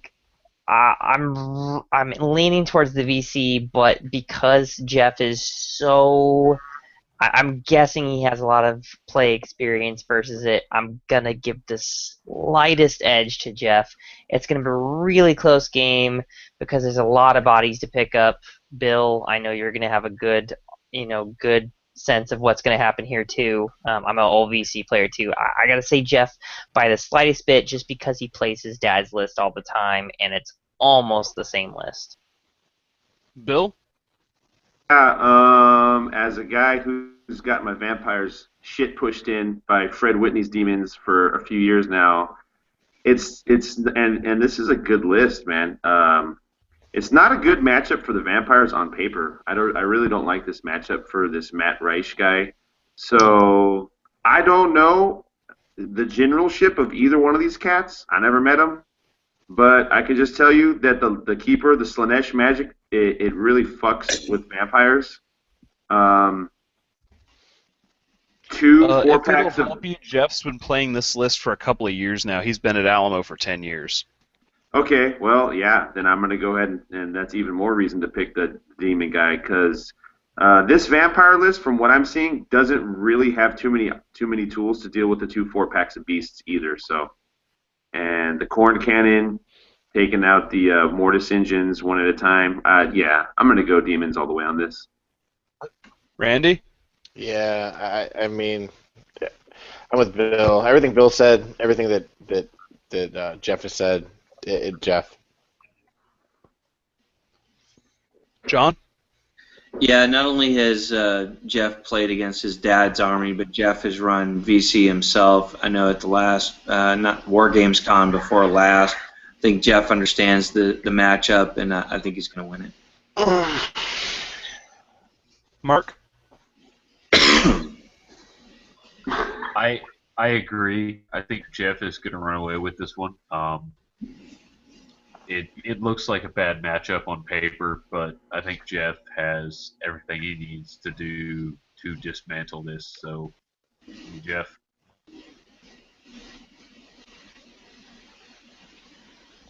I'm with everyone on this one. I think Jeff's got this one. It is not a good matchup for the VC, and Jeff knows what he's doing. Did I miss anyone? No. If I miss anyone, just yell at me. I think we're good. Next up, we have another challenge. We have Chris Hines from Arizona, who's playing Skaven with a comp 7, who has been challenged by Randy Glenn. Actually, he The other way challenged around. me. He actually challenged me, bro. But whatever. I'll say I did it. I'm the aggressor. I'm an Either aggressor. way, you get to talk last. All right, cool.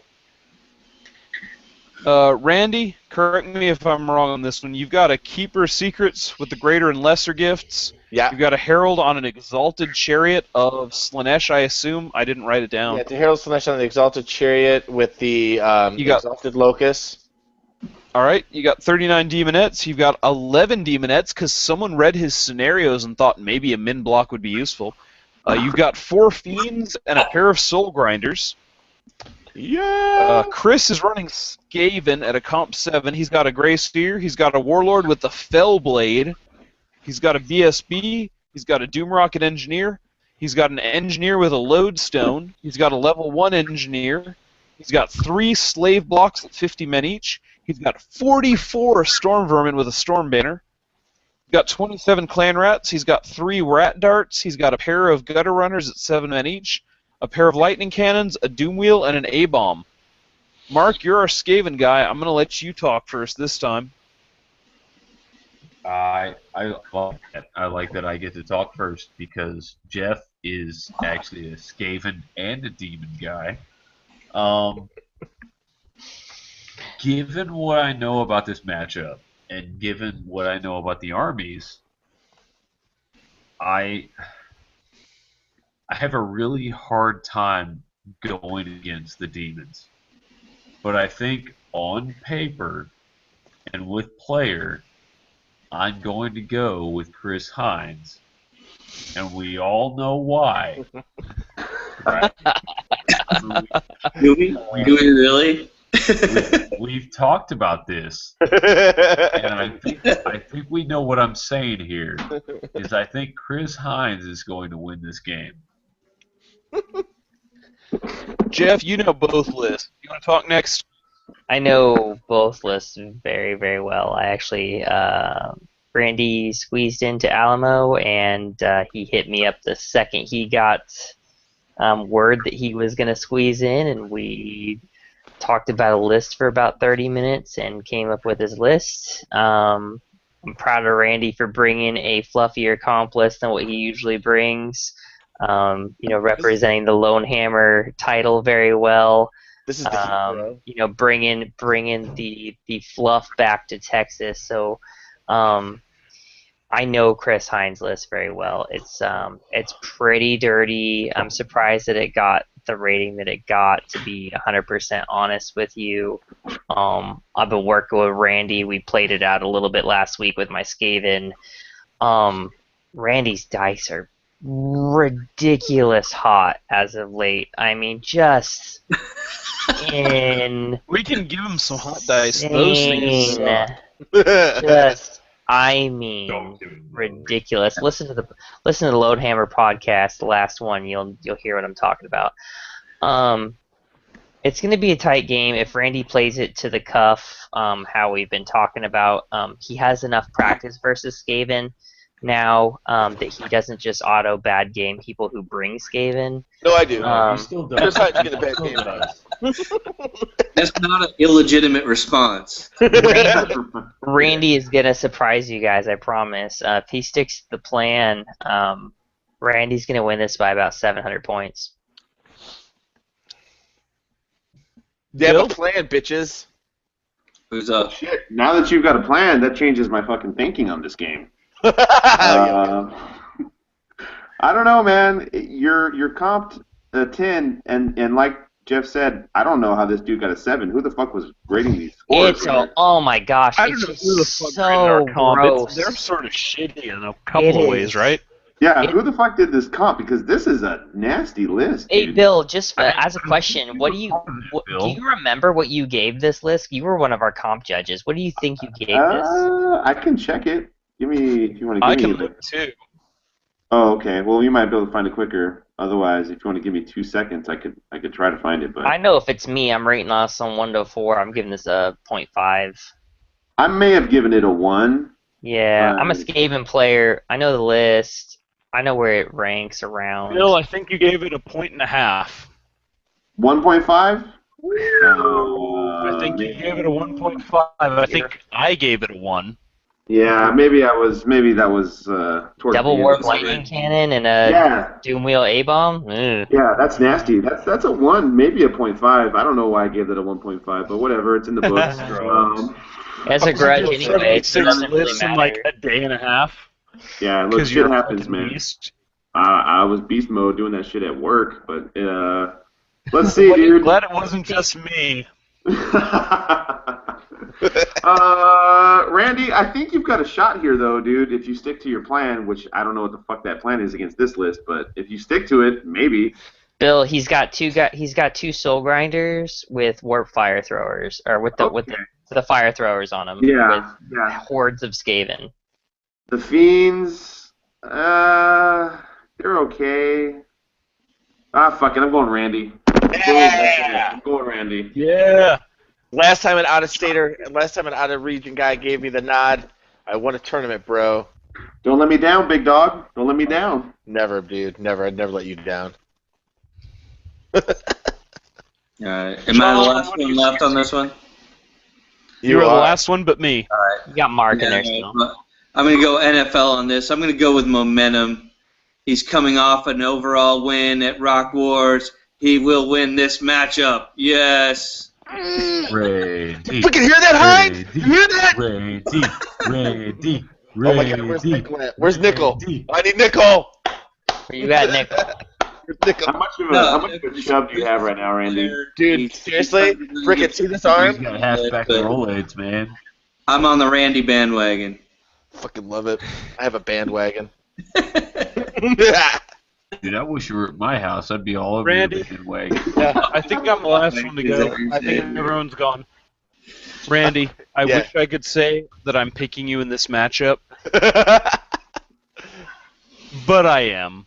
Yeah. Don't let me down. Yeah, Randy. Chris, feel Randy free to prove me wrong. First fucking tournament. Yay, Randy. Chris, you're taking the dick in this one, buddy. The problem is, you win a GT, everyone thinks you're kind of awesome at that, and that's where you are right now, so good luck, Bo. Thanks, Bro. brother. I have That's, a that's where a lot of drugs come in, man. Yeah, Just- that's true. After 2011, everyone thought I was awesome until they actually played me and realized I kind of I suck. still think you're awesome. I'm fucking 0-1 against you. That's because I got you really drunk, and you were already halfway there. Next up, we've got Billy Mondragon versus Dimitri Hawkard. Both of them are playing Wood Elves. Billy is a local. He's known as Big Greasy down here. He shows up at the Alamo every year or two.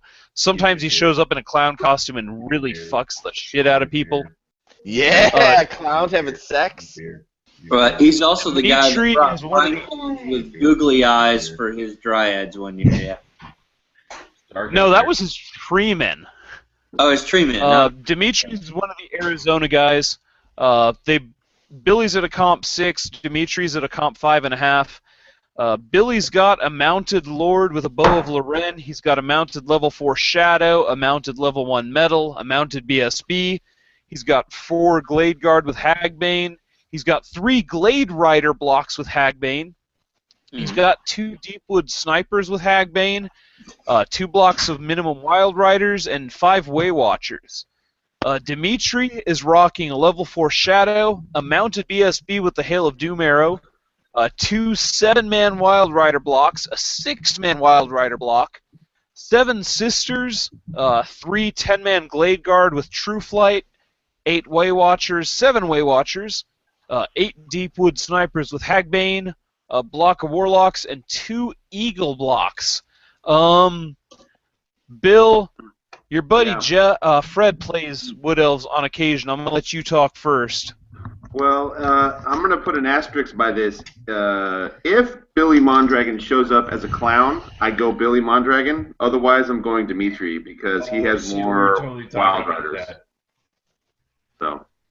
Damn it, you're not allowed to make that. That's what I was going to base my pick on. Son of a bitch. Well, John? I did it. Me? Yeah, I love Billy. He's a good buddy of mine. It sounds like he's got too much of his stuff spread out. I think Dimitri is stronger and a little more cohesive in his army, and I think Dimitri will probably beat him.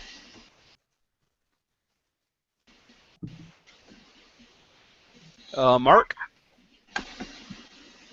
So we've got Billy versus Dimitri, right? That Yeah, might be Billy the versus answer. Dimitri. Handle your buzz, bro. What's wrong with you? Give me Billy all day long because Billy made eye contact with me in the pisser at Alamo like 4 years ago. Billy He does that, too. Alamo, but yeah. In the clown suit. Jeff, No, bro. what do you think? Over here. I might be seeing stuff differently than the other people, but I don't know what everybody went with so far. I just got back. I'm gonna go with Billy on this one. I think he has enough MSU to kind of prioritize properly, and assign shots properly. Turn 1, turn 2. He's got enough stuff that isn't targetable on turn 1, turn 2 with the ambushing. I'm gonna go with. It's such a tight match here, but I'm gonna say Billy, and it's gonna be by 200, 300 points. It's gonna be really tight, but I'm gonna go with Billy. Randy, what do you think?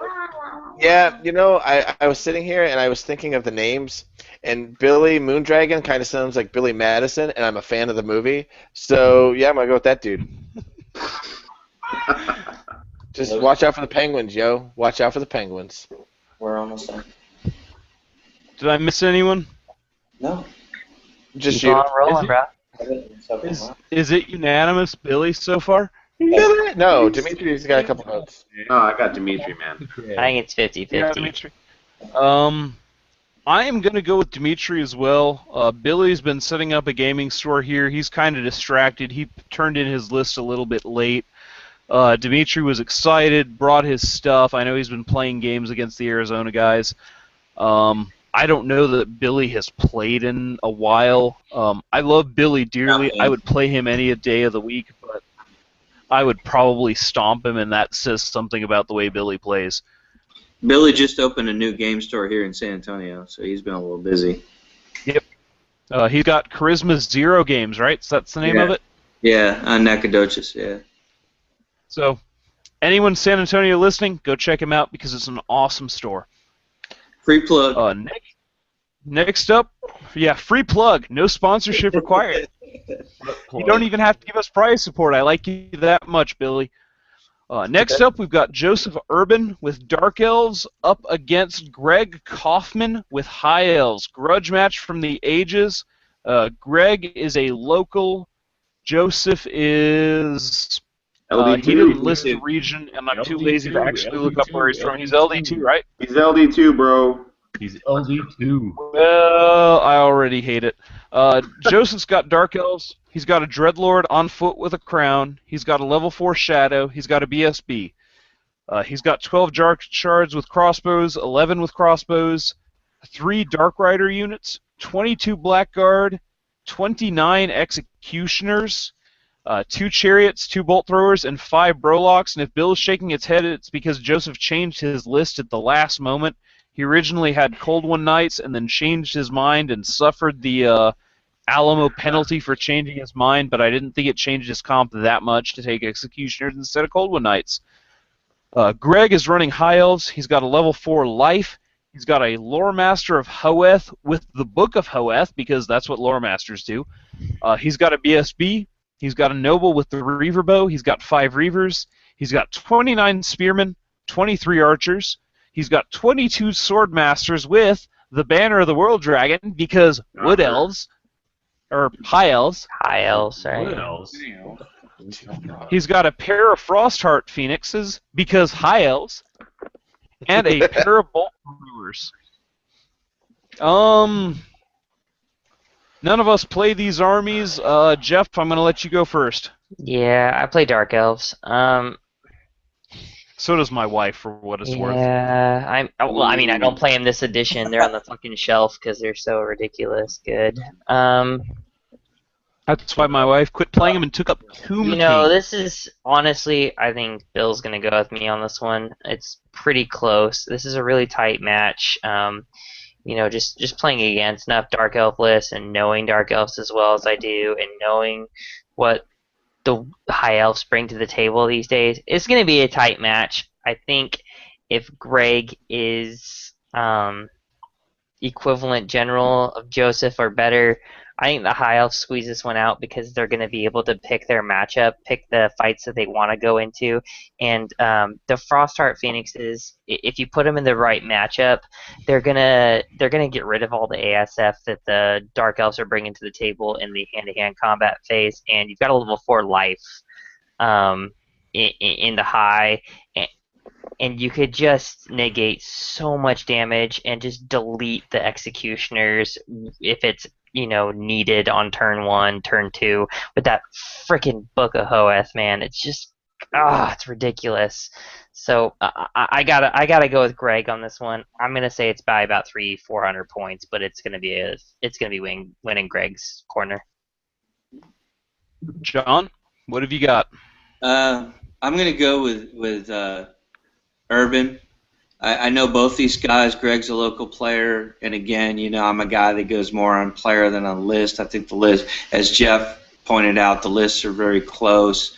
I think that Greg Kaufman is a local guy. He just doesn't have the tournament experience. I think Urban has way more tournament experience. He's seen more things. He knows what to do, and I think that that's going to give him the edge, and Urban's going to win it. Randy?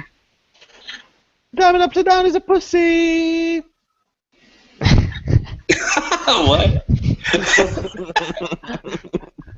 All of us said. I'm going with the Dark Elves because diamond up to down is a pussy. Okay. Bill?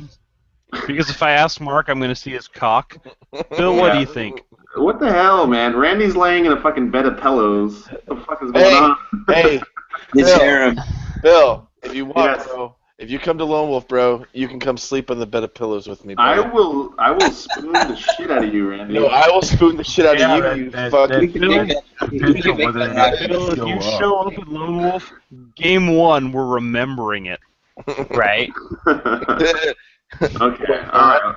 All Let's your get the shit on track, man. I'm gonna go, Joe's. I don't know. I agree with Jeff. This is a tight fucking matchup right here. Yeah. But I know Joseph. He's a good player. He plays with Hingel. You know, he's an LD2 guy, so he's getting the fucking top-notch schooling.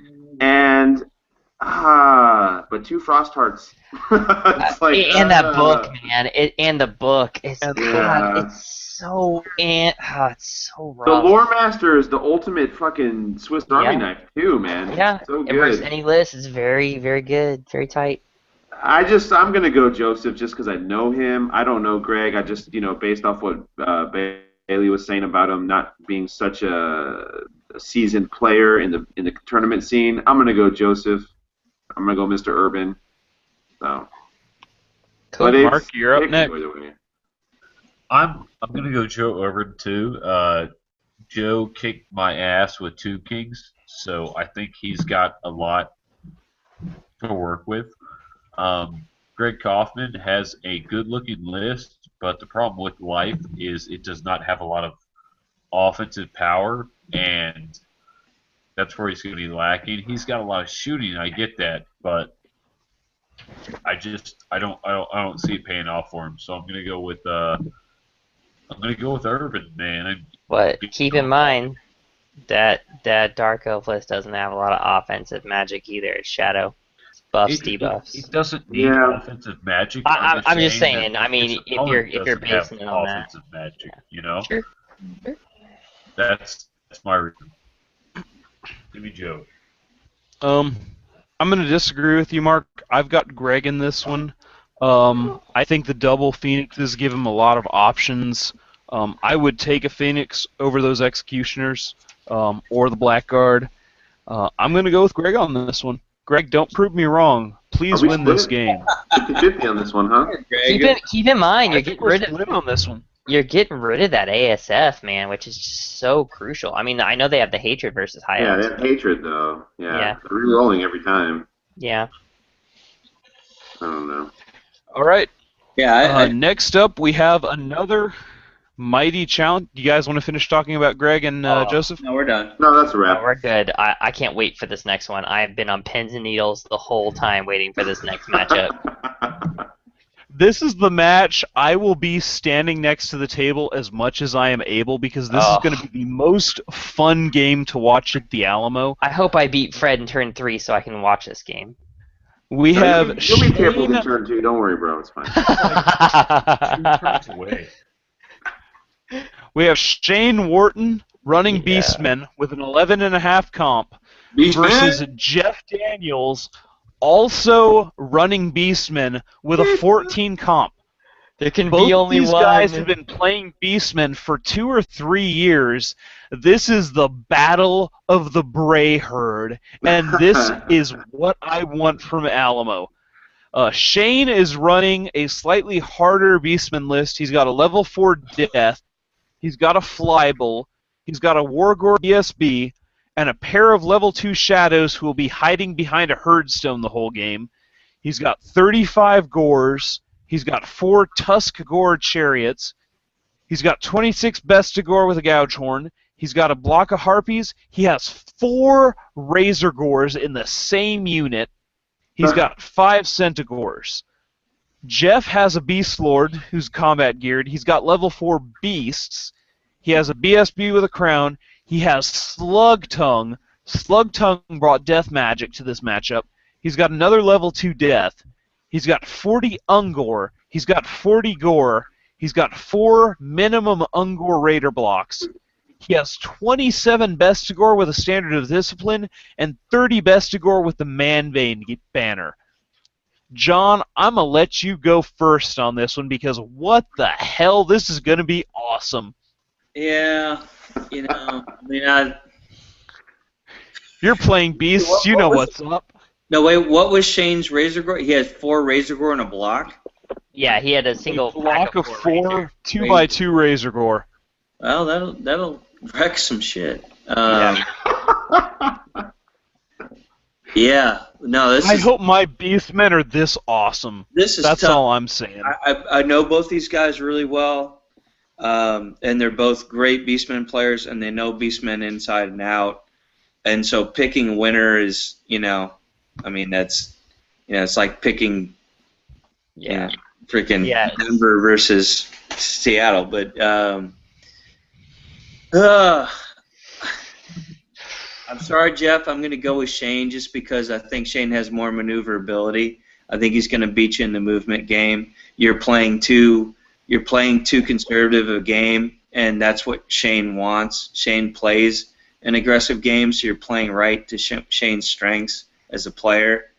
It's going to be close, but I think Shane's going to squeak it out.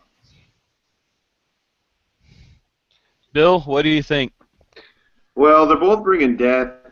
Death is good against Beast. The Slug Tongue, but then no Herdstone, man. I gotta go with Shane for the Herdstone. I think the Herdstone is just gonna give him that little bit of an edge that he needs in this beast on beast action. But if I can addendum there, I mean, if Yeah, obviously, if Jeff goes crazy with Slug Tongue, Yeah.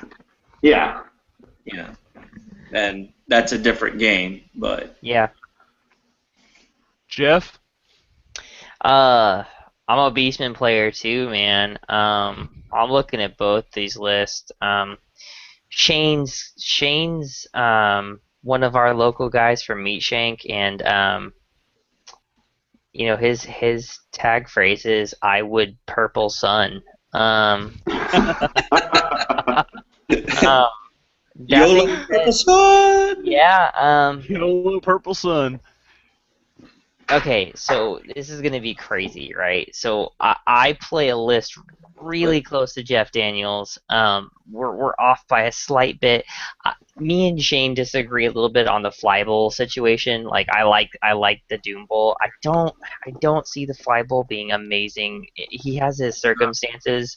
I think he's gonna forfeit a lot of points on it because Jeff's gonna have what he needs to deal with the fly bowl.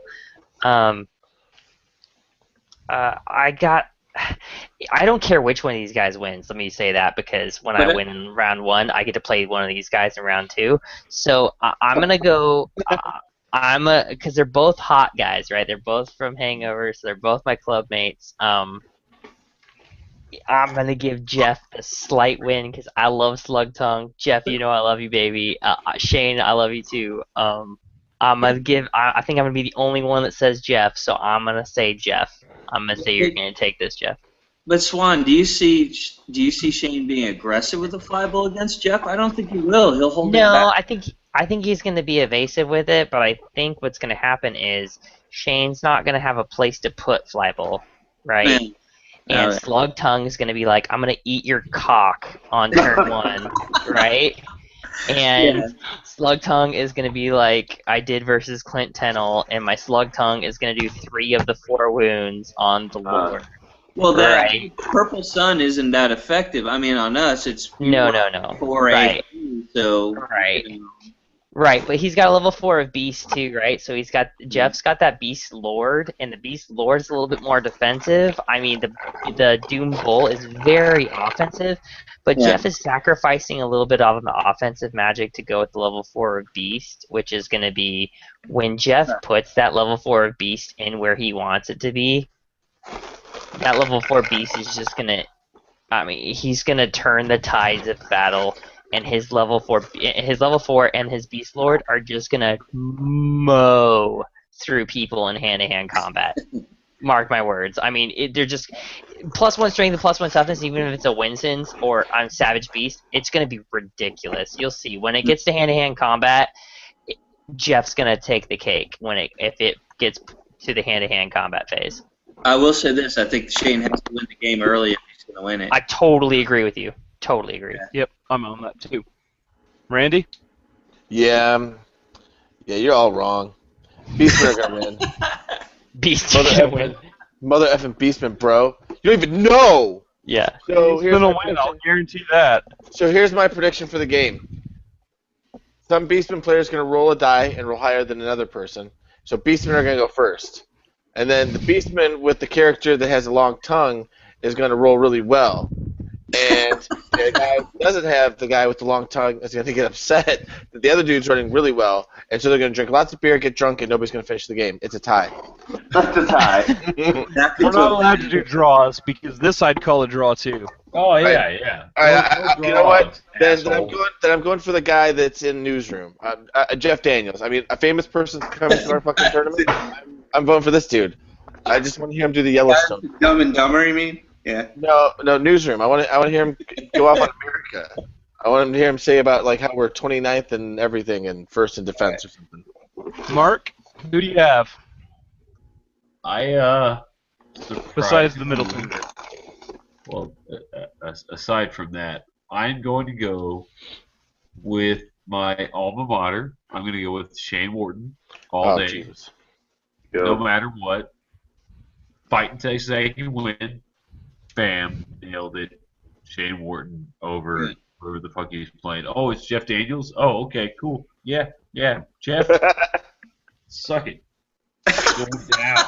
Going down. All right, what about you, bro? I'm gonna call this one. I've played both of these. I've played both of these in the past couple of years. Shane matched me drink for drink and beat me while playing one-handed while holding a drinking horn. Jeff passed out while playing me and got his ass tabled even when Brandon stepped in to try and salvage it. Which I'm is going funny Shane on because this one. Shane says that he's a fucking lightweight and you could not drink him. It was Sunday morning. We were both sneaking beer in. Okay, because it's Jesus' fault. All right. Whoa! Point of order. Point of order. Whoa. Jeff Daniels is the only player to ever pass out at the table at Alamo. Without throwing up. My turn to Without with Jeff throwing up. Daniels went as follows. Point of order. Point Magic of order. phase. All right, so who we got next on the docket, Your Honor? Bill, did you Next ring in up- on that one? I did. I said Okay. Shane, man. The Okay. Hearthstone is going to give him the edge. Making sure. Next up, we have another intriguing matchup. We have Greg Harris, who's running his Lizardmen at a comp 7.5, versus Kyle Valdez, who's running Warriors. Greg has been running Lizardmen pretty much since the dawn of time. I don't know Kyle that well. Both of them have a comp He's in your 7.5. fucking group. He's in your Right? group. How do you not know Kyle? I don't show up to local events. That's bag. where I He's am. not local. He's Houston. East Houston, yeah. We're That's fucking not local hot. at all. It's What not the a fuck are local you talking thing. about, You fucking local? show up. He's hot. It's like he's in Texas. I mean, he's in the same country as you. It's a but- big friggin' state, man. Yeah, we're big. All right, go ahead, Ryan. We got to keep rolling, so go ahead. Greg's got a Salon ESB with life magic. He's not that tooled out. He's got an Old Blood with a crown. He's got Teto Echo because, half the Lizardmen players brought him. He's got a Scarvet Cowboy. He's got 35 Swords. He's got 17 Skinks with a pair of Crocs. He's got 10 Skinks. He's got 35 Temple Guard because, Saurus, Slon. He's got 6 Chameleons. He's got a Salamander. He's got a Pterodon drop. Kyle has a flying level 4 Demon Prince of Nurgle with Death Magic. Golly. He's got a level 2 Slaneshi Sorcerer on a Demon Mount who's got Slanesh. He's got the Unkillable Tzeentch BSB. He's got a Nurgle Chariot. He's got a pair of Hound units. He's got 20 Nurgle Warriors with Halberds. He's got a Flaming Regenerating Chimera. He's got a pair of Gorbeasts. And he's got 3 Skull Crushers. How did that get a 7.5? Right. Yeah, That's a nasty list. Because I exactly. ran something similar and sucked horribly. Well, you can't judge the comp by what I you love see. you, Kyle, but that's a for the. Billy, you were Judge. I'll let you talk first. Well, I mean, the flying level 4 DP of Death, it's pretty fucking awesome. Yeah. I mean, It Death is, sort of rocks a lot. yeah, Death is like the bane of Lizardmen. I mean, this guy's just Yeah, gonna fly up, Purple Sun the shit out of this army. So I don't see a way that the Warrior army loses in this game. I go with Kyle Valdez. Yeah. Mark? Kyle Valdez is an Aggie, so I'm going with Kyle over the Georgia Tech graduate Greg Harris all fucking day. So Mark's Give me Kyle degenerated. Valdez. He's picking Aggies now. Okay. Damn right I am. Bill, I'm just throwing Aggies this out. would be You fucking gave him 4-0 the by the end of softest the comp score out there. What'd I give him? You gave him a 2. Yeah, Oh, you know suck. what? You know suck what? dick. Hold on, because he's Oh, got. now we gotta hold on. No, everybody stop. Everybody, wait a minute. Hold up. Wait a minute. Go ahead. He doesn't have the unkillable Tzeentch guy. Oh yeah, he does. The BS. Yeah, he does. How does How is this guy a comp judge? Why don't we let West Coast be a comp judge? God, it's like he's No, dodging wait a fucking minute, challenges wait a minute, all, wait a minute. all fucking week. He doesn't have skull. Oh wait, yeah, he does. No, he has that too. Did you actually Stop, read the Bill. list, or did you just look at Kyle Valdez and go back to work and just go 7.5? Go. I said Kyle Valdez. He's an But he's an Aggie. Aggie, though. He's an Aggie, bro. He's an He's Aggie. an Aggie. He's an Aggie. Give him a fucking love. Everybody knows Aggies are fucking soft as shit, so might as well give him a 2. He didn't have the. Did On he the have night of Jeff, you take over. All right. Okay. So I know how he got a comp 7.5. He only took 3 Skull Crushers, not 4. So I mean, That was obviously, it. Yeah, that was it. obviously. Exactly. Obviously. he's taking a concession there. So my 4 Blood Crushers that I took, because Demon Blood Crushers are as good as Skull Crushers, right? Yeah. Totally. That Chaos Armor doesn't mean anything. Doesn't mean a goddamn thing. I don't It's even know why. useless, really. I don't even know why you're asking me. Kyle wins this. Greg's a great player. He knows what he's talking about, but Kyle's got this by 600 points. Until Greg starts bitching about his dice rolls. Yeah, I mean that's pretty normal. So I mean that's a given. So No. Sean? yeah. Greg's been playing Lizardmen for a long, long time. Maybe he has some ideas about what he's going to do, but I don't know what they are. Kyle's Randy? Yeah. I'm just going with Kyle too because I have nothing to add to, other than the fact that maybe he got a 7.5. I mean, does he have a Demon Prince Nurgle with death? Yes, he level- does. Yeah, he does. Come on, level Okay, 4. I didn't think Fine. he had that. Let me just go ahead and prerequisite this with Kyle. How did you get a 7.5? Well, he is a goddamn fucking principal, so you can't post shit to his Facebook without he get just fucking deleted. You just get guilted into it. Whatever you did, Kyle, just wipe your whatever you did, Kyle. Just wipe your chin off, bro. Bring some Listerine and fight on at the Alamo, bro. Man, it's rough. No, you know what, guys? say that I raped a child, man. You just gotta stop that. Delete. I'm going to disagree with every single one of you. You're insane. You're a fucking idiot. Greg Harris has been playing Lizardman for a long time. Kyle's been playing for, what, a year? Greg knows what he's doing. Kyle's got a great list. You know what? I've brought that list to tournaments. I know what the fuck I'm doing, and I still sucked with it. I'm going Greg Harris on this one. You don't know what you're doing. You don't know what That's you're where I doing. am. Here's what the fuck you're doing. You know, that's as bad as me picking Bailey to win. All right. Quick shout out to Greg. Oh. No, but a quick shout out to Greg. No one has attended more Alamo events than Greg Harris. Well, Yeah, I every picked single Greg 40K to kick my and ass at fucking Bayou, and he didn't. So, always Greg. Greg will kick your ass if his dice don't roll. Not Bailey. Fucking Think about it Greg. the whole time. Oh my God! You All right, guys. Piss Mark off. last one. All right, We're let's down hit to it. the last match. And I Last know one. Andrew Heinrich has been watching for like an hour and a half trying to figure out who he's playing against. Hey, Andrew, here it comes. Hey, you guys. You know what I'm about to do? You know what I'm about to do, you guys? It's really fucked up, but I'm about to do a Sopranos fade to black right now. Right. On the Infinite Hill table is Oh, hold on. It's fucking On it's table time, last, right? table 38, we have Andrew Heinrich running his dwarves, better known as Montague to the internet community. Boo. Again, the mighty, the powerful, the over-the-top Jordy Murray, who's playing the Black Orc Bach.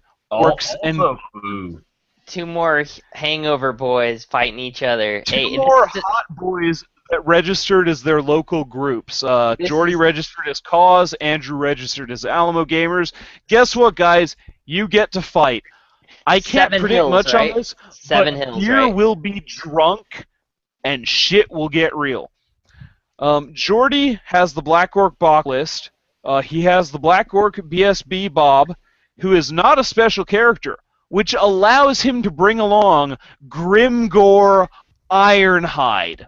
Boom in the He's butt. got a level 4 Orc Shaman. He's got 29 Black Orcs. He's got 28 Black Orcs, because he has 2 Black Orc characters.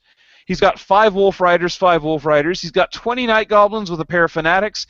He's got 4 Spear Chukkas.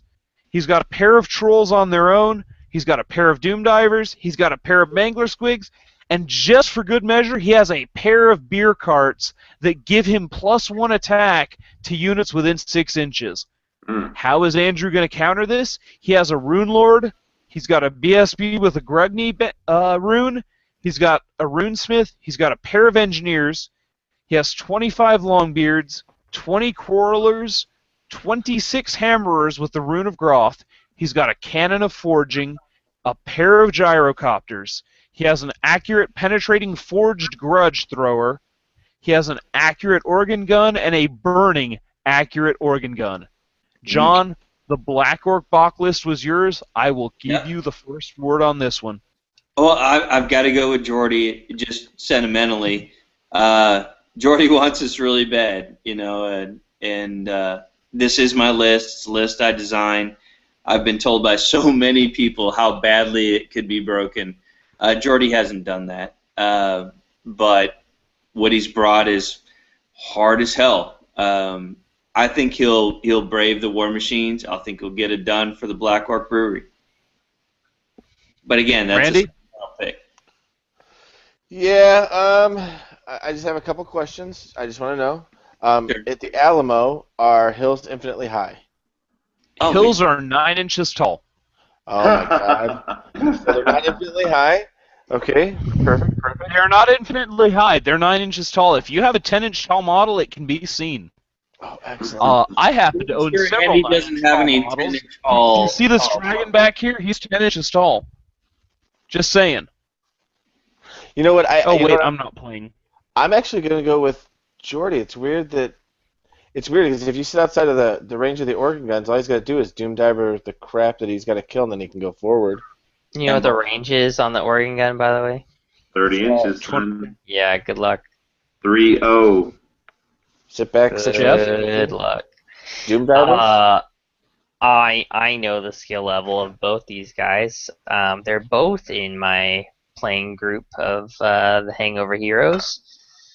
If I had to go on like a pure John type of call here off of the generalship, I got to go with Andrew. I know both the lists. I know Andrew has the capability to do, unless Jordy just sits at 30 inches the entire game and never engages or does anything, and it's a War Machine fight, sure, Jordy has a chance. But Andrew has the capability to stop up anything he doesn't want to fight, and has the capability to take down anything he doesn't want to see in hand-to-hand. I'm going to go with Andrew by this one, 400 or 500 points or so. I think Andrew's got this one in the bag. Nothing against Jordy, but he'll probably wake up drunk under the table for game 1. That's always a possibility. Yeah. For me, I don't know either one of these guys. They both seem like cool cats, but I think They that are the both dwarf- cool cats. Yeah, they're All both right. really super chill guys. Excellent. I love it. I like this dwarf list, but Bailey, I love the whole Black Orc Bach thing. I got to go with Jordy just because I love that Black Orc Bach list. I love that whole concept. That's amazing that you guys did that. So I'm going to go Jordy on this one. Yeah, that's where I'm at. Mark, what do you think? I think in the dice and numbers realm, Jory loses this game.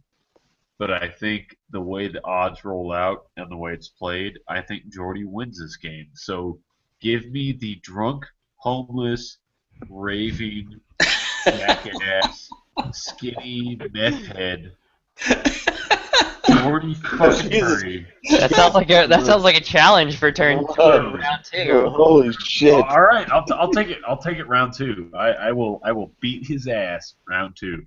Jesus Christ. Win or lose, you just match me up against Jordy. I'll just. I'm going to disagree with a lot of you. I'm going with Andrew on this one. Andrew's been playing Dwarves a long time. Andrew's married to my wife's former roommate from college. He knows what he's doing. He trolls really well. I don't think there are more than 1 or 2 hills on the table. And the most important aspect of this, Jordy starts this game sober. And will probably What? remain sober. Nobody has made that argument. I can guarantee he will not. No one has broached that situation. There's Nope. no way that happened. That's where I am. You don't talk me out of it. You know, I've got Andrew beating Jordy on this one. That said, I've played Jordy once, and he fucking kicked my ass, Black Orc Bach versus Orcs. So, Jordy's good, Andrew's good. I'm going with Andrew. Believe it or not, we have finally gotten through all of them. I want to ask one last question of everyone, and that is, who is your pick to win the Alamo?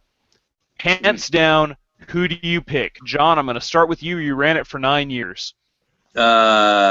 Jesus. That's a tough Nothing one. like putting you on the spot. Yeah. Mm. This will be the tiebreaker for our challenges. Oh gosh, now you're putting me on the spot. Everyone's on the spot. Think really hard. Yeah. Give me a sec. There's no need to think about it. Fred fucking Whitney. Done. Fred. Well, here's the thing. Fred beat Ed on table 4 2 years ago with Beastmen against Ed's shitty ass fucking Skaven list and still didn't win it. I think that was Fred. Fred. If Fred Whitney doesn't win it, it's going to be Josh Bad for the Hobby Stewart. That's who I'm going to go with then. Fred or Josh. That's a good bet too. No, I'm going to go with a guy who wants it really bad, who needs it to get on the South Masters team. Julian. Frenchman Julian Lassaume. Ah, there you go. Nice. Weak. I mock you for that choice, though, Julian. You're probably going to do for really the well. first ever repeat, by the way. By the way, I don't think the Alamo has ever had someone win it twice. No. I'm just throwing that out there. I'm We have picking 9 French guy different winners for the Alamo. Randy, what do you think? Are you kidding me, bro? Are you freaking asking me this question? It's back I'm to back, asking you baby. this question. I'm fucking Who wins the separating Alamo? bitches. I'm gonna whip out my shit on freaking Chris Hines and Skaven AZ, and I'm gonna freaking like this, and then I'm just gonna keep going, and then I'm gonna get some freaking Comp 1 list, and I'm gonna and victory is mine, bitches. Your paint score is not high enough, bud.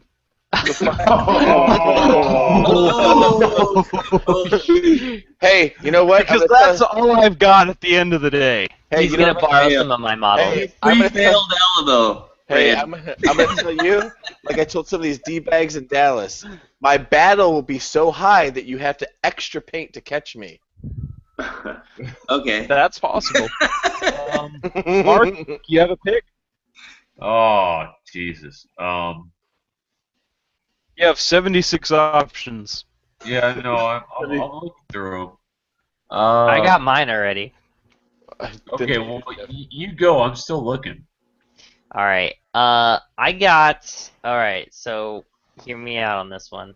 Oh, Jesus. I got Mark Cox to win this. Oh, Believe it or not. Fucking, you are more drunk than I am.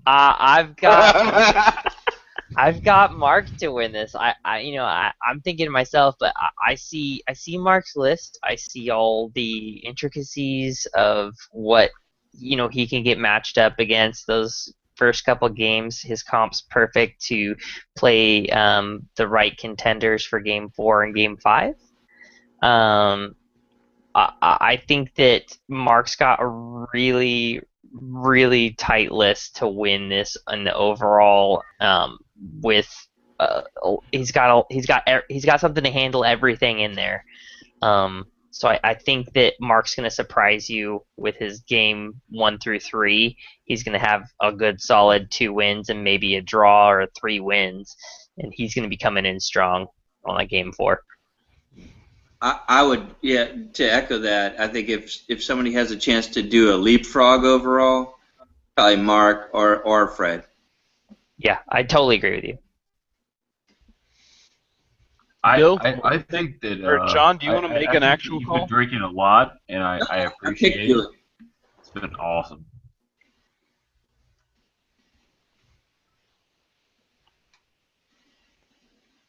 John, who do you think? No, I think Julian, but I was just echoing what Julian? Jeff said and saying that I think Mark has a good shot to do a leapfrog overall. Meh. What Mark, about who'd you, you pick Ryan? yet? Mark, who do you pick?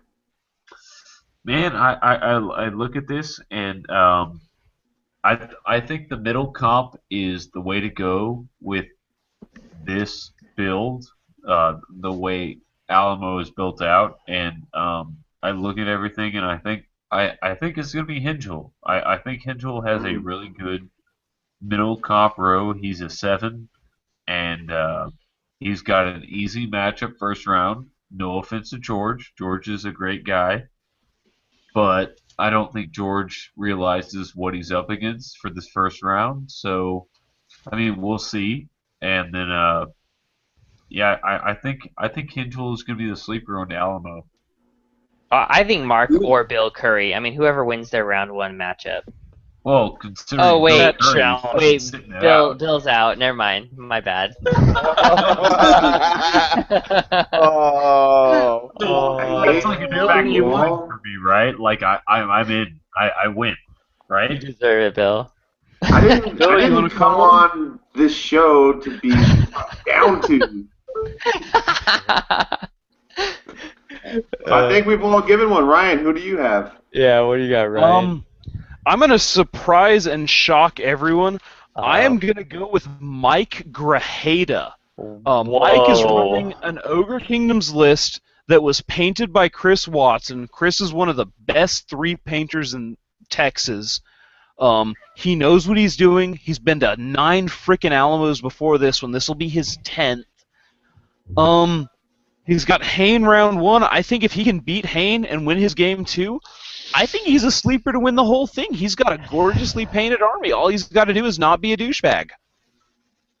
Yeah, but he's from Austin. He's from Austin, but, who am I going to pick else? Ed Phillips? He's already won it. Yeah, Hain? that's true. You need to, I have what? Hain losing game 1. Well, I do think this, if there ever was a year for a repeat, this is the year. There's a lot of guys that want it this year. And, You know what? Angel's a good pick for a repeat too. I mean, Angel's a good pick. If Justin Justin Balsack Malusik was would be a good bringing pick. threats, yeah, totally. All of you playing the game 1 challenge, go ahead and do your tiebreaker on who wins overall. Just in case you all suddenly end up with the same number of wins. Who do you think wins overall at the Alamo this year? That'll be our tiebreaker. I'm changing my overall. To me, Bailey, right? Bailey, it's you, bro. I can feel it. all right, I accept that. I Tom accept 17. nomination. Dude, if you fail me, dude, you have to buy me beer all weekend. Okay. Oh, What, he has what do I get if I win? Mark has Besides, to give you a hand job. all right, that'll work. That works. Touchdown! Yeah, I'm changing my vote. All the to tables, we have finally gone through all 38 tables, and we've my all God. picked an overall. Yep, Bill, And- did you pick an overall? Or did you puss out on it and make Yeah, me No. he did, Fred. Fred fucking Says Whitney. But he's Boom. You picked already Fred wrong Whitney? because he's gonna lose Yes. game 1. Yeah. He's gonna lose game. Oh shit! Hey, And it's gonna. Fred Whitney. But Fred already got my best game vote, so I mean that's he's told you. Here's Really? what You will already affect gave me- my game vote for Fred Whitney. Did he get shit faced Friday night on the bus? Yeah, right. Oh yeah. Oh yeah. We're gonna do a beer bit on game 1. I'm telling you. So No, on game 1, game 2, game 3. That's how the game works. game 7. what? Oh, you're driving around 35. All right, Oh. dude. Well, thanks for jumping on, Bill. I mean, I appreciate you coming on off of work, dude, and fucking hanging out, man. For sure, No, bro. This has been awesome. Thanks, guys. I love you all, but I also hate you for fucking talking shit to me. Shut up, for- you're fucking fucking Hey, listening. Hey, Bill, you Bill, can pissing on Bill, you. it's good to see you again. Come out to Texas because I want to kick your ass again. Oh wait, Yeah. you beat me last Lone Wolf. Lone Wolf. Lone Come You to gotta- Lone Wolf, bud. If you come to Okay. Lone Wolf, I am challenging your ass right now, right here. You have an easy game 1 win against me. I don't know how easy that's going to be, man. I don't even remember what happened in our last game. Well, You beat Ryan, me. You don't have Ryan, to. That's the Ryan best just part rolled about it. over, man. I just remember a $20 bill being like a bounty on my demon prince. Somebody put a 20 that you could kill my demon prince. I don't remember what happened though. And Nice. I Did couldn't you because put I it on had the no pig? lord choices in a VC list, and that's not how you win with vampires. Bill, do you guys have a date for West Coast? We don't have a date yet, but it's usually in like April. We're gonna try to spread it out though a little bit this year because there's a San Diego tournament that we kind of backed up onto. Really? So- You don't have a fucking date yet? There's a. Pick I mean, a I've been, date, dude. I've already got God, tickets you're to go to fucking Paul's killing talk me. in May. Jesus Christ! I told you April. I'm horrible. I'm 6 horrible. months What? away. Well, you I've been it's still going to be in the same venue. Shit. Yeah, it's I've gonna been be at the emailing Elks Lodge Fred, again, so, dude. Yeah, I'm talk to trying to Fred, get- man. I'm trying to get all these Texas fools to come out with me because we got free rooms to stay at back there in Cali. So. Yeah. Oh. No, for Who real. pitched this shit to you, fucking cocksucker? Whatever, dude. You said you were only gonna go to Quake. Fucking backtrack. All right, guys. First Well, I'm time I out. went to Thanks Quake, so they much. changed Hey, the Bill. rules. Thanks, I have Josh. to go, dog. Not. See you guys later. Later, Yeah. Bill. Have fun at the Everyone, Alamo. thanks for hanging out for like 4 hours. Right? All right, keep me updated. At the 5 Alamo. hours, I guess we're at now. Fred will Yeah. let you know that he lost game one. Yeah. Good luck, bro. Good luck.